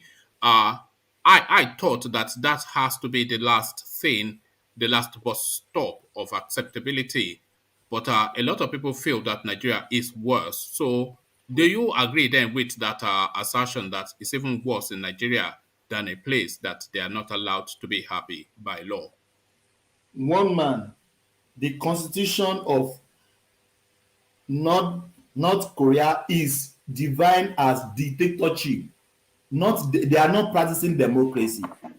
So if the leader said today nobody should go to toilet, they have to abide with it. So if the president or the dictator said that they can't be happy, so be it. They know what they are in. People know dictatorship. They are most dictatorship in that country. So I don't buy the idea of what they said, but people there, they know this is how we are governed. And this is how they will be. But to me, it's ridiculous. It's a ridiculous thing to hear.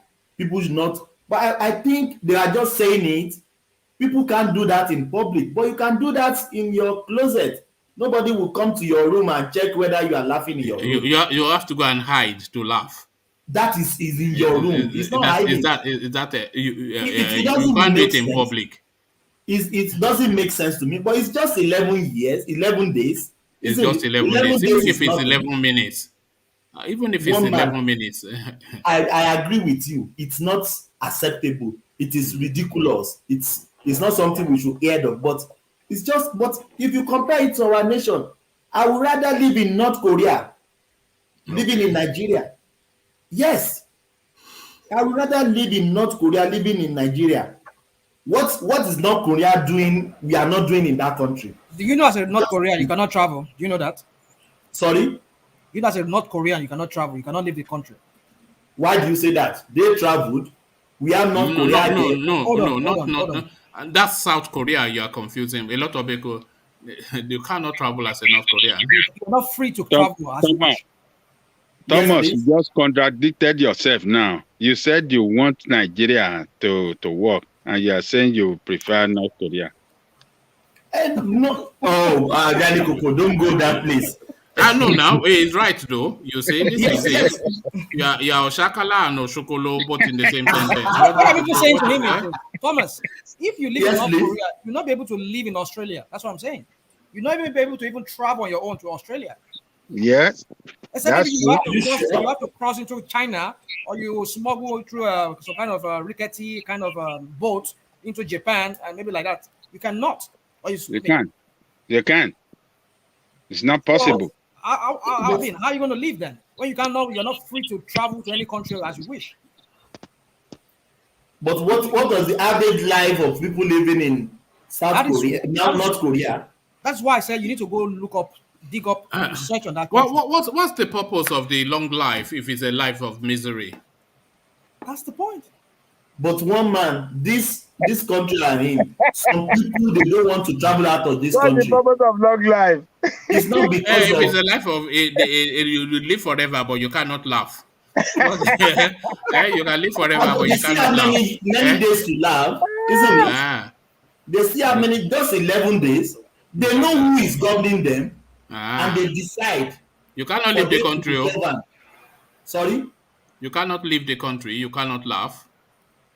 They know who is governing them. That's what I'm saying. You cannot mourn the dead. And they decide to be governed that way. So they decide. It's their choice. Not. That is their decision to be there. You were born there. You have decided to be there, isn't it? Yeah, but you have not decided. It's just what Obasanjo said, that those are the circumstances of their birth, and it's essentially one giant prison, North Korea. It's a prison, the whole country. No man, it's ridiculous to me for them to say they can't laugh, they can't do this, they can't mourn their dead. It's very ridiculous. It's uncalled for. But I know there's nothing the other nation can do about it. They've spoken about North Korea. They just leave them. North Korea is another world entirely. People just leave them to their dictatorship, which they are good. They should continue living in that place. No problem. That is what they choose. That's all right. All right. Boko Haram terrorists, their Buhari government, mount security checkpoints on major roads in Borno. So essentially, a caliphate has been established. Where do you carry Boko Haram style? One man, before now, there are some local government that even Boko Haram had their flag mount up. That is their territory. Nobody can take it from them. And you'll be hearing Buhari, we've given the chiefs marching order. That marching order normally annoying me every time I hear that thing. They have given them marching order. They have given them marching order. What is the marching order producing? It's nothing. And next week, Yoruba will deny this, that no Boko Haram is blocking the road, collecting money from people. They will deny this. The government is they love to lie. From the leaders to the politicians to the governor, they will lie to you. But they will not open up so that people will help them. If they open up, the international will help them with this situation. But they will not open up. They love to lie every time. They will still come out to debunk what you just told us now. That is a lie. It's some unscrupulous enemy that is doing all these things, bringing the narrative out there. But I don't know. As people normally say, if they want to defeat these people, one man, they can do it. Same Buhari, sponsors of Boko Haram, they want to name them. Buhari said they want to name them and shame them. I say this every time. Commodore Olawumi came out, say he has some people in Buhari cabinet now sponsoring these people. Nobody has came out to debunk that man. Nobody has came out to debunk what that man said. So Buhari know the terrorists. He knows them. They know them. But They don't want to step on toes. They don't want to name them and shame them. We are just doomed. I pray may God help us in that country. All right. Thank you, Thomas. So, Thomas, let me go on from you to Ajanle Koko, who I want to speak to that is so. Is that just a little bit? It's just related. All right, speak to it, but be aware that we've hit the 4-hour mark, so I'm really looking to steam through. What did you want to speak to? I know for them to come out, for the governor to come out and say that they have their facts. Which one? What are you? Which topic? About the carnival, the people eating. Okay, the Eastern people with their special diet. Yeah, the special diet. So this is what I said earlier on. I was told that don't go to the East; they will eat you. Since when I was young, from my mom. So if some people is trying to, I don't know, trying to say it is lie, this narrative has been there for long.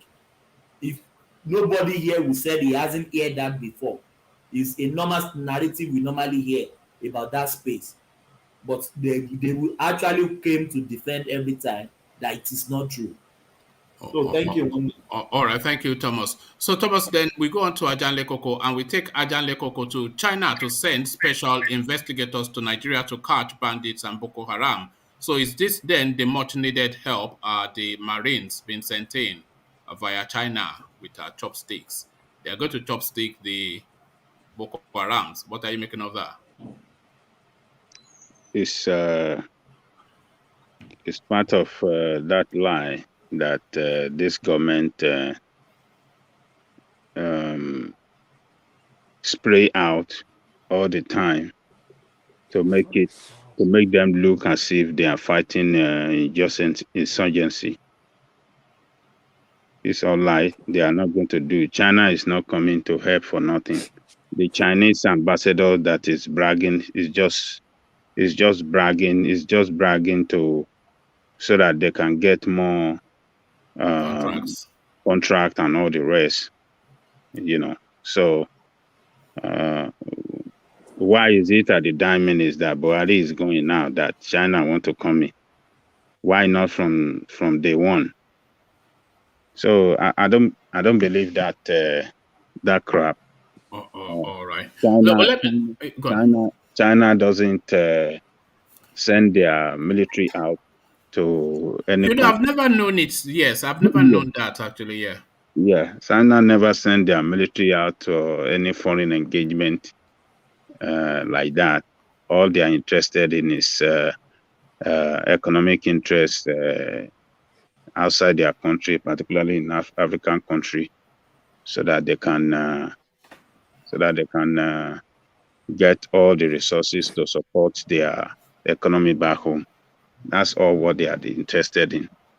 So this idea of China coming is just, it's just a way of just, it's just another lie, another day, another lie, another day, another lie. So this is a government that, governed by lies, propaganda, and misinformation, and that's it. So it's lie, man. All right. Let me take you to the Obasanjo space then. I owe nobody any apology for believing in one Nigeria and not Yoruba nation. So he says never has he used that phrase Yoruba nation, and never will he, because he believes that being a Nigerian far superior to any sort of ethnic thing that is agitating anybody. So Obasanjo speaks as he finds, but do you find as he speaks? I understand where Obasanjo is coming from. Obasanjo, there's no way you want to mention politics in Nigeria or governance in Nigeria, or you want to call it military rule in Nigeria, that you not mention Obasanjo name. You want to mention about military, you want to write about history of military rule in Nigeria, Obasanjo name is there. You want to mention about political civilian rule, which is called democracy, Obasanjo is there. In fact, he played a more prominent role than any other military officer, whatsoever you want to talk about when it comes to this civilian rule that we've been running since 1999. So it's a stakeholder. So it's just like a shareholder of in a particular company. So a shareholder will not want that company to run down, because when the company runs down, its interest will be in jeopardy. So, but other than that, he mentioned one particular statement. He made a particular statement that either Nigerianness or Yorubaness, no one should stand in the way of another. That is a very fundamental statement that tells us that, look, both sides have to work together. Those that are calling for Yoruba nation, their interest matters. And those that are calling for one Nigeria, their interests matter. How do we meet at the middle? That is what the statement that statement implies. How do we meet at the middle? The people calling for Yoruba nation, we should listen to them. And the people that still want to remain in Nigeria, what is it that we are doing wrong? What is it that both sides are not seeing? How can we show it to each other? How can we listen to each other? How can we work together? That is a statement, a very strong statement there that Obasanjo is pushing out, that, look, Yoruba nation, Nigerian nation, come together, let's work together, let's strike a deal. And that if and the people that are agitating for Yoruba nation, we are not extremists that are saying that we don't want to negotiate. No. But what is our negotiation going to be based upon? Can we base it? Can we trust each other? What can we do? If Buhari, since he assumed office, have started the implementation of the constituent reports that Jonathan submitted to the, if he had started the implementation, Yoruba nation wouldn't have come to play at all now. Nobody, if he has started restructuring, process of restructuring, that is clear to everybody, that it looked genuine, that, oh, the government is processing something that is going to work for all of us, Yoruba nation wouldn't have come alive. But you see, he didn't want to do what he promised, but rather, I don't want to listen to anybody. He doesn't want to sit down. He doesn't want to dialogue. He doesn't want to listen to voices of dissent. That is the problem. Obasanjo's statement said a lot of things. He talked about resource. He talked about natural resources. He said wherever natural resources is found, the people, the local people, where that resources is found, must enjoy that resources most. He said they must enjoy it most. If we are practicing that in Nigeria, there won't be problem for Yoruba nation. There won't be problem of Biafra nation. If the issue of the VAT, let's say the VAT that they get, how many billions they get in Lagos, maybe 4 billion. I can't remember the exact amount that they make on VAT every month. If 70% of it is given to Lagos State, or let's say 60%, and say, okay, we are giving the whole of Nigeria 40%. that's a way to show fairness. But you see, you take, for example, you take 1 trillion from Lagos on VAT, and you return 200 million to them on VAT. Where is the fairness? Where is the equity? Where is justice? So Obasanjo was speaking about this, that resources where we found a natural resources, the people, the local people of that place enjoy it most than every other. And he talked about police, local police, that it is time for us to have local police because every security problem is local. That yes, we've been practicing centralized police system, but it's not working.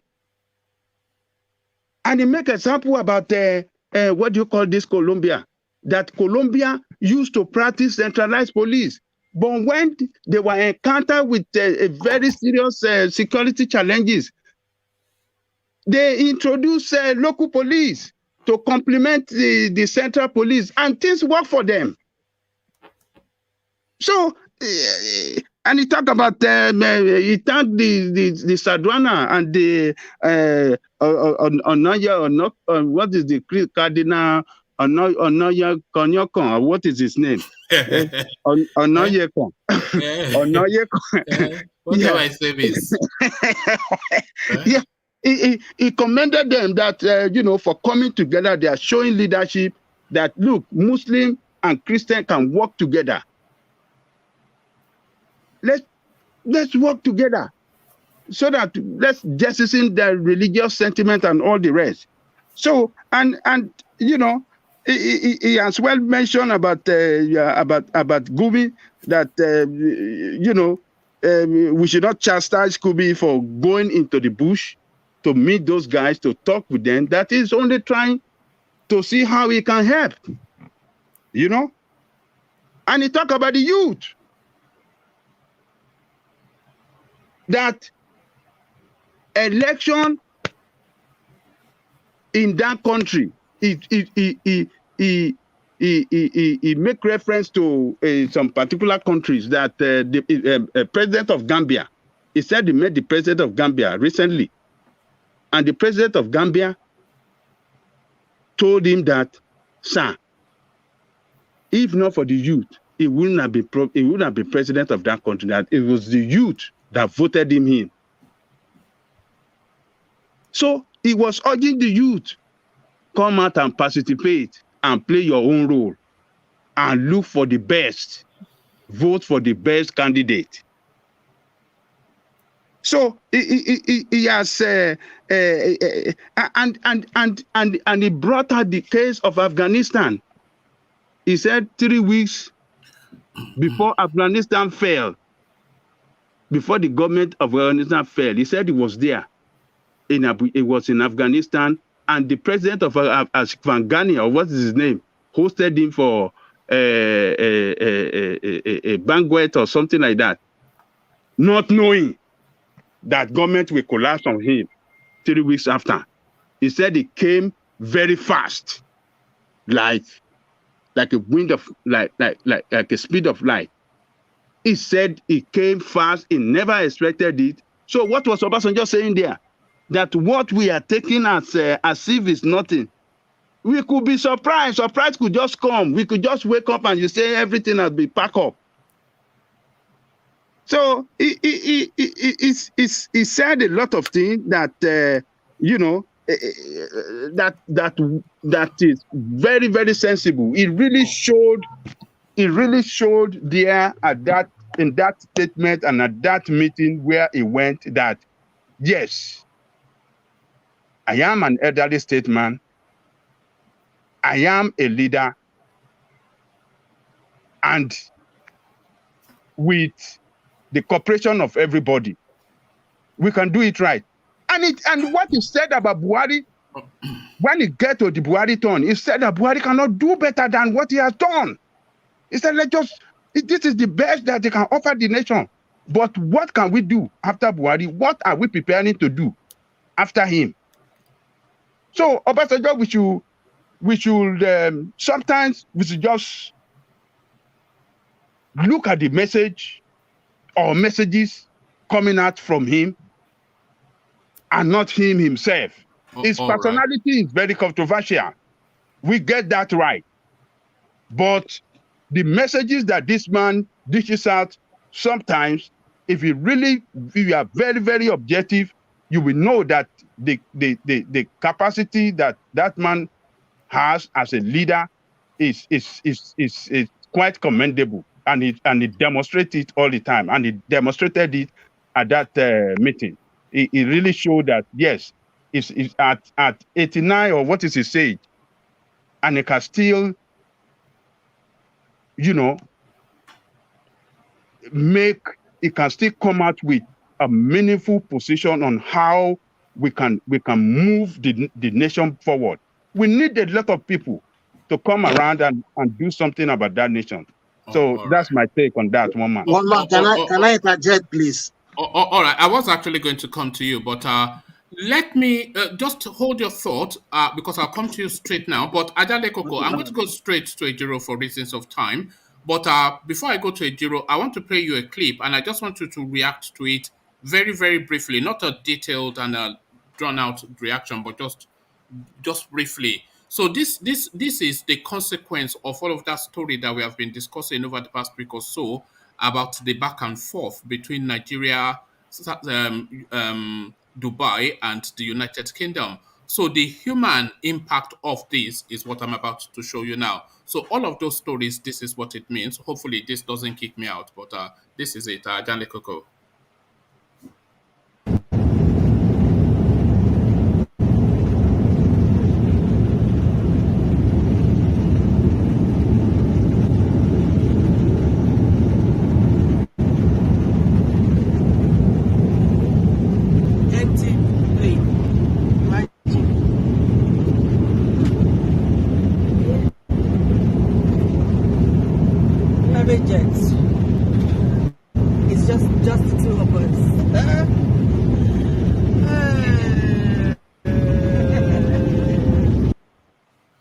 So, Adale Koko, that's the consequence, just one of the consequences of all those diplomatic parts that we've been discussing over the week or so.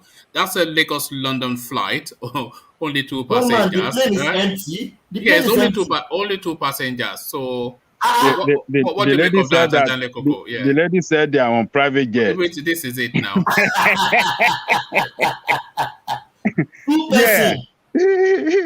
Yeah. Well, it's just that's a big loss to the airliner, no doubt about that. That's a big loss for them. But sometimes diplomatic rows between two nations will bring pains and suffering, and businesses will suffer sometimes. But just as we observe, just that we have seen it now that the airline are running at loss. So I believe a lot of Nigerian people always must have incurred some loss some way or the other. Like the other story we treated the other day, some guys that wanted to travel to Nigeria for marriage, but after paid about 15 or 16,000 for hotel accommodation and all the rest.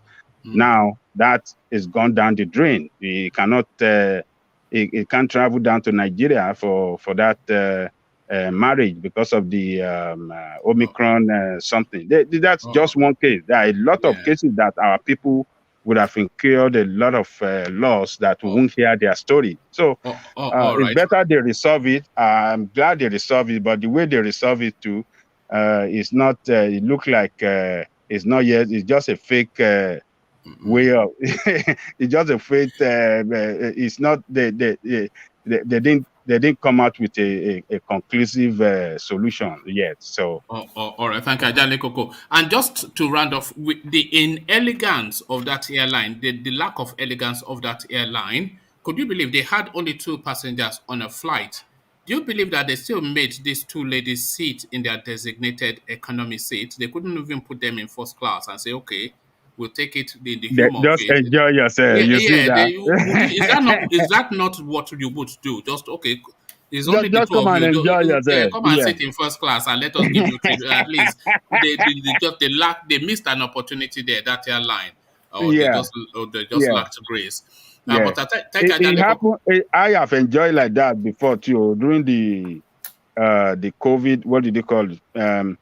In 2020, when the COVID hit, and I was coming back from Nigeria, you know, every place was locked down. So from Washington down to my state, it was like only two of us that were in the plane. I said, Look at that private jet. But these girls, they were looking so miserable. Me, I would have enjoyed it now that I will even stretch and have a good sleep. But it is. It's just the impact of these things. This is what it means. Imagine the loss. Imagine the loss that flight would suffer. Yeah, big loss. Big loss. All right, thank you. One man, that flight will be expensive, isn't it? How do you two mean? of them, or it's gonna be the same money for the flight. It's not a private jet now. They book their ticket like every. Wow, it will not be expensive. It's the same thing. Big loss as like any other person, you know. Wow. All right. All right. So to Ejiro, thank you for being with us. You wanted to interject. I hope you have not lost that thought. So what? No. Yeah. It's okay. I can. I want to say something. Before I say so, is Rational Mind on tonight because I've been in and out since. Is it on tonight? He is on. You're after him. Abi is there. Oh, yeah, gone. Okay. No, there was something most times I do a playback on some of this program. So there was one of the clips. You should always play back everyone you miss now. Is that not part of your? No, I mean, look at this guy. No, that day I didn't miss it. I was on, but I already had before he came.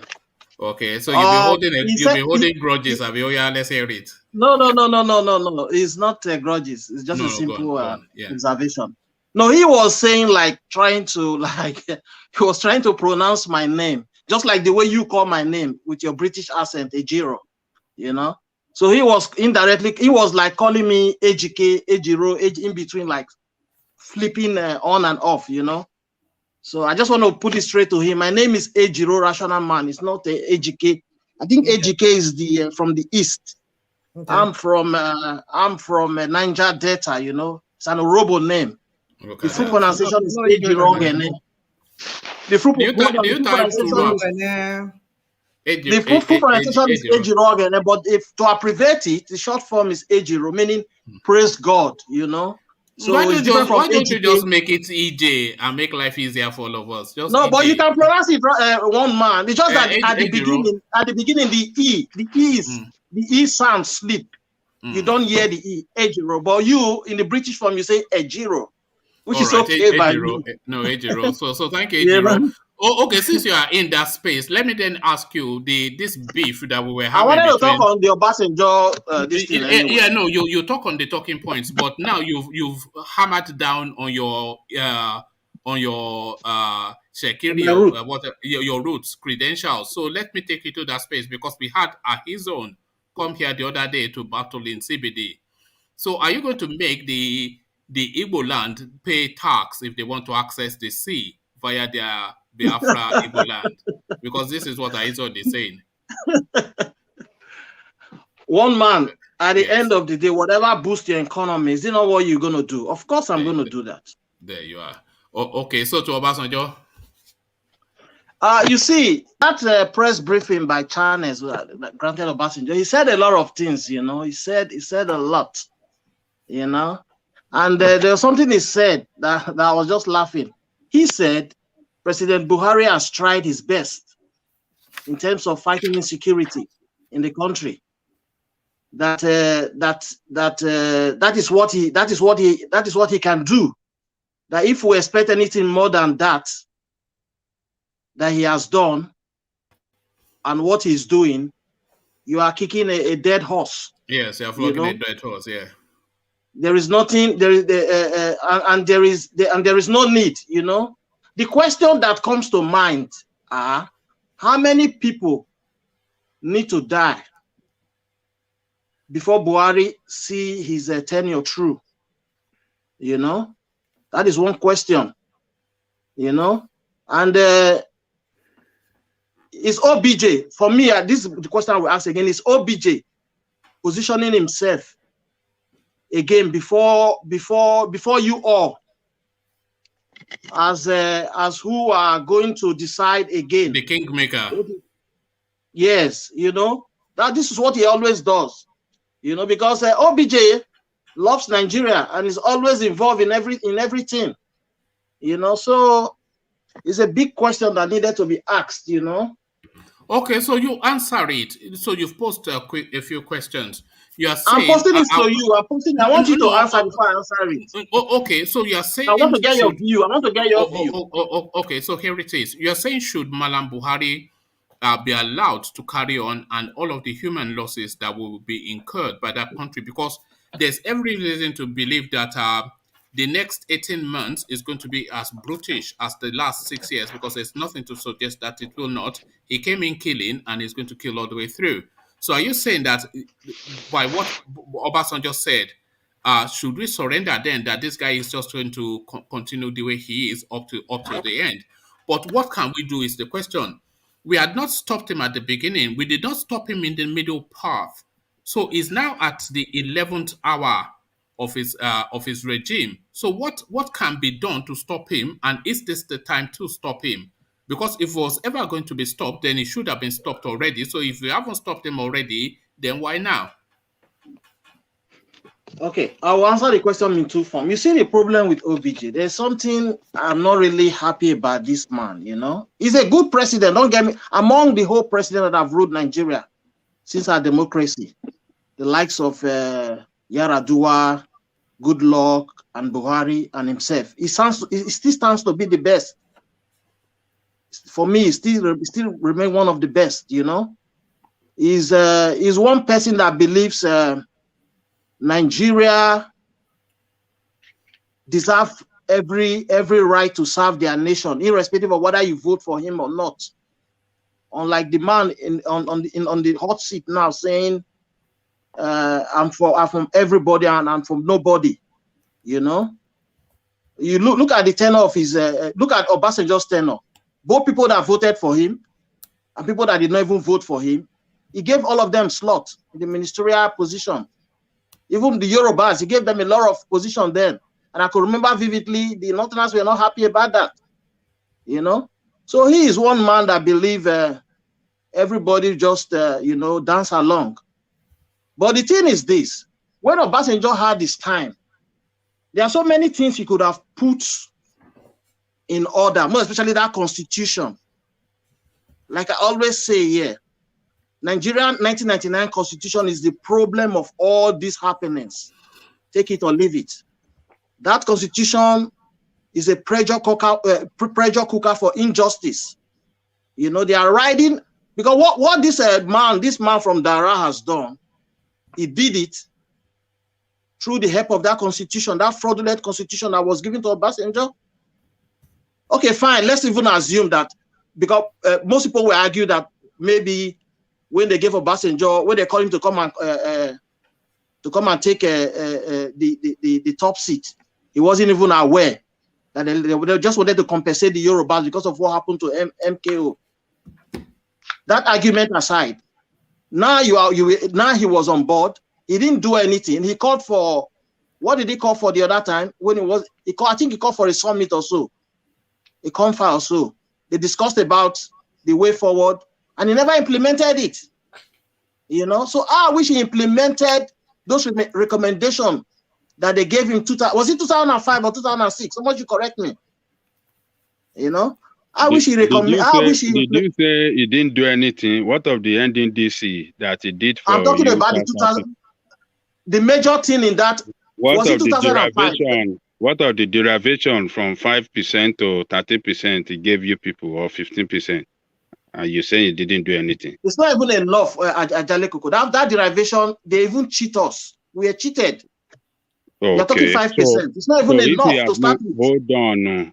If he have not done, if he had left you with 5%, is it not 5% you'll be getting up to today?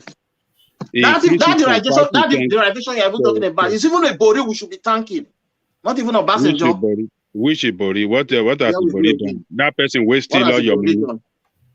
What has Buhari done?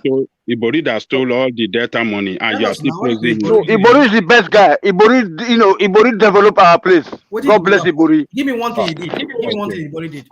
Okay, listen up. Listen up. He did not steal your money. He did steal your money. Listen up, Ajare Koko. You asked me a question. You listen up. Buhari stole our money. I agreed. He declared data state bankrupt. I agreed. But Buhari, that you said he has not done anything. I'm from Delta State. There is no road as at the time of the Buhari left in Delta State. Even in front of my village, the house in my village, everywhere was tied. Who did those roads that were tied during Buhari time many years ago? Those are the same roads we are still flying on to date. That is one thing. That's one thing I'll just point, because of reasons of time, I'll just point out that Buhari did. In terms of road, he did a lot of road. Most roads we are using today in Delta State, Buhari was the one that fixed those roads. So that money, billions of dollars. Hold on, you asked me a question. Let me answer. When you say stealing, I agree Buhari stole money. But what we are seeing in this government, they keep stealing and doing nothing. Chichi, nothing. They are doing nothing. They are taking the money to Dubai. You steal. That is why, even though they say good luck, Jonathan, the government is corrupt. That is why I still like good luck, Jonathan government, even though they are stealing. But you can still see things that they did. You are Urobo. What is Jonathan did in our place? You are Urobo, aren't you? Jonathan is not a good man. Oh, hold on, Tony. Yes. You are Urobo, aren't you, Ejiro? Yeah. And Ibori, where is it from? I think it's an Urobo. Ibori is misbreed. I use the word misbreed because is a robo. Hold on. Don't worry about that. We know one man. You don't know about Ibori. I'm from Delta State. Let me educate you. Ibori is not Urobo. Ibori is from two places, two tribes. Look at that. Okay, I'm telling you the truth. Ibori is Urobo and Chekiri. Where is his father from? I just said to you, Ibori is misbreed. You don't know what is misbreed? No, where is his father? No, hold on. Where is his father from? One man, Ibori is misbreed. That's the answer I will give to you. So his father is Urobo, Abi, and his mother is Igbo. Look at that. This is a homeboy. You are doing homeboy. Very bad. That's why Yorubas are the best. Yorubas don't regard themselves as one people. Whether you're from Ogun State, don't get me wrong. I'm not supporting Ibori. He's still that. No, but you know why do you say that Insecurity and Urobo is not the same? What is Tony saying? Yeah, what are you trying to corner you now when you are trying to distance yourself from everybody? You are why? Urobo and Insecurity are they not the same people? Is misbreed. What misbreed? You are all from Benin. Tony, let me ask this guy. Randolph, you are too racist to your old brother. All right. Okay. Is Ibori? Yeah, go ahead, rational man. You go ahead. Is it Ibori? Is it an Yoruba name or an Insecurity name? It's an Yoruba name. Yeah. So which means his father must have been an Yoruba man. He is an Yoruba man. We know that. No, actually, one man knows what I'm talking about. The father is an Yoruba. That's why I say misbreed. Then the mom is a Shekiri. That's what I mean by misbreed. Someone like me a mixed breed too, because I'm partly Delta and partly. No difference. You are from everywhere. Not rational man. You are worldwide. I don't know where you belong to anymore. Today you are a dose. We don't even know if sometimes I even wonder if rational mind is from this planet. Never mind. I wonder if it's from this planet even. But what about the Ode massacre? What are your thoughts on that? But the other day, this guy put you on the hot seat. You were saying there was nothing like. So now you've gone to make your research. I'm asking you. What? No. You first agree first. Was there a massacre? Because that day you said no. I also said to you, if Aizo is in this, no, you see, it's the one calling you out on the comment section. Yeah. He said to you, there was a massacre. You said no. There was nothing like that. But today, have you agreed now? You have to agree with me first before I can answer that question. No, it's relative, isn't it? It's relative. So it depends on how you've chosen to look at it. But obviously, you guys have one man. There we go again. One man, was there a massacre or not? That was the question placed to you that day. You said there was none. It's not a yes or no answer. It's relative. It's a yes or no. Because you are asking me, you're flipping the question back to me again. Question that you are denying. Okay. You asked me the question, was there a massacre? I'm saying it's relative. So I'm asking you, was there a massacre? What is your answer? Of course there was. Of course. Okay, good. Of course. But that wasn't even where I was going. And what are your thoughts on that? What are your thoughts on that? What Obasanjo did in that massacre, I think he was trying to send a message across. Because some police personnel also were killed, and he wasn't happy about this whole thing. And at the end of the day, he invited the army in, which was not too good. Okay. You cannot say because of one man. Hold on, let me finish. Let me land the point. Let me land the point. One man. Okay. You cannot say because of a personnel that is killed, the whole village should suffer that rot. Because what he did was he wiped that village. That's what he did. All right. But that wasn't even where I was going. I wanted you to establish that because where I was going is that I've noticed that you guys from the Creeks, you hold that Ode massacre as essentially something that you used to resent Obasanjo. So anytime you hear Obasanjo, the people from the Creeks, they always have a grudge against him off the back of that Ode massacre. So that was why I wanted to sample your opinion to see, because this is the same thing now. He's on date. He can never, if you hear the name of Obasanjo, he will spit on the ground. So this is the thing. Is that what it is? Is this Ode massacre that we are playing out? One man, I don't. Your question is. Can you rephrase your question? I don't understand what you're trying to say. Don't worry. I was only trying to be a bit cheeky. But let me move you quickly from that space. Ejiro, and I'll take you then to. Let me take you to the Eastern Quarters and I'm not sure if you've been following the narrative, but they seem to have a particular delicacy in the East. Where there's a possibility that you and I could be on the menu, and not as guests, but as the dish. So what are you then making of this going on in Igbo land? Like I said today, I've been in and out of the show, because I was caught up on the middle of a conference, What exactly was it all about? I'll give you the headline, and then that should be sufficient enough for you to understand that. It says Nigerian Army Police uncover camps of Nigerian Army Police uncover camps of alleged cannibalism in Imo, Anambra, where human parts were being roasted and eaten. So to the wider question then, is this a known dish in Igbo land? So one man could be a meal today, a Jiro, a meal on Tuesday. I think allegedly, people said, hold on now, one man. People are saying during the war, the Nigerian Biafra war, that because that has not been established. Some persons will tell you some parts of Igbo eat human parts. So you've heard those stories too? Have you heard those stories? I've heard it, yes. That's why I use the word allegedly. So maybe, like I said before, rational man is a misbreed of every tribe in Nigeria. Has he answered to that? Did he contribute to that? I'm coming to him. He has a link to Igbo too. So I think rational man should be in a better position to really... your rational mind is one of those characters. He's a Yoruba man today, a Delta man tomorrow, he's a Hausa Fulani man somewhat, and he's from Shekiri every other day. It's also, you can never nail the man down. But I will nail you down today. But to you, Ejiro, this funky diet in the East. So maybe, because for me, I don't want to believe in this day and age, this 21st century, that people are still practicing that kind of barbaric art, eating your fellow human parts. So it sounds like a fairy tale movie to me, you know. All right. Let me take you swiftly onto a different space then. Boko Haram terrorists dare Buhari government mount security checkpoints on the major roads in Borno. So waiting you carry Boko Haram style, this seems to be now the going on in Borno. They tell us that they've been defeated, but alas, they are checking documents in Borno. What are you making then? Waiting you carry Borno style.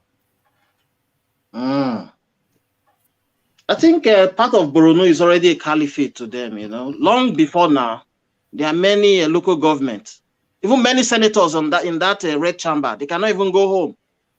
Boko Haram has run their village and taken over their village.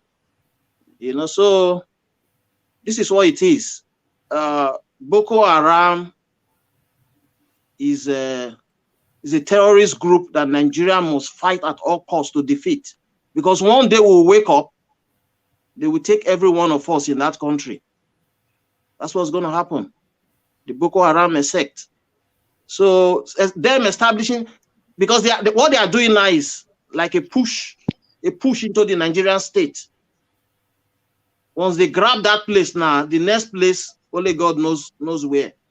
You know, so those English, the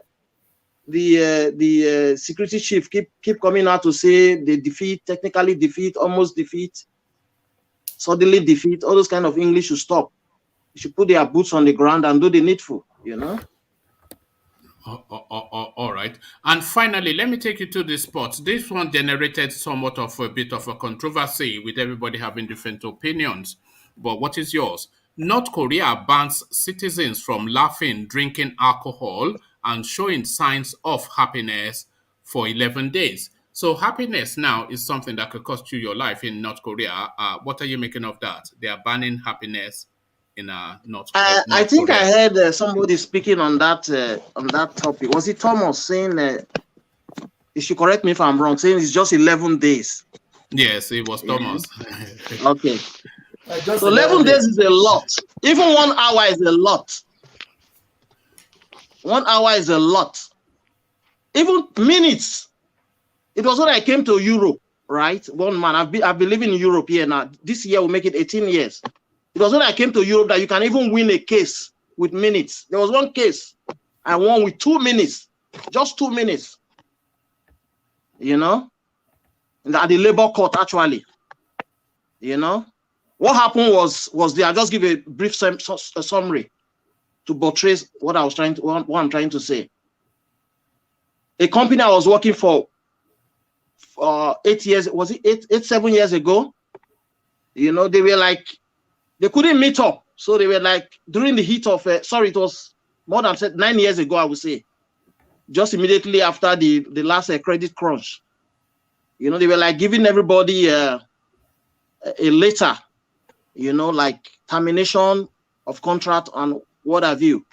So when they got to my turn, I told them, no, you cannot terminate me. You cannot say you are terminating me. Give me a redundancy letter, I will accept. Not termination. Because once they give you that termination letter, what they are going to pay you will be different from somebody that they gave a redundancy letter. Other people accepted it. I and one other guy, one Irish guy said, no, this is wrong. We're not going to accept it. You know, we took the matter to labor court.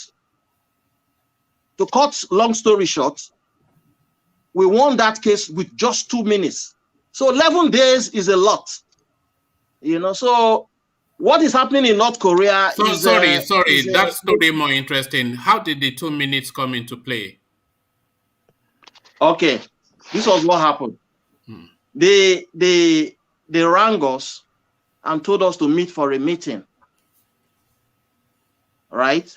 So we got to the meeting and they said to us we were 2 minutes late, that we cannot go into that meeting. That was when they were tendering the letters to people. So that phase is out. So they now reorganize another meeting for these two guys. Like I said, I am one other Irish guy. It's a white fellow. They now rearrange another meeting for us. So they now gave us our termination letter. Then we now said to them, no, that first of all, we did not come to that meeting 2 minutes late. The time they rang us in our phone, we were meant to start the meeting 4 p.m. that day. And we got the call 3:58 that they are kicking off. So you see the 2 minutes there. We got there before that time and they already locked the door. We even came 5 minutes to the time. They already locked that. They called us 4 p.m. We are not there. That's why they closed the door against us. So we could not go into that meeting. So when they now gave us our letter in the next meeting, they now told us that because we are not in the other meeting, we lost the right to explain ourselves. That was how we went to court. So that was how the 2 minutes came in, you know. Oh, all right, well done. So let me move away from there. No, just stay there for a moment, because what you've just said, it speaks to some of the things we were saying yesterday, how the Nigerian will always assert himself and will not be ridden over by anybody. We went at great length discussing that yesterday, and what you've just narrated now, it just asserts even more of that. So go to the talking point. But well done for doing that. Yeah, carry on. You see, the North Korea space, right? We must remember one thing. That space is being governed. I wouldn't say it's being ruled. I use the word ruled now by a dictator. Kim Jong-un, we all know him, is a dictator, you know, so he can impose anything. They are cut off from the rest of the world. So this man can impose anything on his people, and nobody's gonna say anything, you know. So that's how he wants to rule them. He can even say nobody should eat in a day, and that ruling is a decree. What he's doing now is a decree, you know, like a junta or like a military or whatever you want to call it, a monarch decree, you know. So what he is done now is like placing his normal iron fist. So he's ruling that space, that country, with his iron fist, you know. And he also wants attention as well. That man likes attention too. He does. Maybe sorry? I said he does. He loves the limelight. Remember when he and Trump, they used to battle the headlines together. Exactly. They used to both attention seekers. Yeah. You know, so there's something, I don't know the cash. I think there should be a cash around this whole thing that he's doing. You know, there's something he's playing at. I'll leave it at that. All right. But just a question that I put to the room and putting to you as well. Where would you, if you had the choice, Nigeria or North Korea, where would you choose to live? Oh my word. One man, that question is very simple now. Even though Nigeria is a failed state, I'll still prefer to stay in Nigeria than to go stay in North Korea. North Korea, there's no life there now. You are more like a living corpse. This is the point. Yeah. You know, some people were actually arguing on this platform that North Korea is better than Nigeria. They are saying health service, this, that, and the other. They are saying you cannot be happy for 11 days. Yeah, you are saying they have electricity and whatnot. They cannot be happy. I've never heard it in my life. Do you know their citizens cannot even travel, one man? Well, they're not even free to travel. Rational mind said that, you know. They are not free. Sort of life. The only people in North Korea that are free to travel under the states, I still use the word because I've read a lot about them, under the states are those people that are working for the states. What North Korea does is this: they have laborers all across the world, cheap laborers. So, but before they allow you travel, before the states can permit you to travel, you have to get married, you have to have a family. In case you go, you don't come back, your family will be the one that will pay that brunt, that torture. So that's what they do, you know. So North Korea is something else. It's a living hell. It's a living hell, you know. I think it's the closest thing to hell in terms of what we have, and it's just the restrictions on the mind and thought. You know, I've never known anything so policed as North Korea. You cannot be happy for 11 days. You know what happens? They said. They have this phrase that they use there. They say you'll be disappeared, never to be seen again. What do you think that means? Because that's what they do. They disappear you, never to be seen again. What do you think they are saying? Yeah, because you see, like I said, your man that is ruling North Korea. Can I interject 1 minute? Hold on, let Ejiro land. Okay, go on. No, just Nigeria is #1 country with most disappeared people in the world. #1. Nigeria is #1. A country with most disappeared people in the world is Nigeria. So take that. I think I read that somewhere. So yeah, I think I may well know that to be the fact. But disappeared never to be seen again, North Korea style. Yeah, Nigeria is worse than the North Korea when it comes to disappearance. I won't agree with you, Ajale Koko, because we don't have the facts and figures from North Korea. North Korea is very reclusive that you can't even know what is going in there. They don't even tell us what is going in there. Do they have insecurity in North Korea? No, that's not what we're saying. We're saying disappear. No, that is one of those. Do we have banditry there? That is one of that. Those are the factors that constitute disappearance of people. Well, you didn't say all this now. You just said disappear. That's what you said. And by the way, the disappearance in Nigeria is largely down to banditry. Of course, we know the DSS disappears people, but the disappearance in North Korea is solely down to the state. Yeah. But in Nigeria, the state, the DSS, the police, the military, the banditry, the terrorism, but mostly mainly banditry. Mainly criminality disappears people in Nigeria. Yeah. And the crazy people too. Disappears people in North Korea. The crazy people that want to go and eat people, their fellow human being, want to go and chop their fellow human being up to make money and all those. It's worse in Nigeria than North Korea when it comes to disappearance of people. All right, thank you, Ajale Koko. Round off your thoughts, Ejiro, and then I'll go on to Rational Mind. So, like I said, North Korea again. North Korea is one country, that you can even serve punishment for generations. Yes, somebody was just saying that. Yeah, go on. Okay, there we go. Because I read a lot about them, So it's a funny state.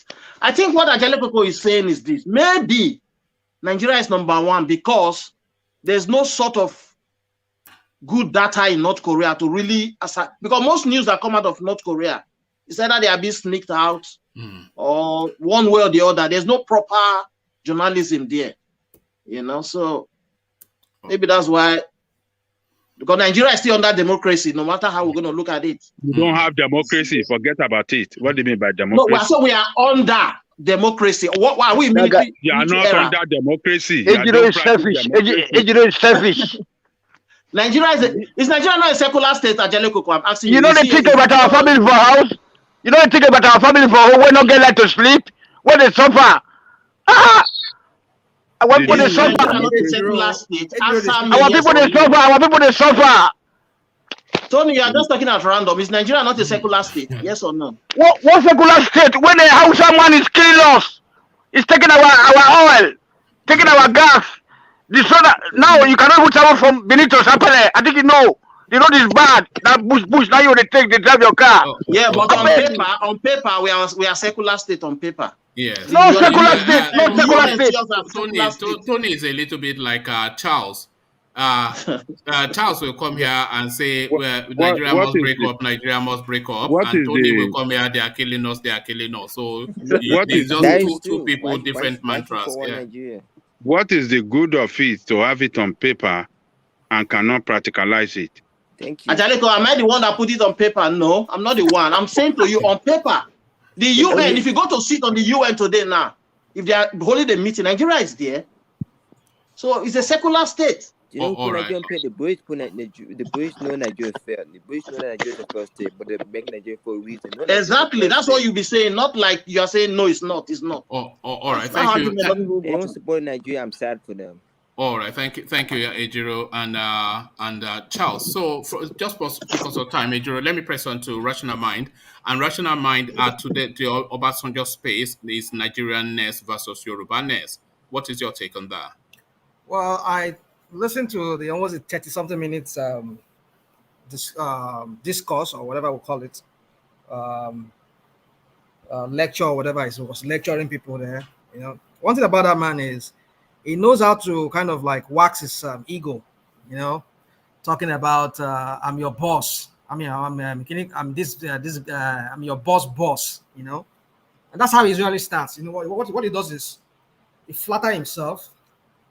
He wants to make people recognize him that, look, I'm an authority in this, what I'm about to tell you.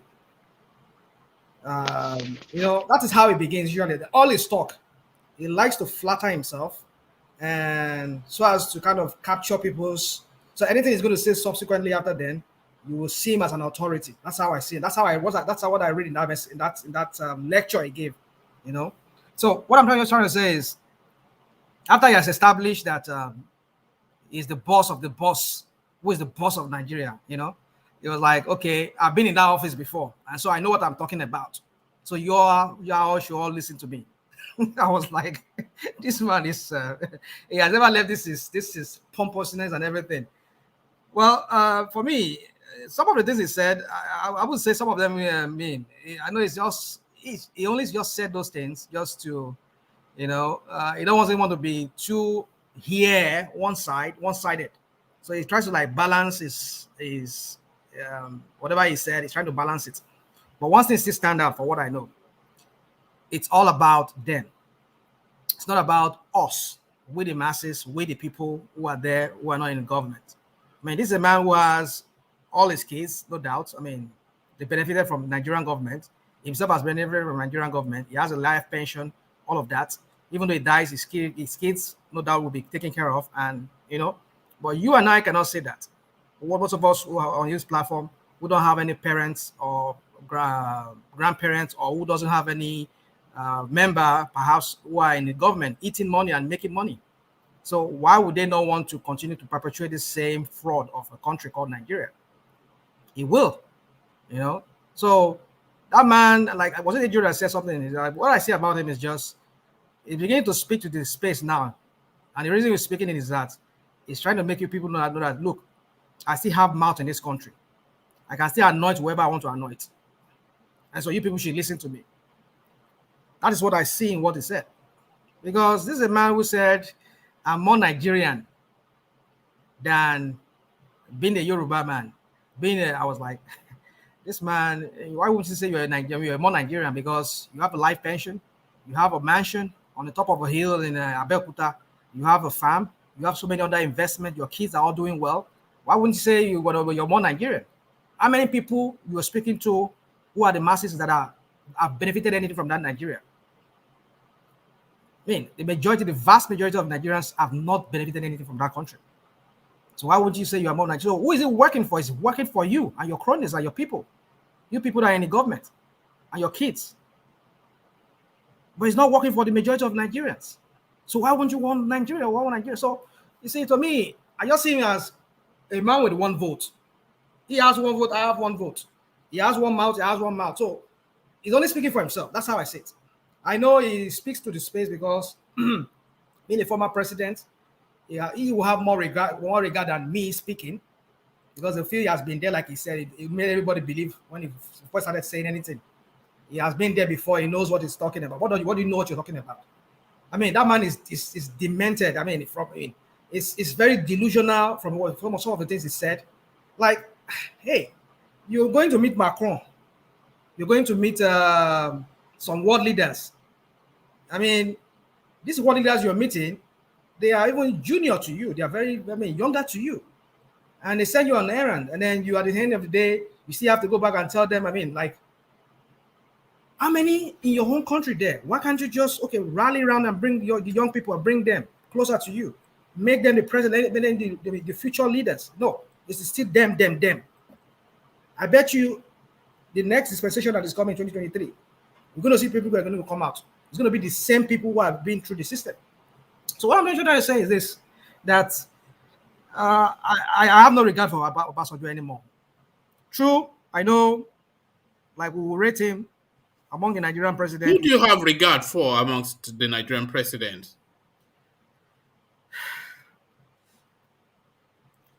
It's very hard to say. Very hard to say. He would have been the person, but lately I've just been hating the man. I've been hating him, right? But I have more hate for him now, more hatred for him, because he has not, this is a man that doesn't see that he has done any mistake. I mean, even though I don't think he even accepts some of his mistakes. He feels that he only made the right decision or the right choice at that time. He has no regret whatsoever for some of the errors that he committed. So people like that, one should not listen to them because they don't learn. He has not learned. If he has learned, he would call for a total overhaul of that country. Even when he had an opportunity, what did he do? When he organized the CONFERRED, did he implement the CONFERRED that he constituted? Nothing. So these are people who are unrepentant, who are just set in their ways, who wants to continue doing things in the same way, the same fashion that they've always been doing it. So why would we want to listen to just people? Nigeria is not working for me and you. It's working for only them. Maybe it's working for you, one man, I don't know. Or maybe other people. Yeah, I mean the United Kingdom. So if it's working for me, then our families, our friends, they were lamenting every day. I mean, so one man. I just sent 100K to someone in Nigeria just a day or two ago, and then the person, just said, "Well, thank you, but it's not really sufficient."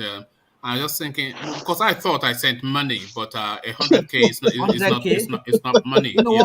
One bag of rice, how much one bag of rice costs? 30K. It's 30,000, the rational man. Just imagine. So, my brother, you see, the thing is this, for me, I don't want to listen to that man anymore. It irritates him whenever I hear him. I begin to suspect him. Can I ask you a question, rational man? Go on, please. Ajale Koko, please. Okay. Between Obasanjo administration and the way he governed and what we have now, which one will you prefer between the two? I know you people like to ask this kind of questions, like who is the best president? Goodness sake. Well, fine, we know, yeah. I mean, if you know what he did during this time, because I came to Nigeria that time when it was 1999 time, I came around Nigeria. I know the whole Lagos state where I live back in Lagos, those Papa area there, Ajegunle area there. The whole what's it called? Jaw OPC matter. Okay, answer it this way: who has been the best president in the history of Nigeria by your reckoning? One name, one man. Good question. Good question. The only thing I would applaud him for is the reforms that he brought in. Some of the reforms, like in the economy, he brought in some reforms that really brought in. I remember that very time very well. A lot of foreign investors came into Nigeria. They invested. The banking reform through what do you call it? Soludo, and other areas too, and in the governance too. I mean, he introduced this due process and everything. They call it, what they call this NACI or in civil service. I mean, he did a lot of things. I must applaud him for some things. But you see, the reason why I'm just saying is, among all the presidents we've ever had, he would have had the best. I mean, I would have given him. In fact, I will give him the best. Still, I would say he's the best. So he has been the best president in the history of Nigeria. Only grievance is this, that Yakubu Gowon is the best. Yakubu Gowon. Hold on, Tony, please. Okay. He knew he did he committed a lot of errors, but he's not admitting to his errors. And such people who don't admit errors, because that is who he is. He's a man who has this ego, this pride in him. That's how he talks. I mean, I'm not saying people should not have pride for themselves, but his own is just too, like, he flatters himself so much. Do you know that if somebody has been successful for so long, they just take on an arrogance that they may not wittingly know that they may not wittingly know that they have, but they have. If you think of Obasanjo, it depends on what paradigm you're using to measure success, but you cannot really argue too much that he has lived a successful life. He was a commander in his early youth, fought a successful civil war, presided over his country, first person to hand over to democracy, came back to recalibrate the country. So there's a lot that he has achieved in life that just presumes that arrogance. Yeah. He may not wittingly be doing it, but then he has been in charge for so long, and the most celebrated president in Africa. Yeah. Thank you. And then added to it, like he said, nobody can ever rule Nigeria like I've ever ruled. I mean, many times he's saying that he's the only person that's ruled Nigeria more than any other person. and nobody's going to rule like him, which means yeah. But you said that too. You said nobody has ruled it better. You said no, I'm not better. I'm saying in terms of duration, time, he has ruled more than any other person. The only person that would have challenged his rule would have been Goodluck Jonathan. If Goodluck Jonathan have ruled, I mean, at the second time, that would have been 10 years. But I think his was like, okay, 2 times, 8 years, and then I think he had about 3 years from 1977 to, I mean, yeah, to 79, right? That's, that was about 10 years. So you are trying to say that if Goodluck Jonathan have had another 4 years, he would have done better than him? No, I'm saying like 10 no, the duration. The duration. Okay. Did you hear him when he was talking? You just hear that man, the way he talks. I've ruled this country more than any other. Okay, let me just pause you for a moment. It didn't say that, including you. Let me just pause you, gentlemen, for a moment to acknowledge Becca Ortiz, who joins us just briefly. Is in his base, and is just sneaking out. Not sneaking out, but somewhat sneakily, text into the space. So he is in base in South America somewhere, being a military functionary, but still, he cannot resist the allure of the one-man West to more platform. So, Becca Ortiz, we see you. So, yeah, back to you, gentlemen. So, go on. What I heard him say. You did say that. No, he didn't say that. What I heard him say. I know what I know what I saw. Okay, let me. Heard. Go and read. Let me go and watch that. I watch it. What I heard him said. What did he say? Is that he was referring to somebody, and he said that person should learn how to respect an elderly person. He said there are 2 things that in African culture that we respect: age and authority. And he said that when it comes to age, yes, he is blessed with age. And when it comes to authority, yes, he have it. That God has blessed him with both. So that is what I heard him say. I never heard him say that, I'm more like the way you are saying it. It never. Yes. And it doesn't sound. It sounds out of character as well. It doesn't strike especially as a boastful man. I said I heard it. He said, I'll be the only person. Is this selective hearing? No. Go to channels. Is this selective hearing? No, go to channels. If you can play us that clip, or maybe on the background, you can be looking at it. No, I'm going to be shutting down 10, 15 minutes. Here, go to the channel. The first few 5 or 7 minutes of its opening talk, the opening of that lecture he gave, just listen to what he said. He said he would be the only president that would have served more than any other president in this country, in Nigeria. That's what he said. Using that one. But that's true now. Of course, I'm just saying that. Rational mind. I listened to read. What you said is true. Yes, he said he will be the only president of. What's the context, though? What's the context? Yeah. Mm-hmm. No, he began by flattering himself, his arrogance, the way he talks. He wants people to see him like, he's an authority in what he's about to say. Is he not? He's not an authority. He's not an authority on Nigeria. He's not an authority anymore. Obasanjo is not an authority on Nigeria. Authority anymore. Yeah. That man is delusional. He has some kind of old age is worrying him. National mind, in your opinion. That's national mind's opinion anyway. That's your opinion. But thank you, Rational Mind. I'll seek to start to round off here because we said we wouldn't, but I'll just allow just 15 minutes more to take sweeping statements, and I will just have to shut it down after 10-15 minutes. We go to Charlie Boy, who we have not heard sufficient from, and then we ratchet all the way to land on Ajal Nekoko as ever. But gentlemen, please, just like I said, about 10-15 minutes. So, Charlie Boy, to you. Yes. Yeah, I think what Abachi is saying to me it's kind of hypocrite. If he's saying that Nigeria support one Nigeria, you gotta show why she support it. We can't support Nigerian people being raped and there's no good roads, no good health care. If you support Nigeria, I better ask yourself, Why are Nigerians abroad? I'm about to ask you, why most Nigerians are abroad for better life? Why all of us here are living in another country for better life? Why can't we live in our country? Because we came for better life. We know our country. We have no job. So back to ask yourself, why people moving out from Nigeria every day? So you can't say that's what hypocrite. You can't say you can't support one Nigeria. But there's no thing like you. I for 26 years Nigeria have failed for 26 years. For 26 years from Nigeria became a country to now, Nigeria failed woefully in everything. Oh, all right, thank you, Charles. That's a good spot to leave it. So thank you, Charlie Boy. I know you didn't get the fullness of it today, but thank you. So from Charlie Boy, we're going to Thomas. Just be mindful of time. Thomas, your word. Thank you, one man. Thank you, everyone. I would just say that everyone should continue to do what we can do to help our nation to be good. As rightly said before, I want Nigeria to work. That would be better.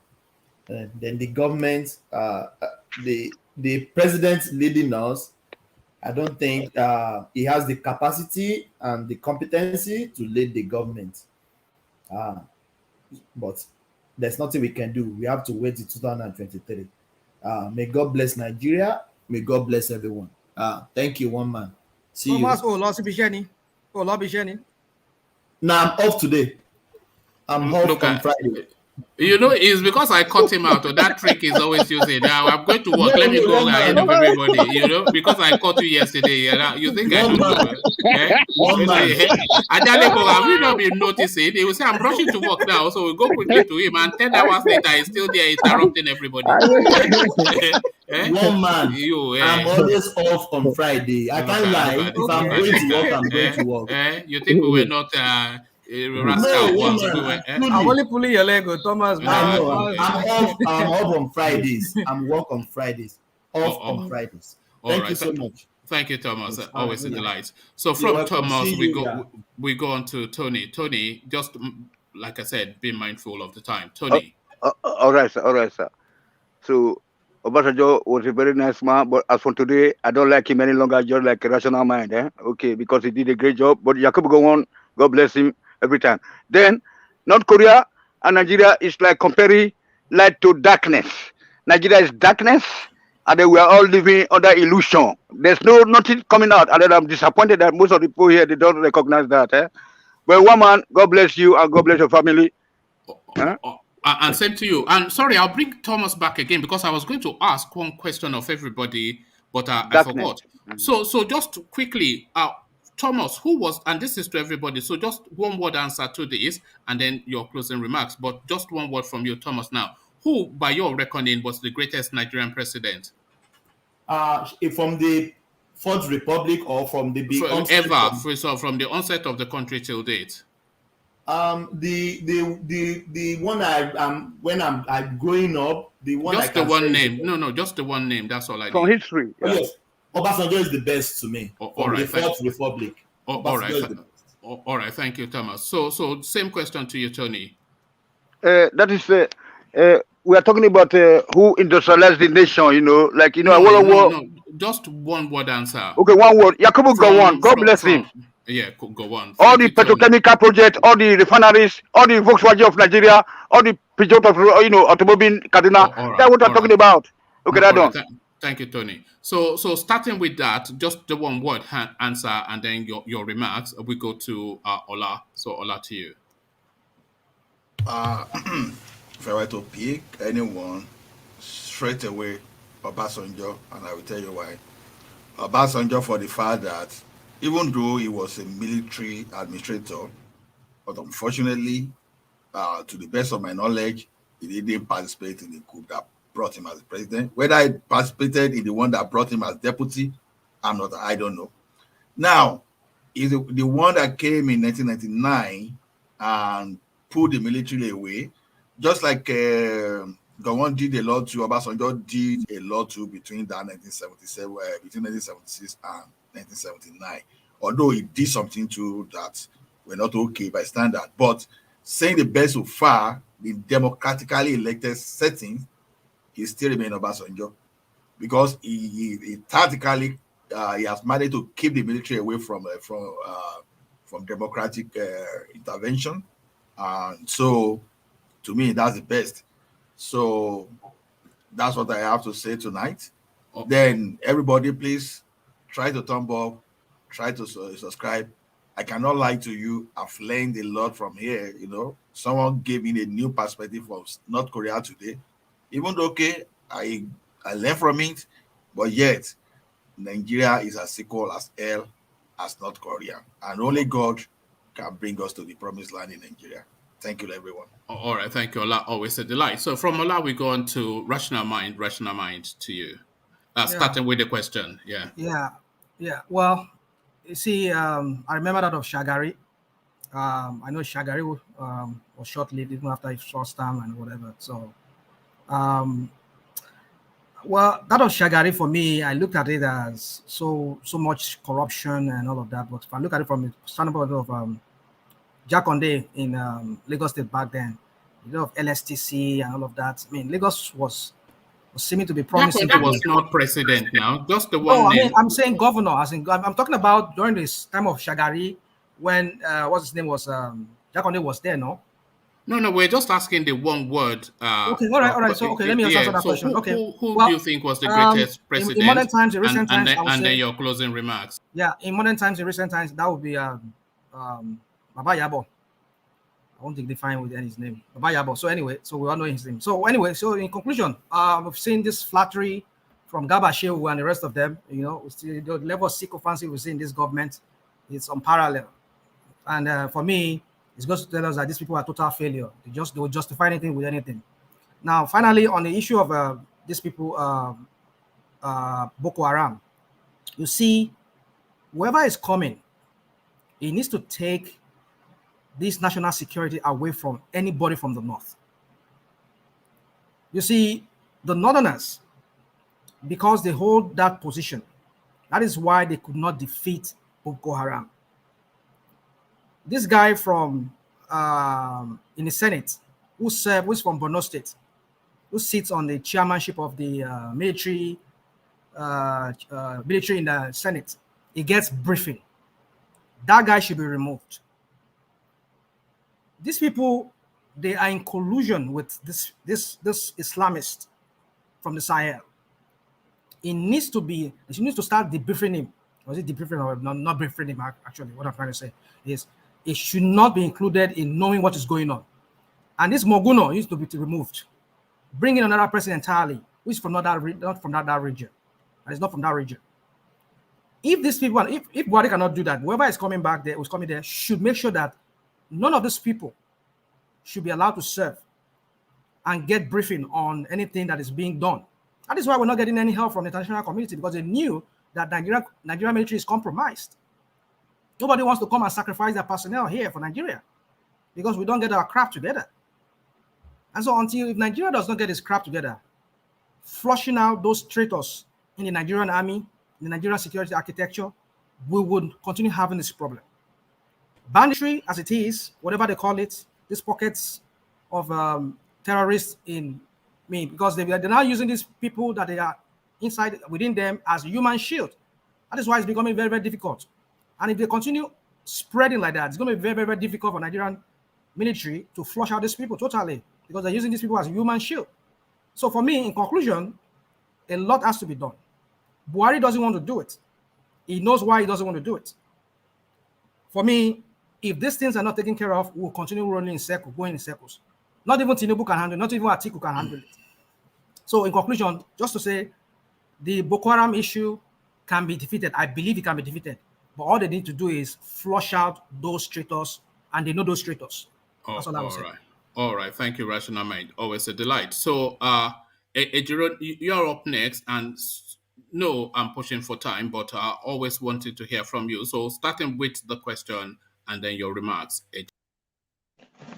Yeah, for me, like I said in my explanation or my questioning time, is Obasanjo, it still remains the best for me, because most of the structure he planted down, that is what we are still building on, like the EFCC, the NDDC, the banking reform that he did. So many things, we can go on and on. So Obasanjo remains the best. And my closing remarks, you know, as always, I always say that 1999 Constitution is a fraud. Is a pressure cooker of injustice. You know, so Nigeria is not working, and it will never work come 100 years. So it's better we break it up to smaller units. Let's go our separate ways happily, you know, and save lives.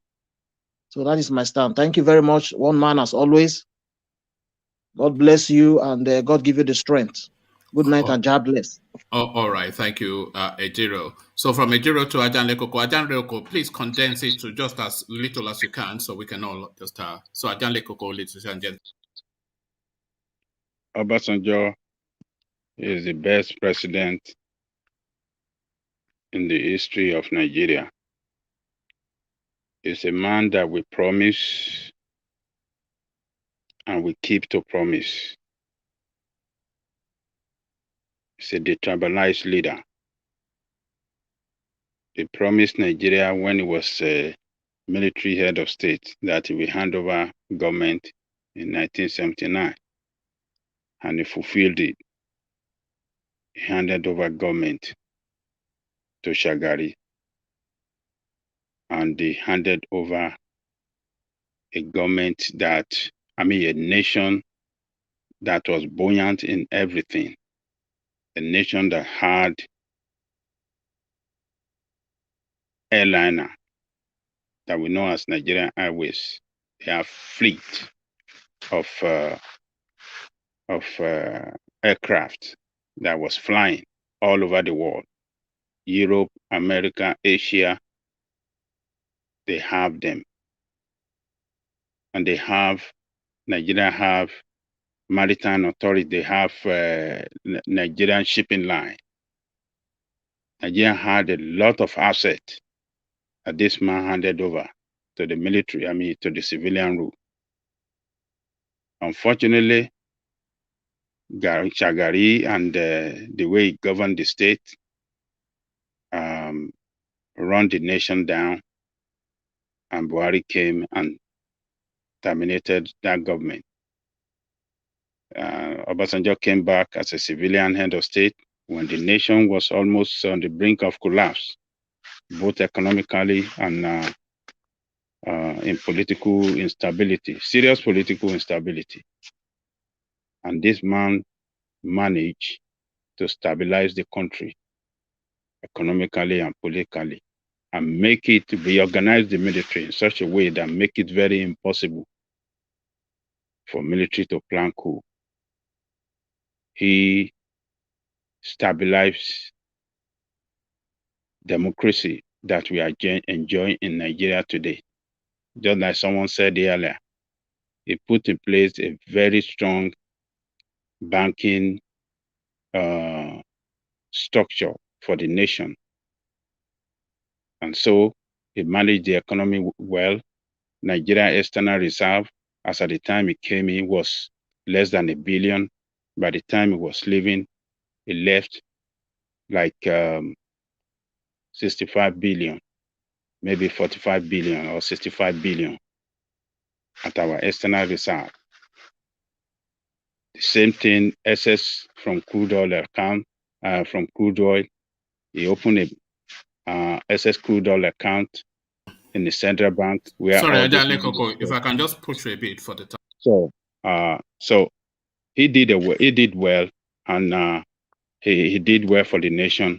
He's still the best. So other than that, I wish I have more time. I would have said a lot of more stuff about Obasanjo, but let me urge everybody watching us around the world that please subscribe, share, like, and press on the notification button. And anytime one man went to move going on live, you can get notified. And thank you, my guys behind the scene, everybody chatting. God bless you all. You are the strength of the platform. Ortiz, it's nice to see you back. So we miss you a lot. So we want to have you every day on the platform. We enjoy the way you chat. So other than that, thank you, woman. God bless everybody. Tomorrow gonna be another day. God's willing, we shall be here to do the same thing. Thank you. All right, thank you, Ajale Koko. Sorry, I just had to, because of the time, I just I wanted got to. you. I got you. All right, thank you, Ajale Koko. A real delight. So that was Ajale Koko, and I'll echo Ajale Koko to say that it's good to see Becca Ortiz chatting away as we were once used to, but we never saw him for a while. But as ever, it was duty that took him. But then, of course, the allure of the space means he can still come in and still say hello. Although it's not coming as Reeds or T's trying to fool us, but we are not fooled. You may change your name, but we know your accent. So thank you. Good to see you, Becca, and good to see you're keeping well. So I'll leave it there. Carry the conversation on with you guys in the comment section. But here, I say peace.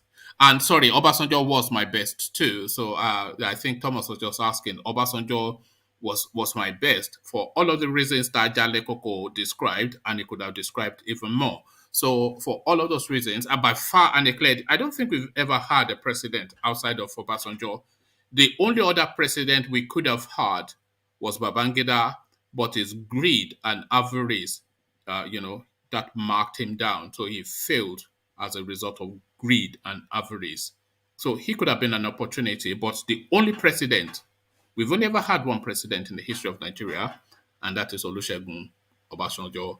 So I'll leave it there, carry conversation, and we'll do in the comment section right here. Say peace.